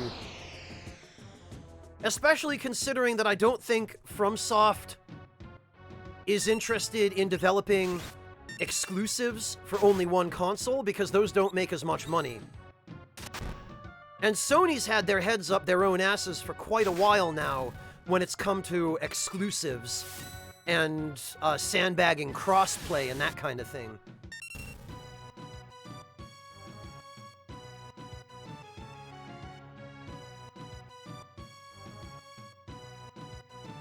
Oh, hey, Mythical Monkey!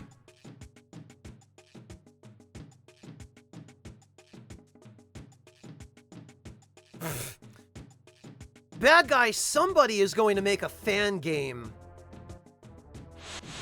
for Bloodborne Kart, is what's going to happen.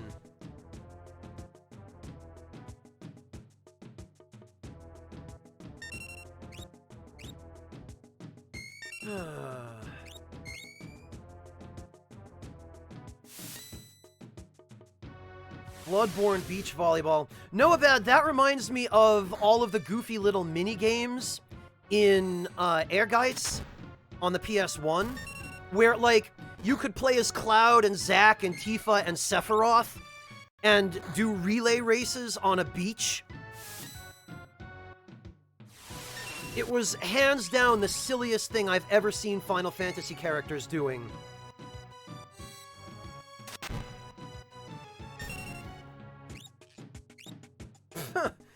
Airborne, Silver Ancient. Very good.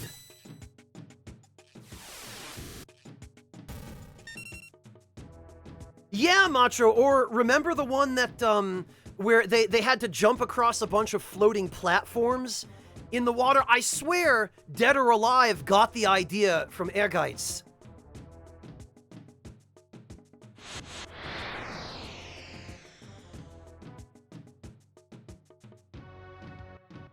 Freaking Hornets again.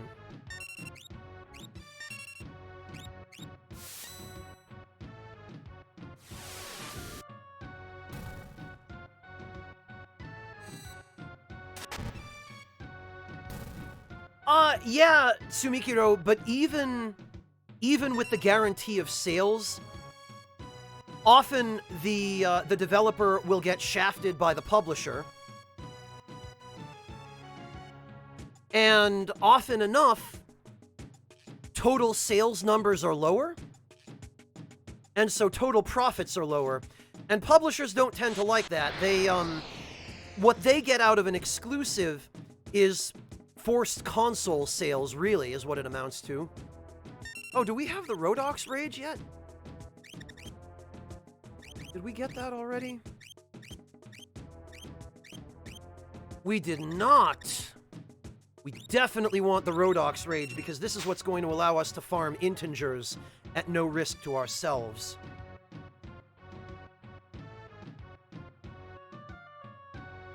So, Tsumikiro, it's kind of a complicated issue.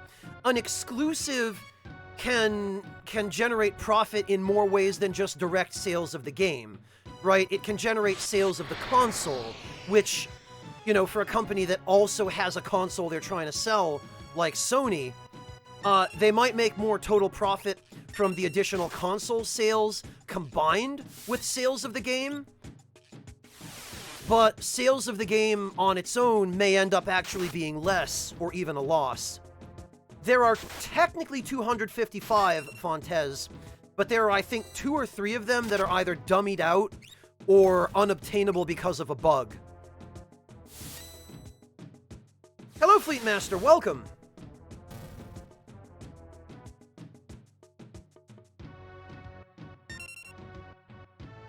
Oh, you remembered the move, Lothario. Of course you did. You seem to either know this game by heart or are looking at the wiki constantly. But yeah, Snare is stupidly awesome. And it's unblockable unless the enemy is flat out immune to instant death anyway. And the best part of it is, it kills enemies in such a way as to prevent them from counterattacking, which is why it's so useful against integers.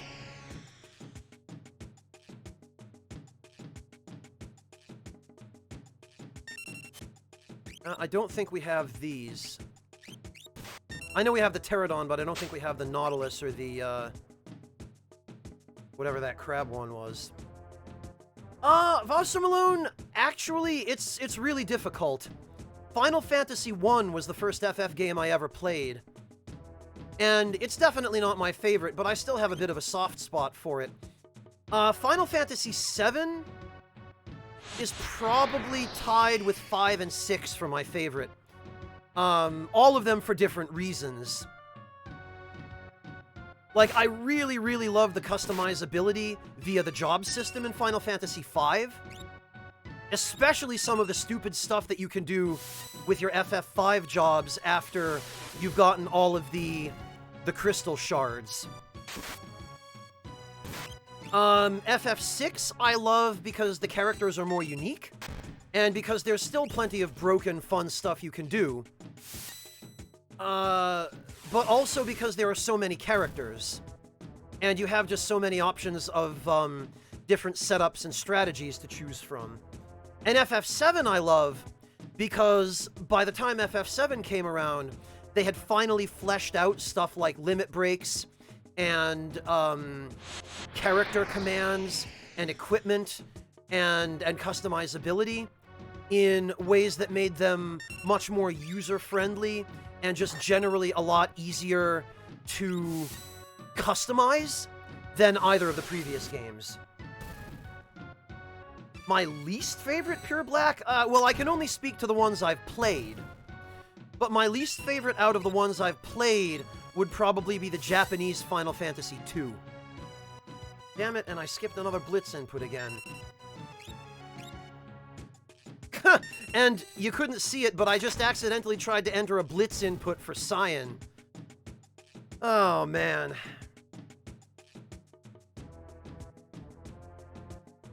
Vossum 1 is worth playing. Personally, I'm not fond of either of the Japan-exclusive FF games that came before 4. But FF4 is widely regarded as one of the best of the SNES generation. 4 and 6 were. And 1 is still a classic. Although 1 is now archaic enough in terms of some of its game systems that... Oh, and there's the Telestar. You know what, though? I'm gonna kill it for another green beret, because its rage is garbage.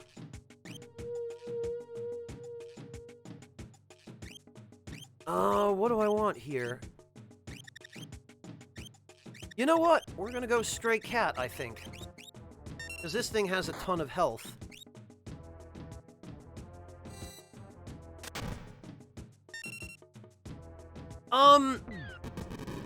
Voster Malone, you might also want to try... There it is. You might also consider trying Final Fantasy IX.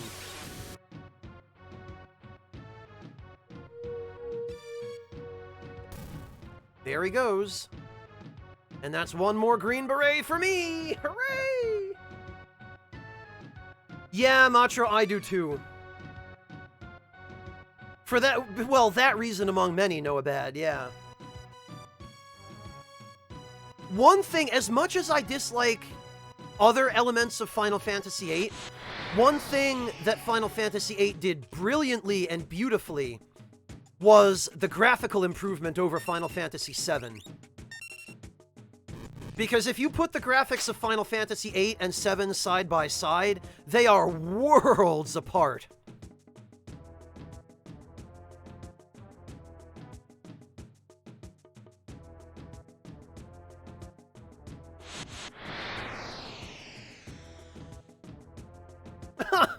Oh, Kajit, that's sweet of you. Thank you. You know, a pincher attack by bombs is actually not what I need right now. Especially not...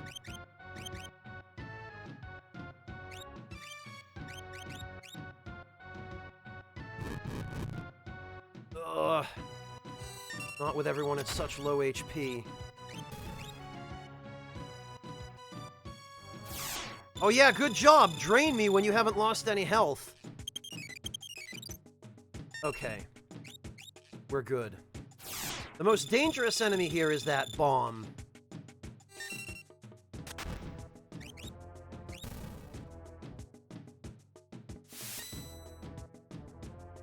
Well, Korei, partly it's stylistic, but partly it has to do with how competent Squaresoft had been at 3D graphics at that point. You have to remember, Final Fantasy VII was Squaresoft's first 3D game. So their graphic artists at that time were still in a very experimental phase. By the time Final Fantasy VIII rolled around, and they've actually talked about this in interviews, I think it was Yoshinori Kitase and a couple of the other development leads on Final Fantasy VII, who also worked on 8, have gone on record as saying that by the time they got to Final Fantasy VIII, their team had improved their skills at 3D modeling to the point where they were able to make their characters look much more realistic. So it has as much to do with the ability they had to utilize the PS1 technology at that time as it was the actual preference of graphical style.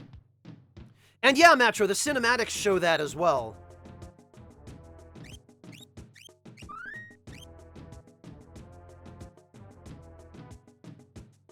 Oh, I'm so glad! Congratulations, Fleet Master! That's awesome! I'm so happy for you! 21 an hour is no joke. That is... And especially if you love the job, that's excellent, Fleet Master. I'm so glad.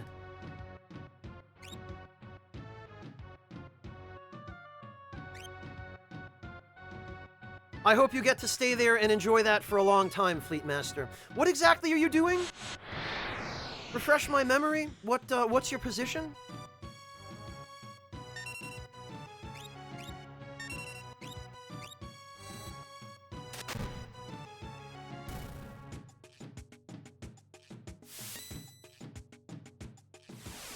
Ah, I never got that impression, Silver Ancient. I always felt like the character models in 8 were pretty well suited to the backgrounds. Some of the backgrounds themselves were just whimsical and weird in 8. That much is definitely true, I'll give you that. But I felt like there was overall, much better synergy between the character models and the environments in 8. And let's not forget, 8 still used the same hand-drawn, pre-rendered backgrounds that 7 did.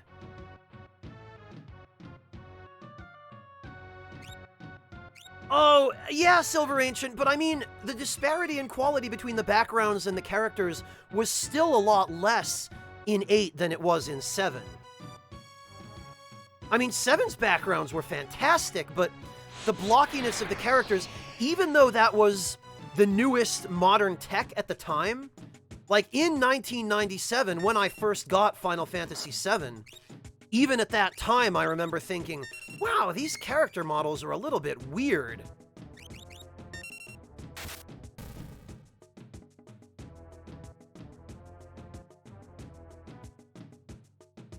Well, Noabad, unfortunately, that's just, I think, the price that you pay for using for using pre-rendered, hand-drawn backgrounds rather than 3D environments, you know? We actually have the Commander Rage? I don't think we do.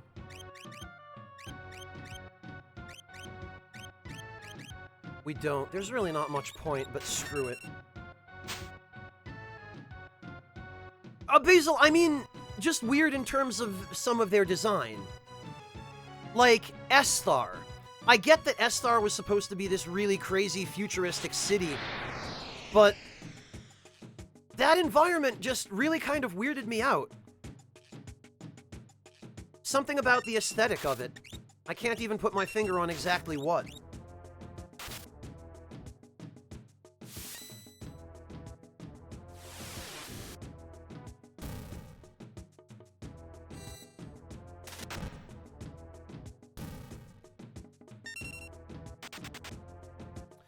Oh, no kidding, Fleet Master. Yeah, logistics can be a fun challenge. If that's the kind of thing that you find challenging and fun, for sure.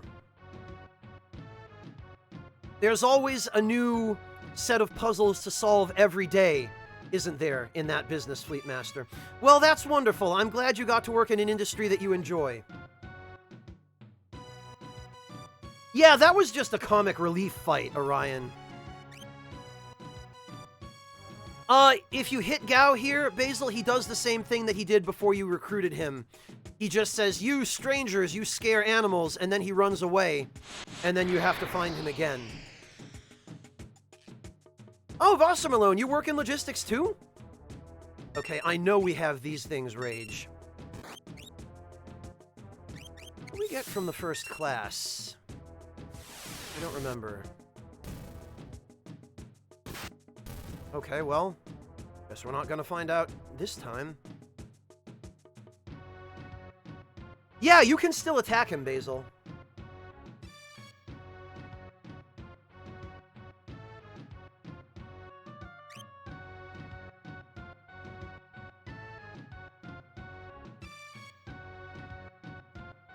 Oh, no kidding, Wassermalone, so it sounds like you've got a pretty good job, too.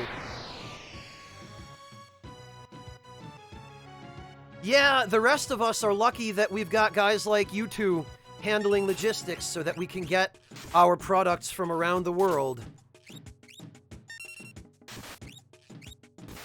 I'm pretty sure we have these guys' rages.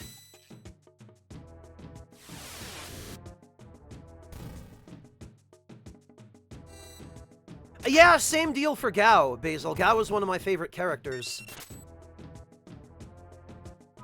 Oh, that's what it is. Wow, way to go. Alright, I guess that rage sucks. Oh, very nice, Wassermalone. I always wondered why you were up at the same kinds of hours I end up being up. Permanent night shift. Okay, very good. I also seem to end up on a permanent night schedule, although in my case it's not by design.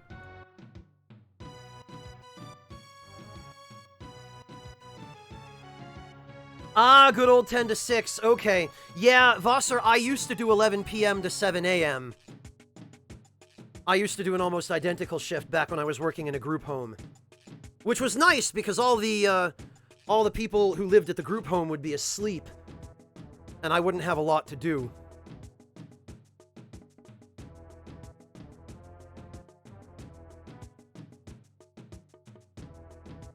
Ah, yeah, that's the downside, isn't it?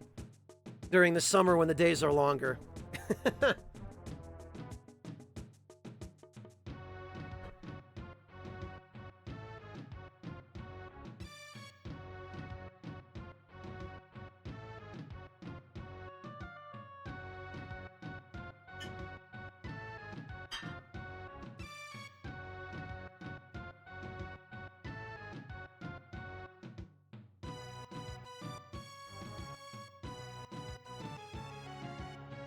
All right.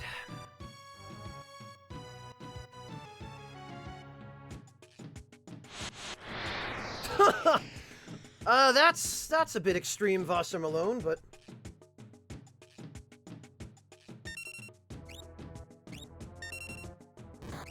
all right. Well, let's see. What do we got from Still Going?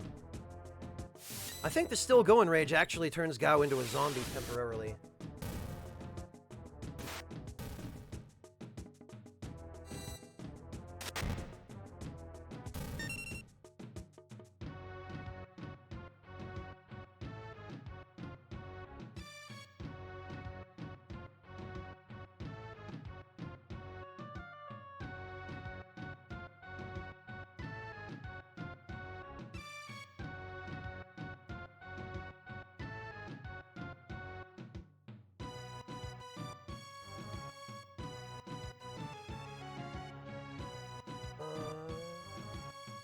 Yeah.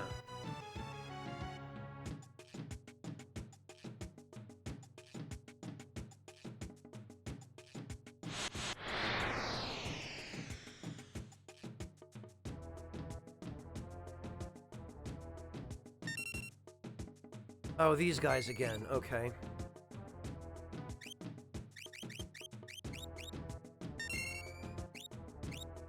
Yeah, there we go. There's Blizzard. Let's see how much damage it does. Oh, that's not bad. So we've got the Tusker if we need an Ice AoE, and we've got the Pterodon if we need a Fire AoE.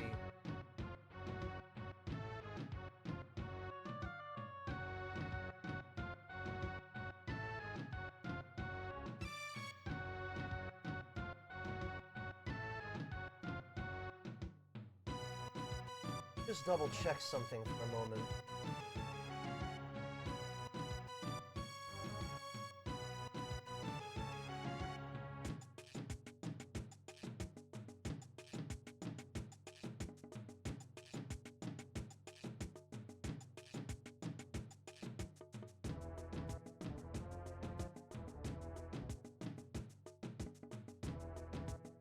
Okay.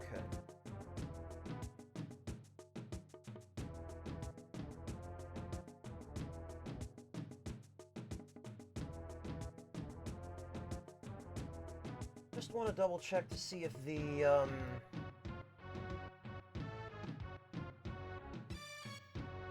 what do you call it? The monster in the box guy from the Phantom Train.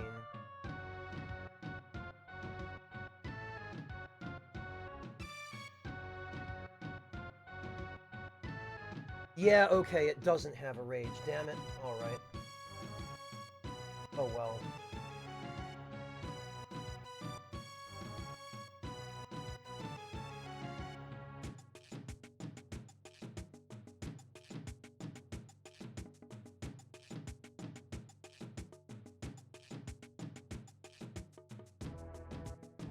Okay.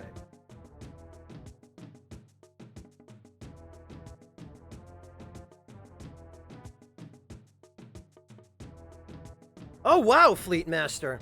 So you can just get on your bicycle and coast down the hill to work. Amazing.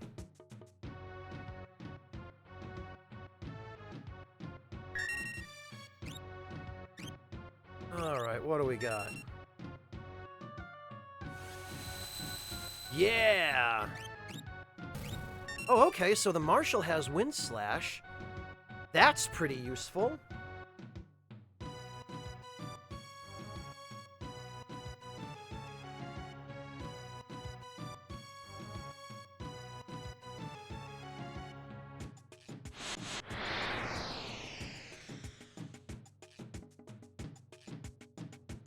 And we got more of these idiots.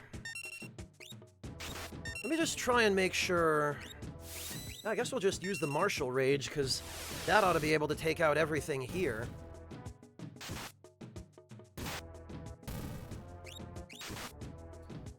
Just make sure we've gotten every possible rage we can, at least the good ones. And I definitely want to try and earn a little bit of money here while we can as well, because we're going to need to equip the rest of our team.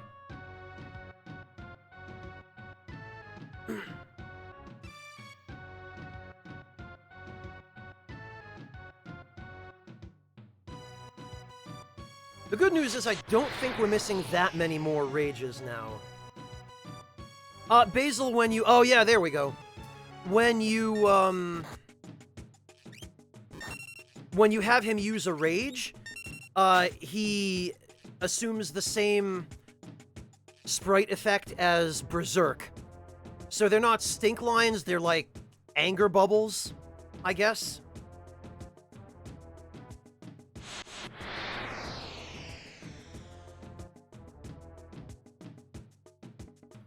These idiots again.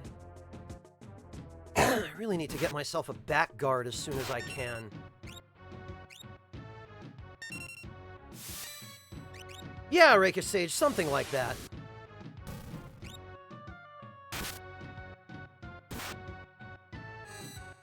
Oh, damn it, I didn't mean to use retort. Oh, well.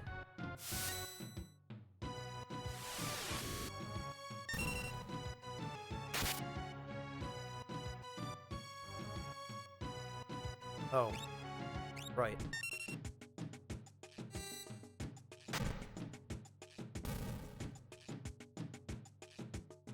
I don't think so, Basil. Unfortunately, there is not. That I remember.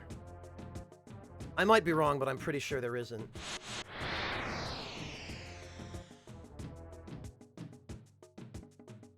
Oh, more of these. Man, I was really looking for them earlier, and then it ends up being that... I don't think haste speeds it up, Fontes, no.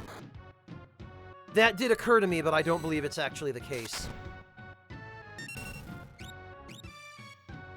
Let's hope Gao shows back up. He can't show up if you get pincher attacked. Oh, no Gao.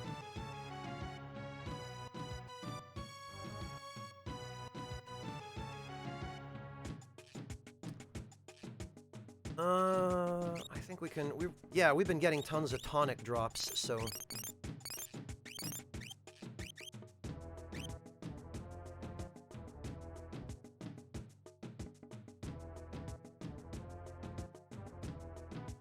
Now we just need to get Gao back.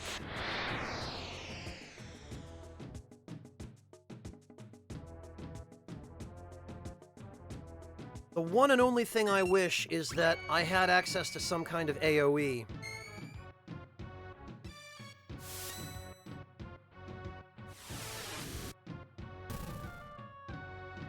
Ultima, I had him leap onto a group of enemies so that he could learn their skills.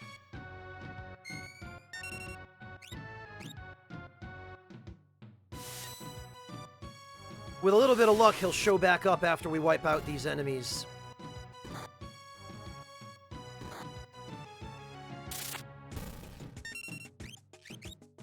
Hopefully, anyway. You mean Fire Wave or whatever it is, Basil? He just learns it. Yeah, there's Gao. Sabin learns it. No, Cyan, damn it! You moron! Cyan was berserked and he attacked Gao. Fire Dance! Yeah, that's the one, Fontes. He learns it after leveling up, Basil. I forget what level he learns it at, but...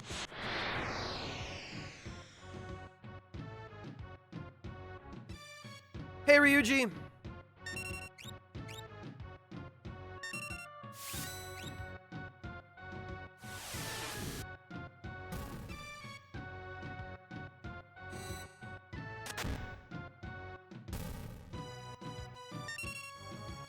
Ah, damn it, and I mashed on Blitz too much.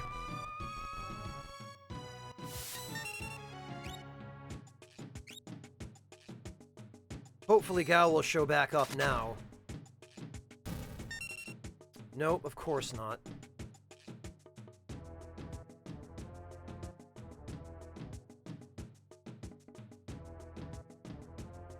Ha!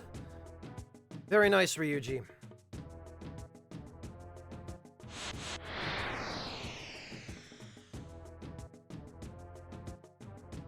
Oh joy, a bomb. Just what I needed.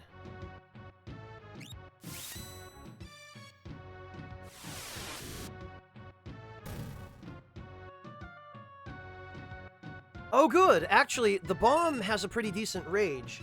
I think it uses blaze.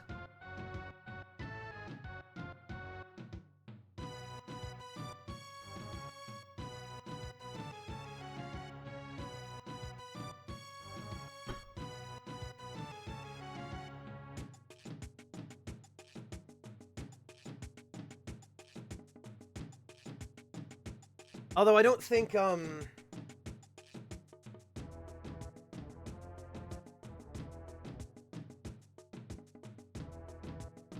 Greetings, undead. Furbicorn! Thank you so much for the resub, Furbicorn! Welcome back! I really appreciate your stopping in.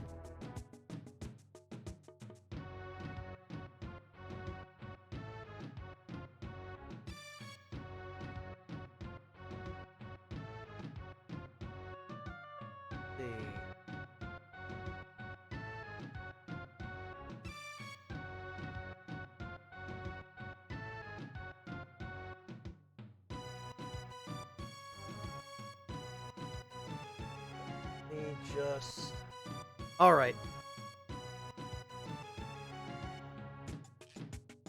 Rakish Sage, I am working on learning rages for Gao.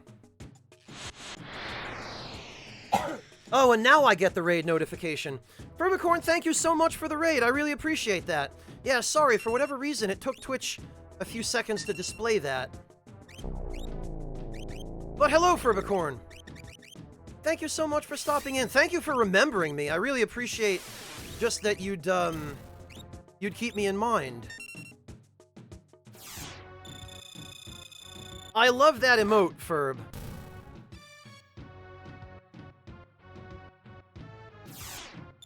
Alright, I think this raid should be Blaze.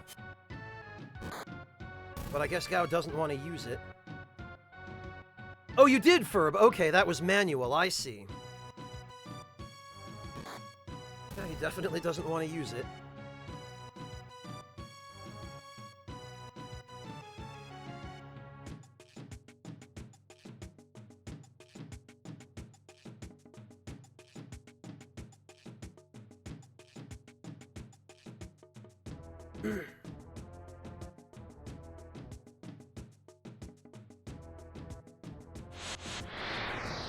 Oh yeah, Furb, I forgot your internet is really, really horrible. How close are you? Furb, how close are you to that next emote slot?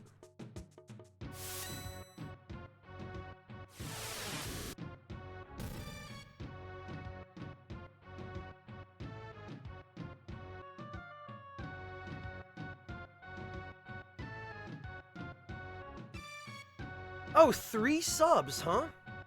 That's it. Fleet Master, I'm learning rages so that I can equip Gao with a variety of potential moves he can use that,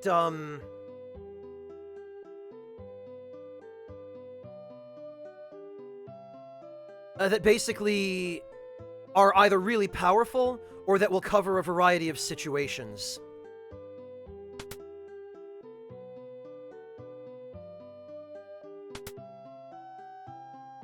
Good to know that you're back to streaming again, Furb. Because, I haven't seen you online too much. Yeah, being away from Twitch will do that. You really lose a lot if you're away for too long. Even if you're away for a few days, sub numbers start to drop. But, now that you're back at it, Furb, I think things will start to pick up. And you'll get those 3 subs in no time.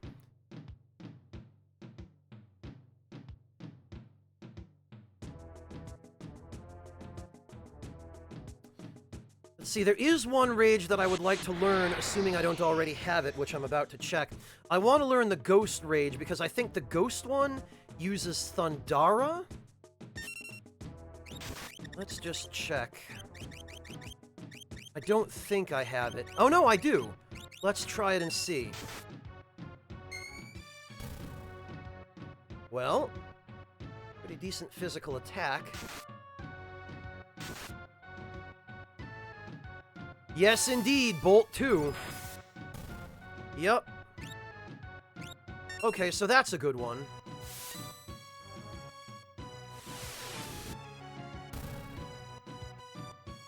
Oh, is there fiber available in your area, Ferb? Or, are they adding it soon? Yeah, Rakish Sage, certain rages will actually give Gao buffs. And not only that, but they'll change his elemental strengths and weaknesses, and also give him a bunch of status immunities.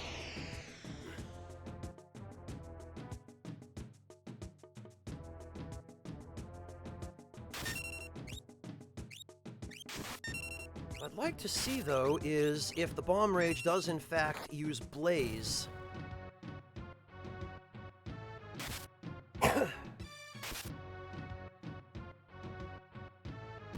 Oh, gotcha, Ferb, okay. Man, I wish fiber were available in my area. I would be on that like a fly on turds. That was a terrible analogy.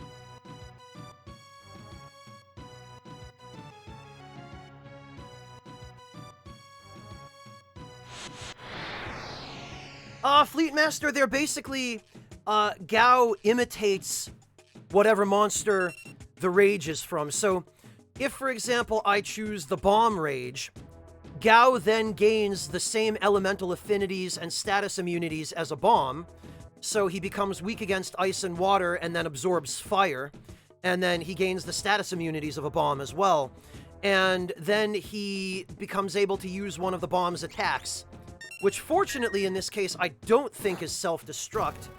For whatever reason, though, he's refused to use it this whole time, so hopefully he'll use it on his next turn and we'll find out for sure. I'm pretty sure it's Blaze. Damn it, Gao, come on! Well, Strago is actually a blue mage. There is a blue mage in this game. Gao is sort of like a more primal version of a blue mage. He's like a cross between a blue mage and a beastmaster, is what Gao is. If only, Fontes, yeah.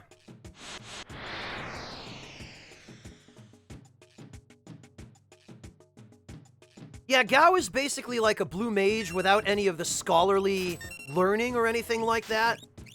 He's just a blue mage that, that uses his blue magic in a more bestial way.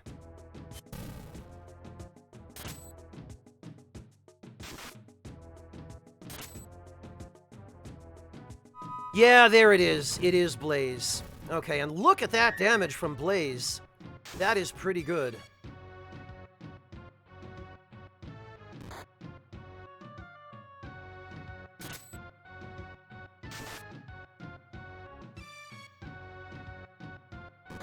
No, Mihawk, not like Quina. Quina is just a blue mage.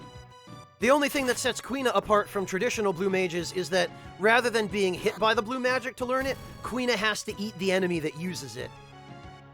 So Quina's just a slightly less conventional blue mage.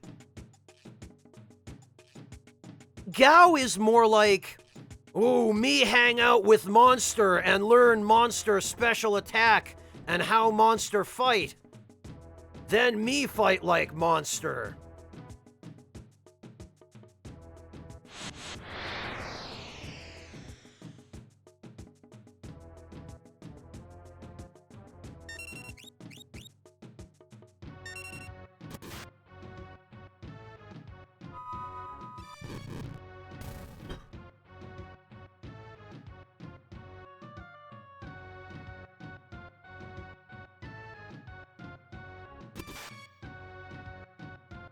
Also, since when do wolves have tusks?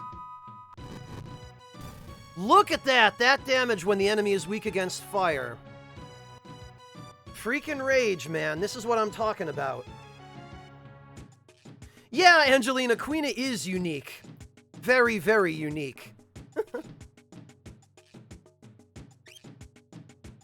Quina is also, in fact, the first, and so far, at least as far as I know, the only character in any Final Fantasy game, or really any Squaresoft game, that is not of a standard binary gender.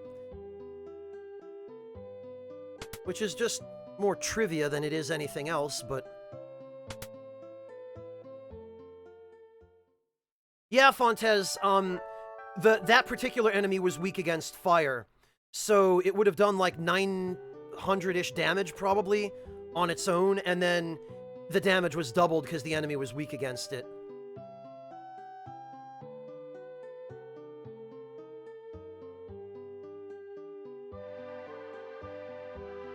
And that is a stupid amount of damage for this point in the game. We're barely hitting for a few hundred.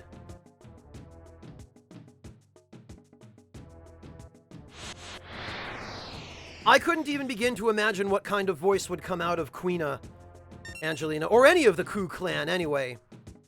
Although, we only ever see 3 members of the Ku clan in FF9. We see Quina, we see Quina's master Quan, Quina's master Quail, and then Quail's master, and also Vivi's grandfather, Quan. Those are the only 3. Marlon Brando, yeah. Right. Or Danny DeVito, I guess.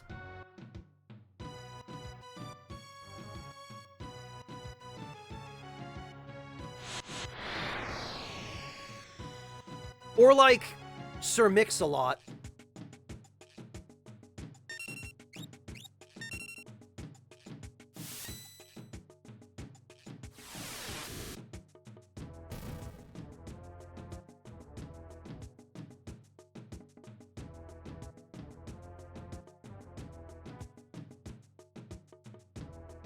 Okay.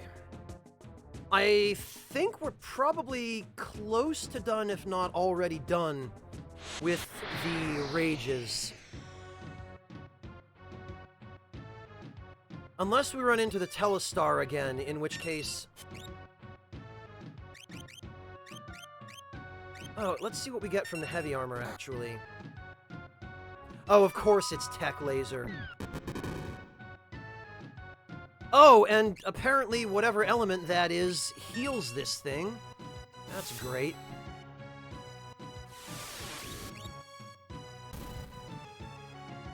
Hello, Rhoda, welcome!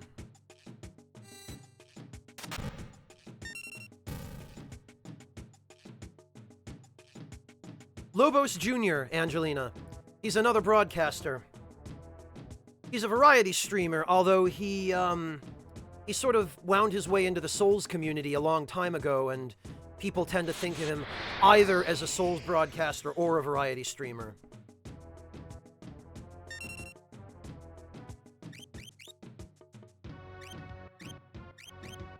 What do we get from the Primord? Let's see. Yeah, the Ku-Tang clan, Clockwork. They do it.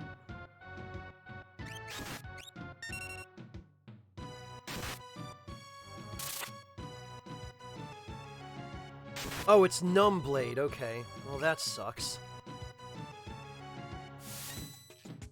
Or actually, maybe not. Numbblade inflicts stop, doesn't it?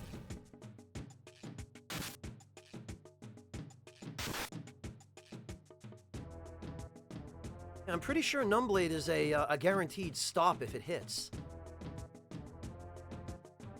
Because, yeah, now Gao's just spamming it. So, yeah, maybe there is some tactical utility to that.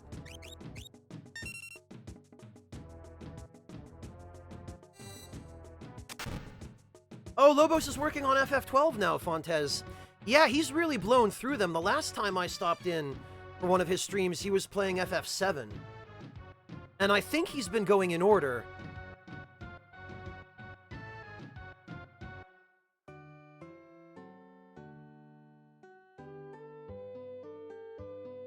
Alright, so we've almost got enough gil now for 2 white capes, although there's some other stuff we need as well.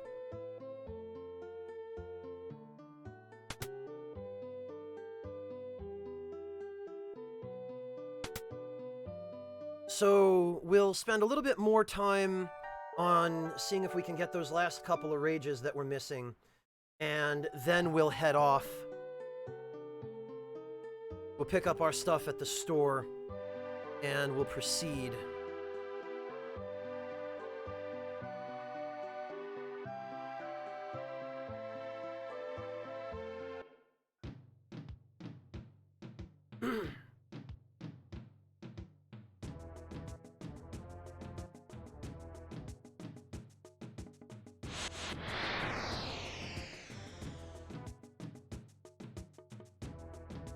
It'd be really great if we could run into the Telstar one more time, just to get our hands on another green beret.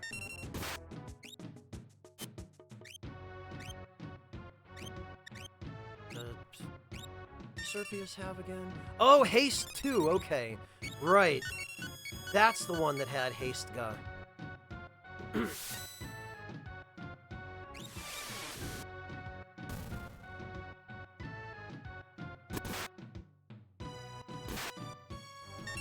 Unfortunately, this rage is only useful for the first cast of Haste Ga. Because there's no point in casting it again after that.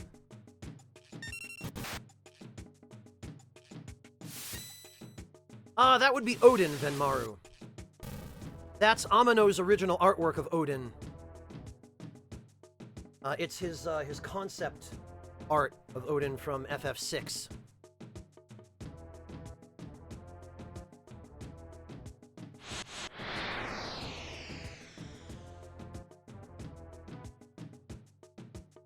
More stray cats. All right. Oh, Fleetmaster, you shush. You shoosh.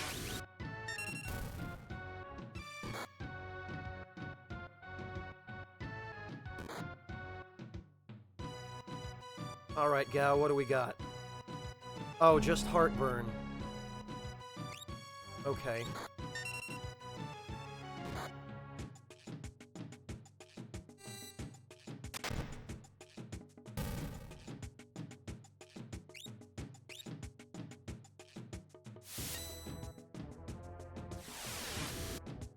Yeah, Venmaru, it's a pretty intimidating one. The shield is a little weird, but other than that, I wouldn't want to piss him off.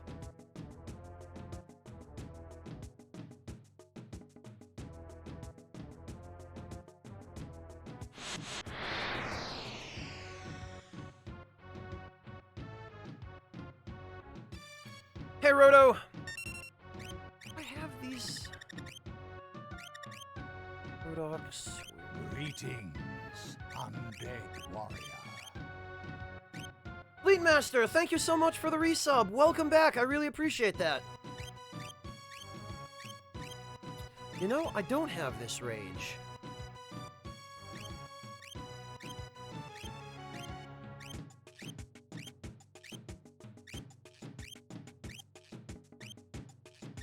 Got the Rodox rage, but not the Robite. Okay, well, we'll add this one to our collection, even though I'm pretty sure it sucks.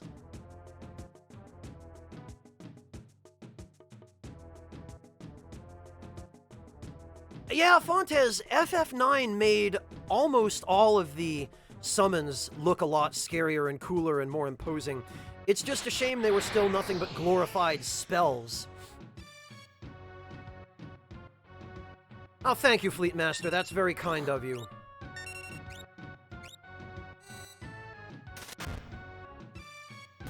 Always glad to have you, Fleetmaster. And now you don't have to worry about breaking the bank by subscribing, because you've got that sweet new job.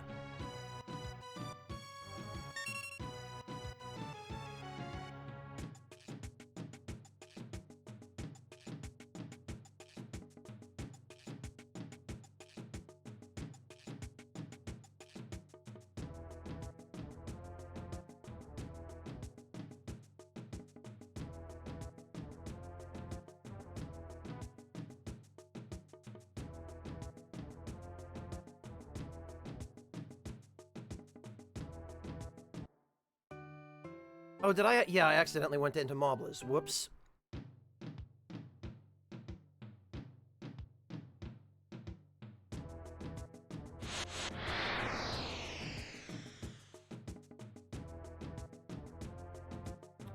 And we have these already. So what we're going to do is, because they are weak against fire, we're going to use the... I think it was the Tusker Rage for Blizzard? Yeah, there we go.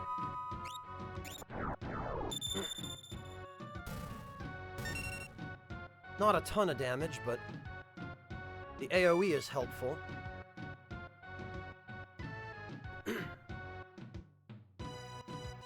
That's awesome, though, Fleet Master. You can actually start saving money for emergencies now. Isn't it great?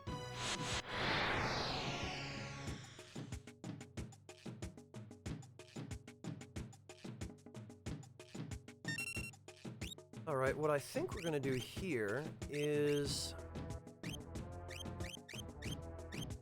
Actually, you know, I think we can just use the Bomb Rage, because these things are all going to be weak against fire.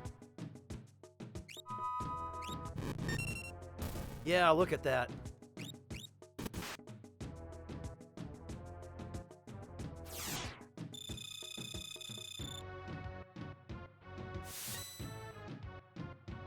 I think most of them are weak against holy damage as well. Yup!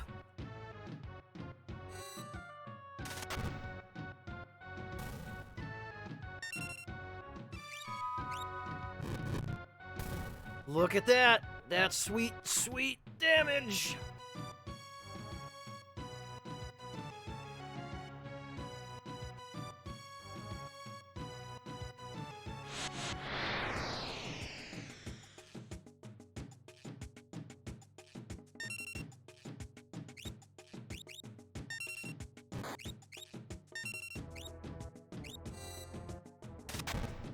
Yeah, I'm kind of thinking we've probably learned most of the rages that are available to us now.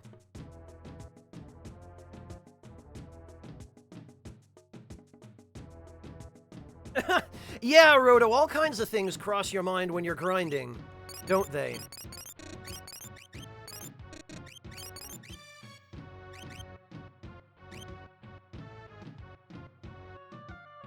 Well, we'll keep going till we've got probably 13, maybe 14,000 gil.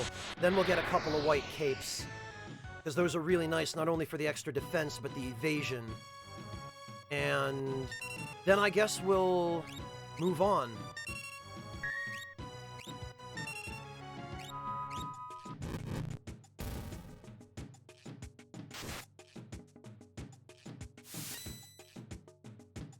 Because I'm pretty sure we've got all of the important rages and most of the total ones we can learn at this point, if not all.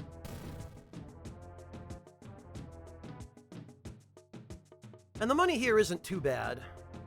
We're running into groups of more valuable, I guess, enemies frequently enough.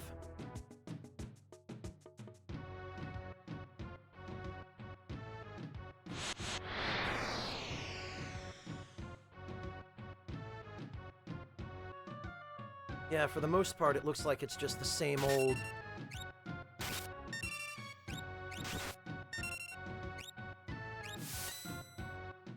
Vector pups and commanders most of the time.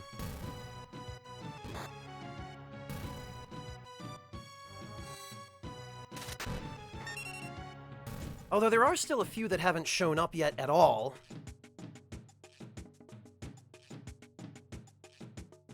The Dobermans from the Imperial encampment haven't shown up. I haven't actually gotten the Telestar's Rage.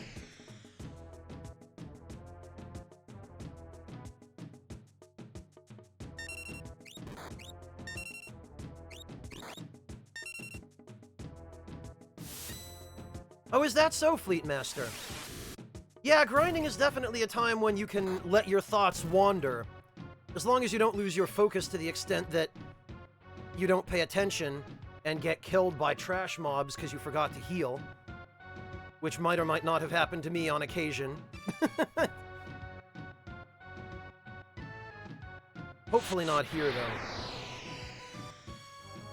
Because I don't think there's anything on the Veldt at this point that's strong enough to really be a threat, unless I forget to heal everybody for a long time.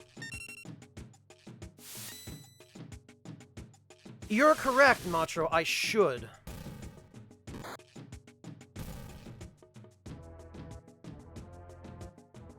We'll just throw a save in the memo for the time being.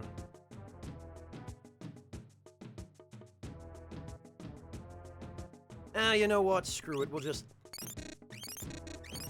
heal everyone up and we'll save to a permanent file as well. Because it's just as likely that the power could go out or something stupid like that.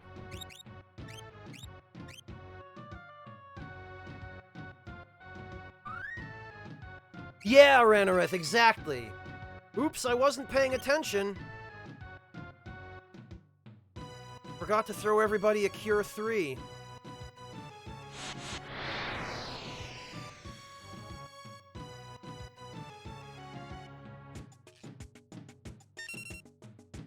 Have the Leafer Rage already? Let's see. Oh yes, I definitely do.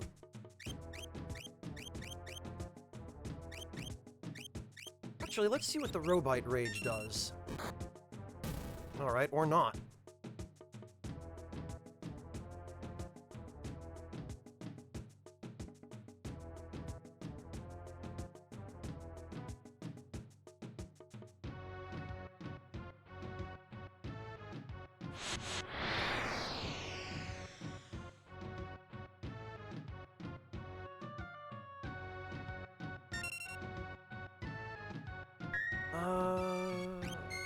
Sand Ray and Aeronade.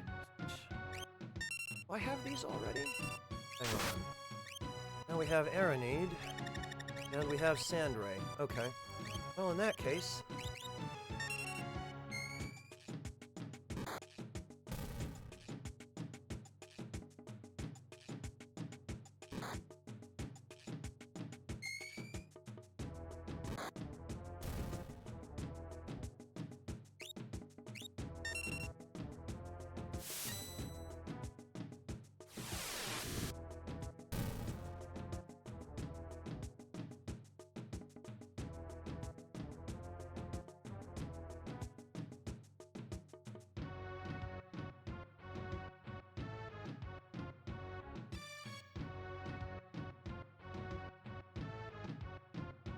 Yeah, funny thing, isn't it, Fleet Master? Sword Art Online and I think also .hack do that to you.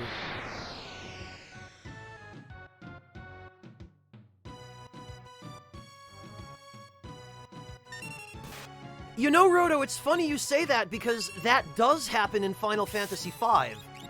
That's exactly what Beastmasters do in Final Fantasy V, in fact. Literally, when you've weakened a monster enough as a Beastmaster in FF5, you just open up a magic bag and suck them into the bag. And then when you need to call on them in another battle, you open up the bag and the monster pops out and it does an attack for you.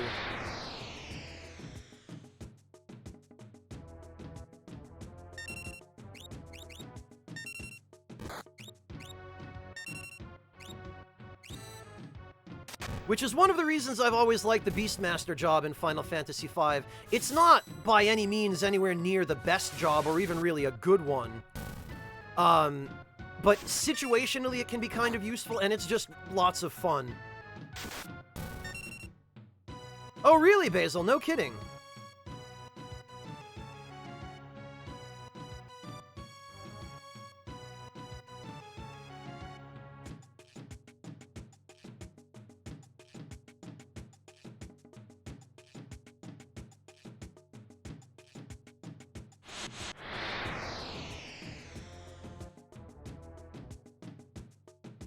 Brawlers again.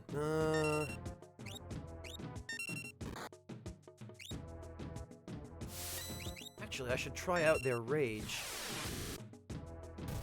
See if it's any good.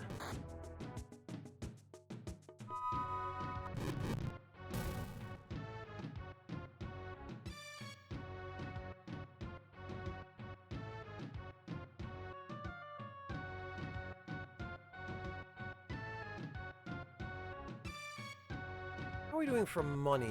Let's see. 13,000. Alright.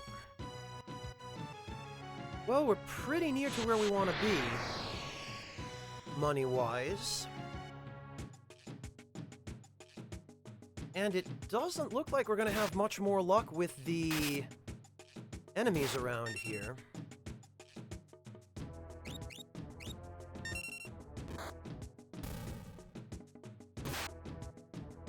Really, Roto, Final Fantasy V is well worth finishing. It's definitely not as fleshed out as some of the later games for obvious reasons, but I really enjoy it.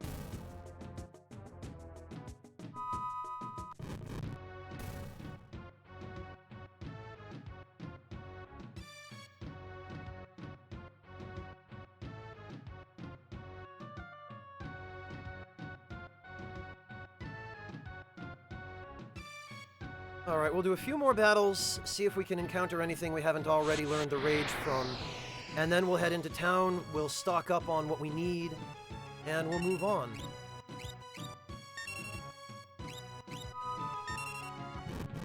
There we go, I knew we could use Blaze on all enemies. Come on, Gao. I do not, Basil. I've never really had any interest in the Chocobo Dungeon games. The closest I've ever gotten was playing Chocobo Racing years and years ago. Oh, there they are! See, it pays. Pays to hang around. I don't think their rage is actually any good, of course. Oh, no kidding, Kaisha. Yeah, I just love how customizable your team is.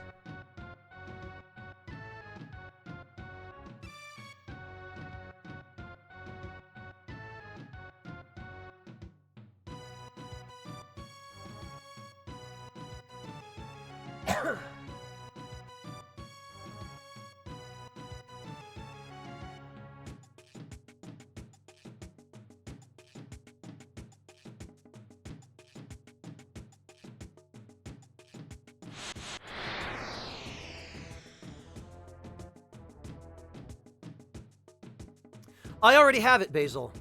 We already learned Cat Scratch.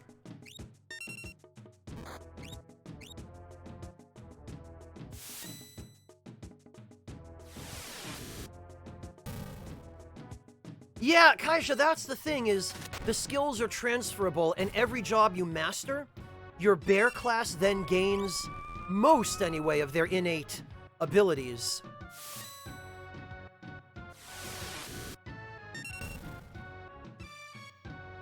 Alright, there he is.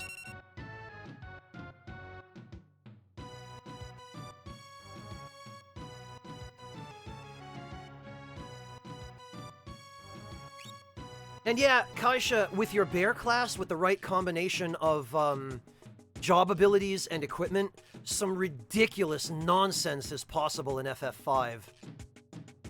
There's also some stuff in FF5 that's completely broken, like the chemist job, which has the ability to inflict Berserk on literally any enemy in the game via an unblockable item combination that I don't think is supposed to be unblockable, but like any enemy that that uses spells or other really annoying attacks, you can completely lock them down and prevent them from using those attacks with a chemist.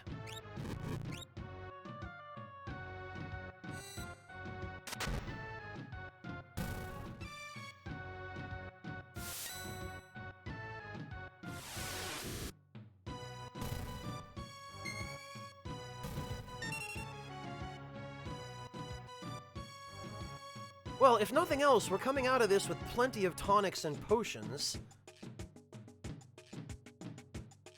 Yeah, Kaisha, you should look up the... As a matter of fact, let me just link it for you.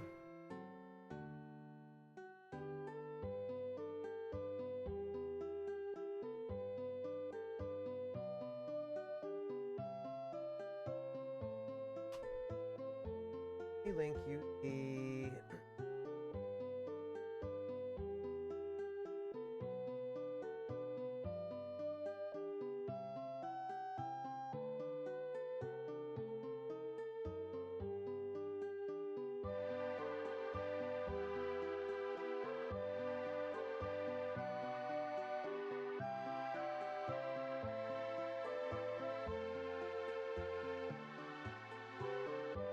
Okay, so Kaisha, the item I was referring to is called Bacchus Wine. There you go. That is a list of all of the different combinations of items you can create with the mix command. And as you can probably tell from that list, some of them are extremely powerful. Hey, did you want to double your max HP for the remainder of the battle? For those really annoying boss fights? Hey, did you want to massively increase your stats? Oh, you've got to play Tactics, Stormy One. Tactics is great. No problem, Kaisha. Alright, so we've got the cash now. What we're going to do is we're going to buy 2 white capes.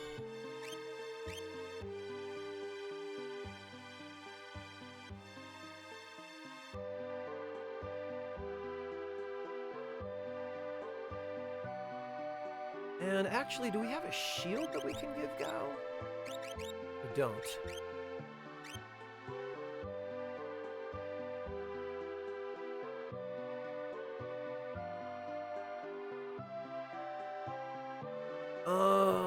Alright, well, back to the armor shop anyway.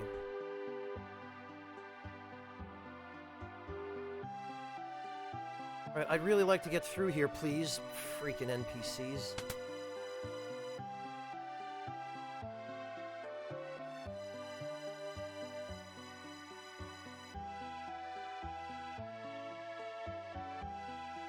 Alright, so I think...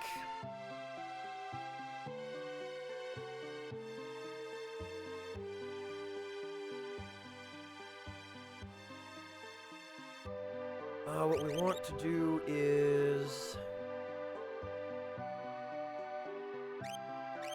we want to get a couple of suits of iron armor, one for Celis and one for Edgar. A couple of iron helmets for the same reasons. Oh, Locke already has a Kung Fu suit, okay. What else? I think a couple of Magus hats? Oh, we don't have enough. Okay.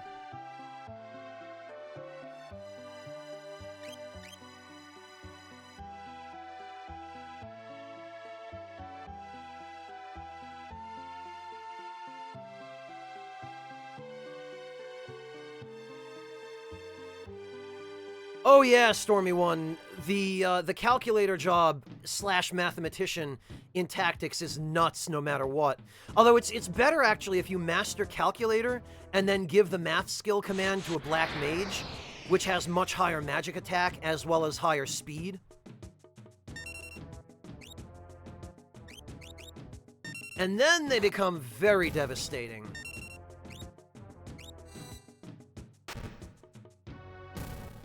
And if you set that unit to AI control, then the computer, the AI, calculates how to wipe out every enemy on the map with like a CT4 flare spell or something like that. Which is ridiculous, giving AI control to a black mage with math skill.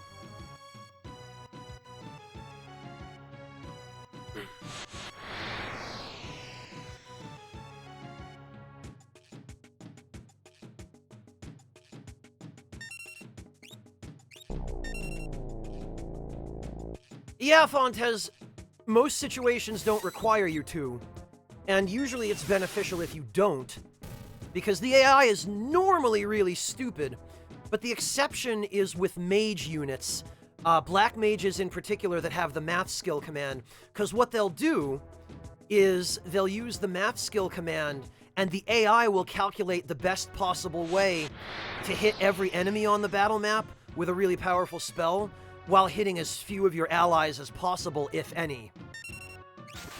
So it's stupidly broken when you give AI control to that particular unit with that setup. 99% of the time, Ranaret, the AI is useless. It's only when you give it control of a calculator, or better yet, a beefed-up black mage with tons of magic damage bonuses, and the math skill command from a mastered calculator job, because then the AI will numerically calculate the best possible spell combinations, and it'll wipe out entire battle maps full of enemies in 1 or 2 turns.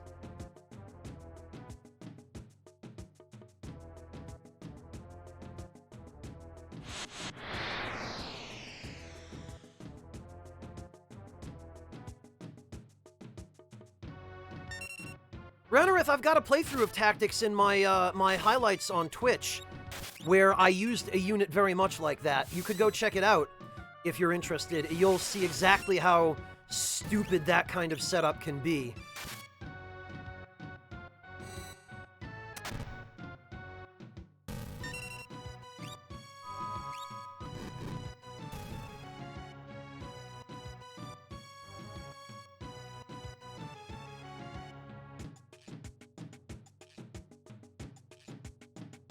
Excellent, Ranarath. I think you'll really enjoy it. That was a fun playthrough of Tactics. I really enjoyed that.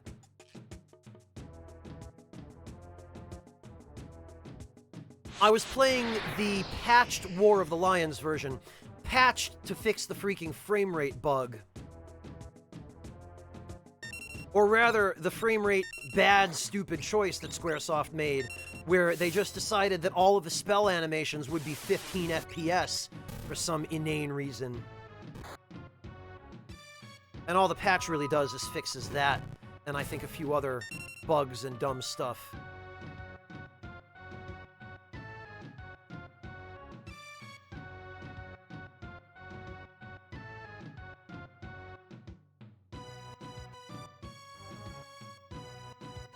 Yeah, Ramza is an OP mage because of his Squire commands, the operator. I think I ended up actually using Ramza for that reason as my Calculator Black Mage unit. Either that or I ended up using him as a support unit for my Calculator Black Mage. I know I had him set up as a mage of some kind.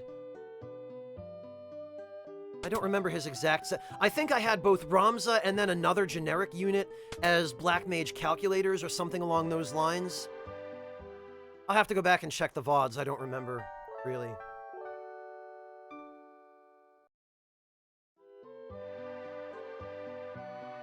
Alright, now we can go to the armor shop and buy a couple of those Magus hats.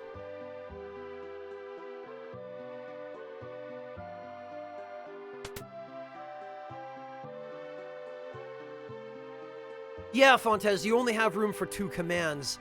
So I think I might have had Ramza with his Squire command and something else. I don't really remember how I had him set up. I'd have to go back and check the VODs.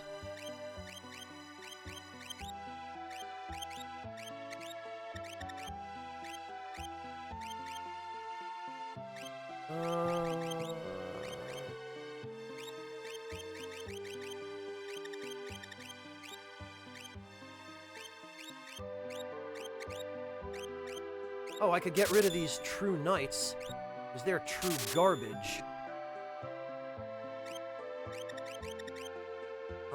And honestly, probably also the Star Pendants. Those are not useful. Oh, the Green Beret is 1,500. That's not bad.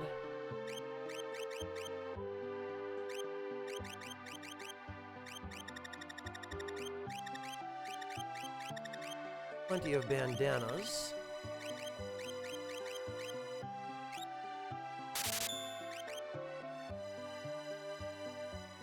Yeah, Fontes, I think I ended up using him for support because of Scream. Scream is too good not to use once you learn it.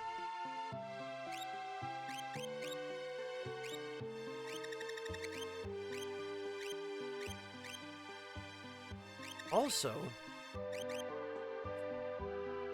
how to equip the sniper sight on somebody. Well, the sniper sight's really mostly for fighting cactars.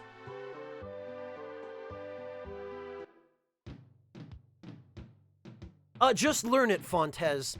Math skill will enable you to use any black, white, time, And there might be a fourth type of magic you can use with math skill as well. I can't remember. But you can't use the level 4 spells with math skill. You can, however, use stuff like Flare and Holy, so you don't really need the level 4 spells.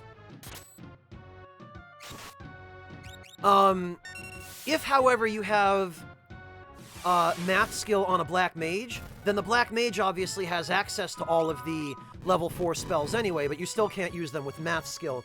A spell has to be Yes! Yin-Yang magic! Thank you! That's the one, Fontez. I keep forgetting oracles have a separate magic type in FF Tactics. But yeah, Black, White, Time, and Yin-Yang you can use with, math skill, but not all of them. Only certain spells from those lists are compatible with, math skill. But you get all of the really important ones.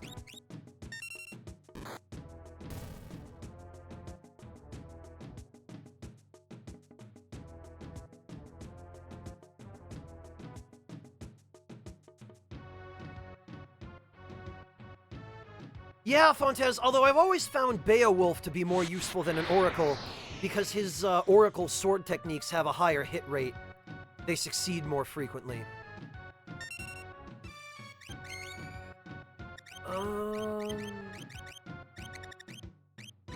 See, these guys were supposed to have a good rage, weren't they? Let's find out.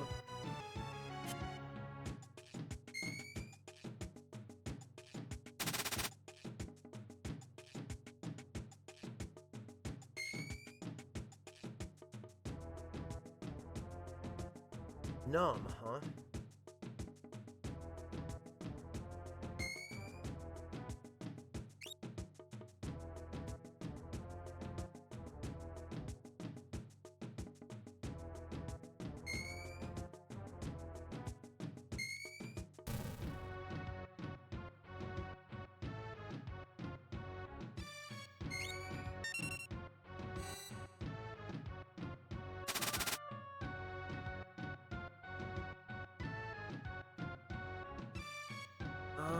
Right.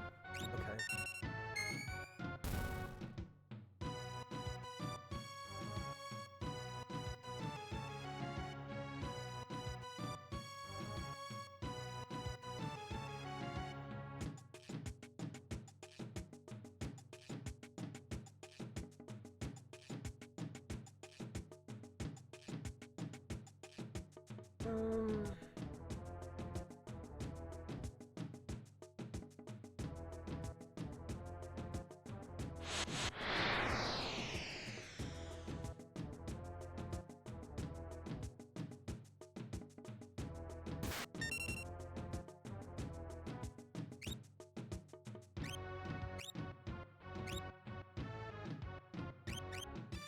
Just check as well, because I wanted to try the Vaporite Rage.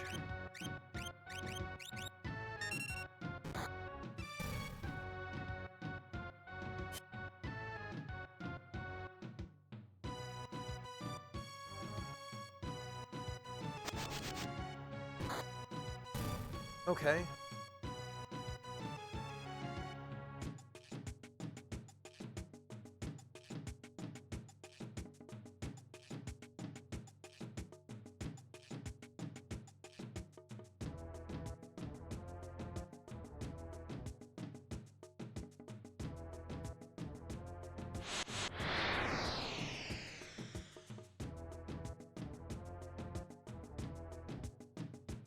Oh, okay, but we have all these already, too, I think. Let's try the Vaporite. Oh, it's Blaze again, okay. Alright. No complaints here.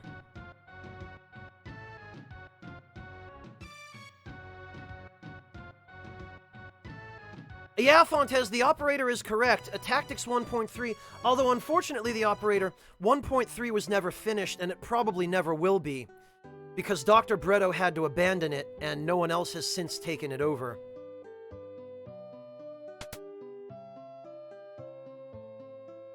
I really hope someday somebody does finish it, because I would love to see 1.3 in a complete state.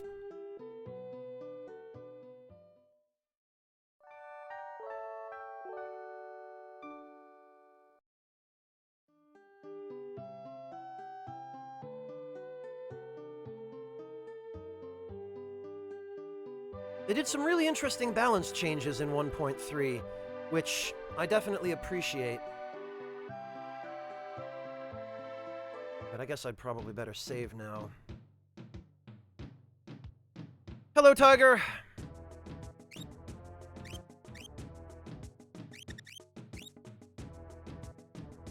Oh, is FF12 vanilla that way too, Fontez? I didn't realize.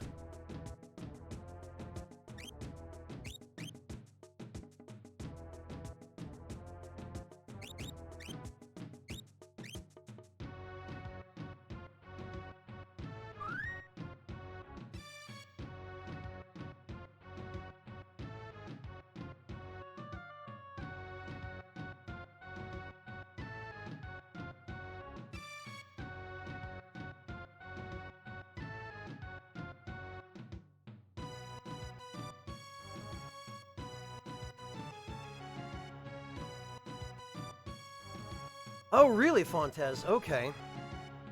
Yeah, I've never played 12. More than 20 minutes, anyway.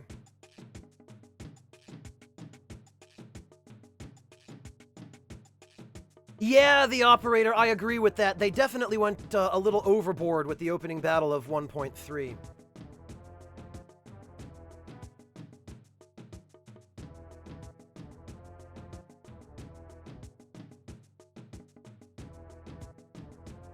In any case, I think at this point I'm going to need to go get some dinner and some sleep, because it's getting on toward that time of day for me. So what we're going to do is we're going to raid my friend Felly. She appears to be playing some Dark Souls 3. She's playing this game for her first time, actually. And I know quite a few of you like Souls, and quite a few of you like Dark Souls 3. So I'm going to go get some dinner and some rest. I'm going to resume FF6 again tomorrow. We will pick up right here, probably around the same time of day, if I can manage to get home from work in time for it. So thank you all very much for joining me, and I look forward to seeing all of you tomorrow. Take care, everybody, and I hope you'll all join me tomorrow for some more FF6.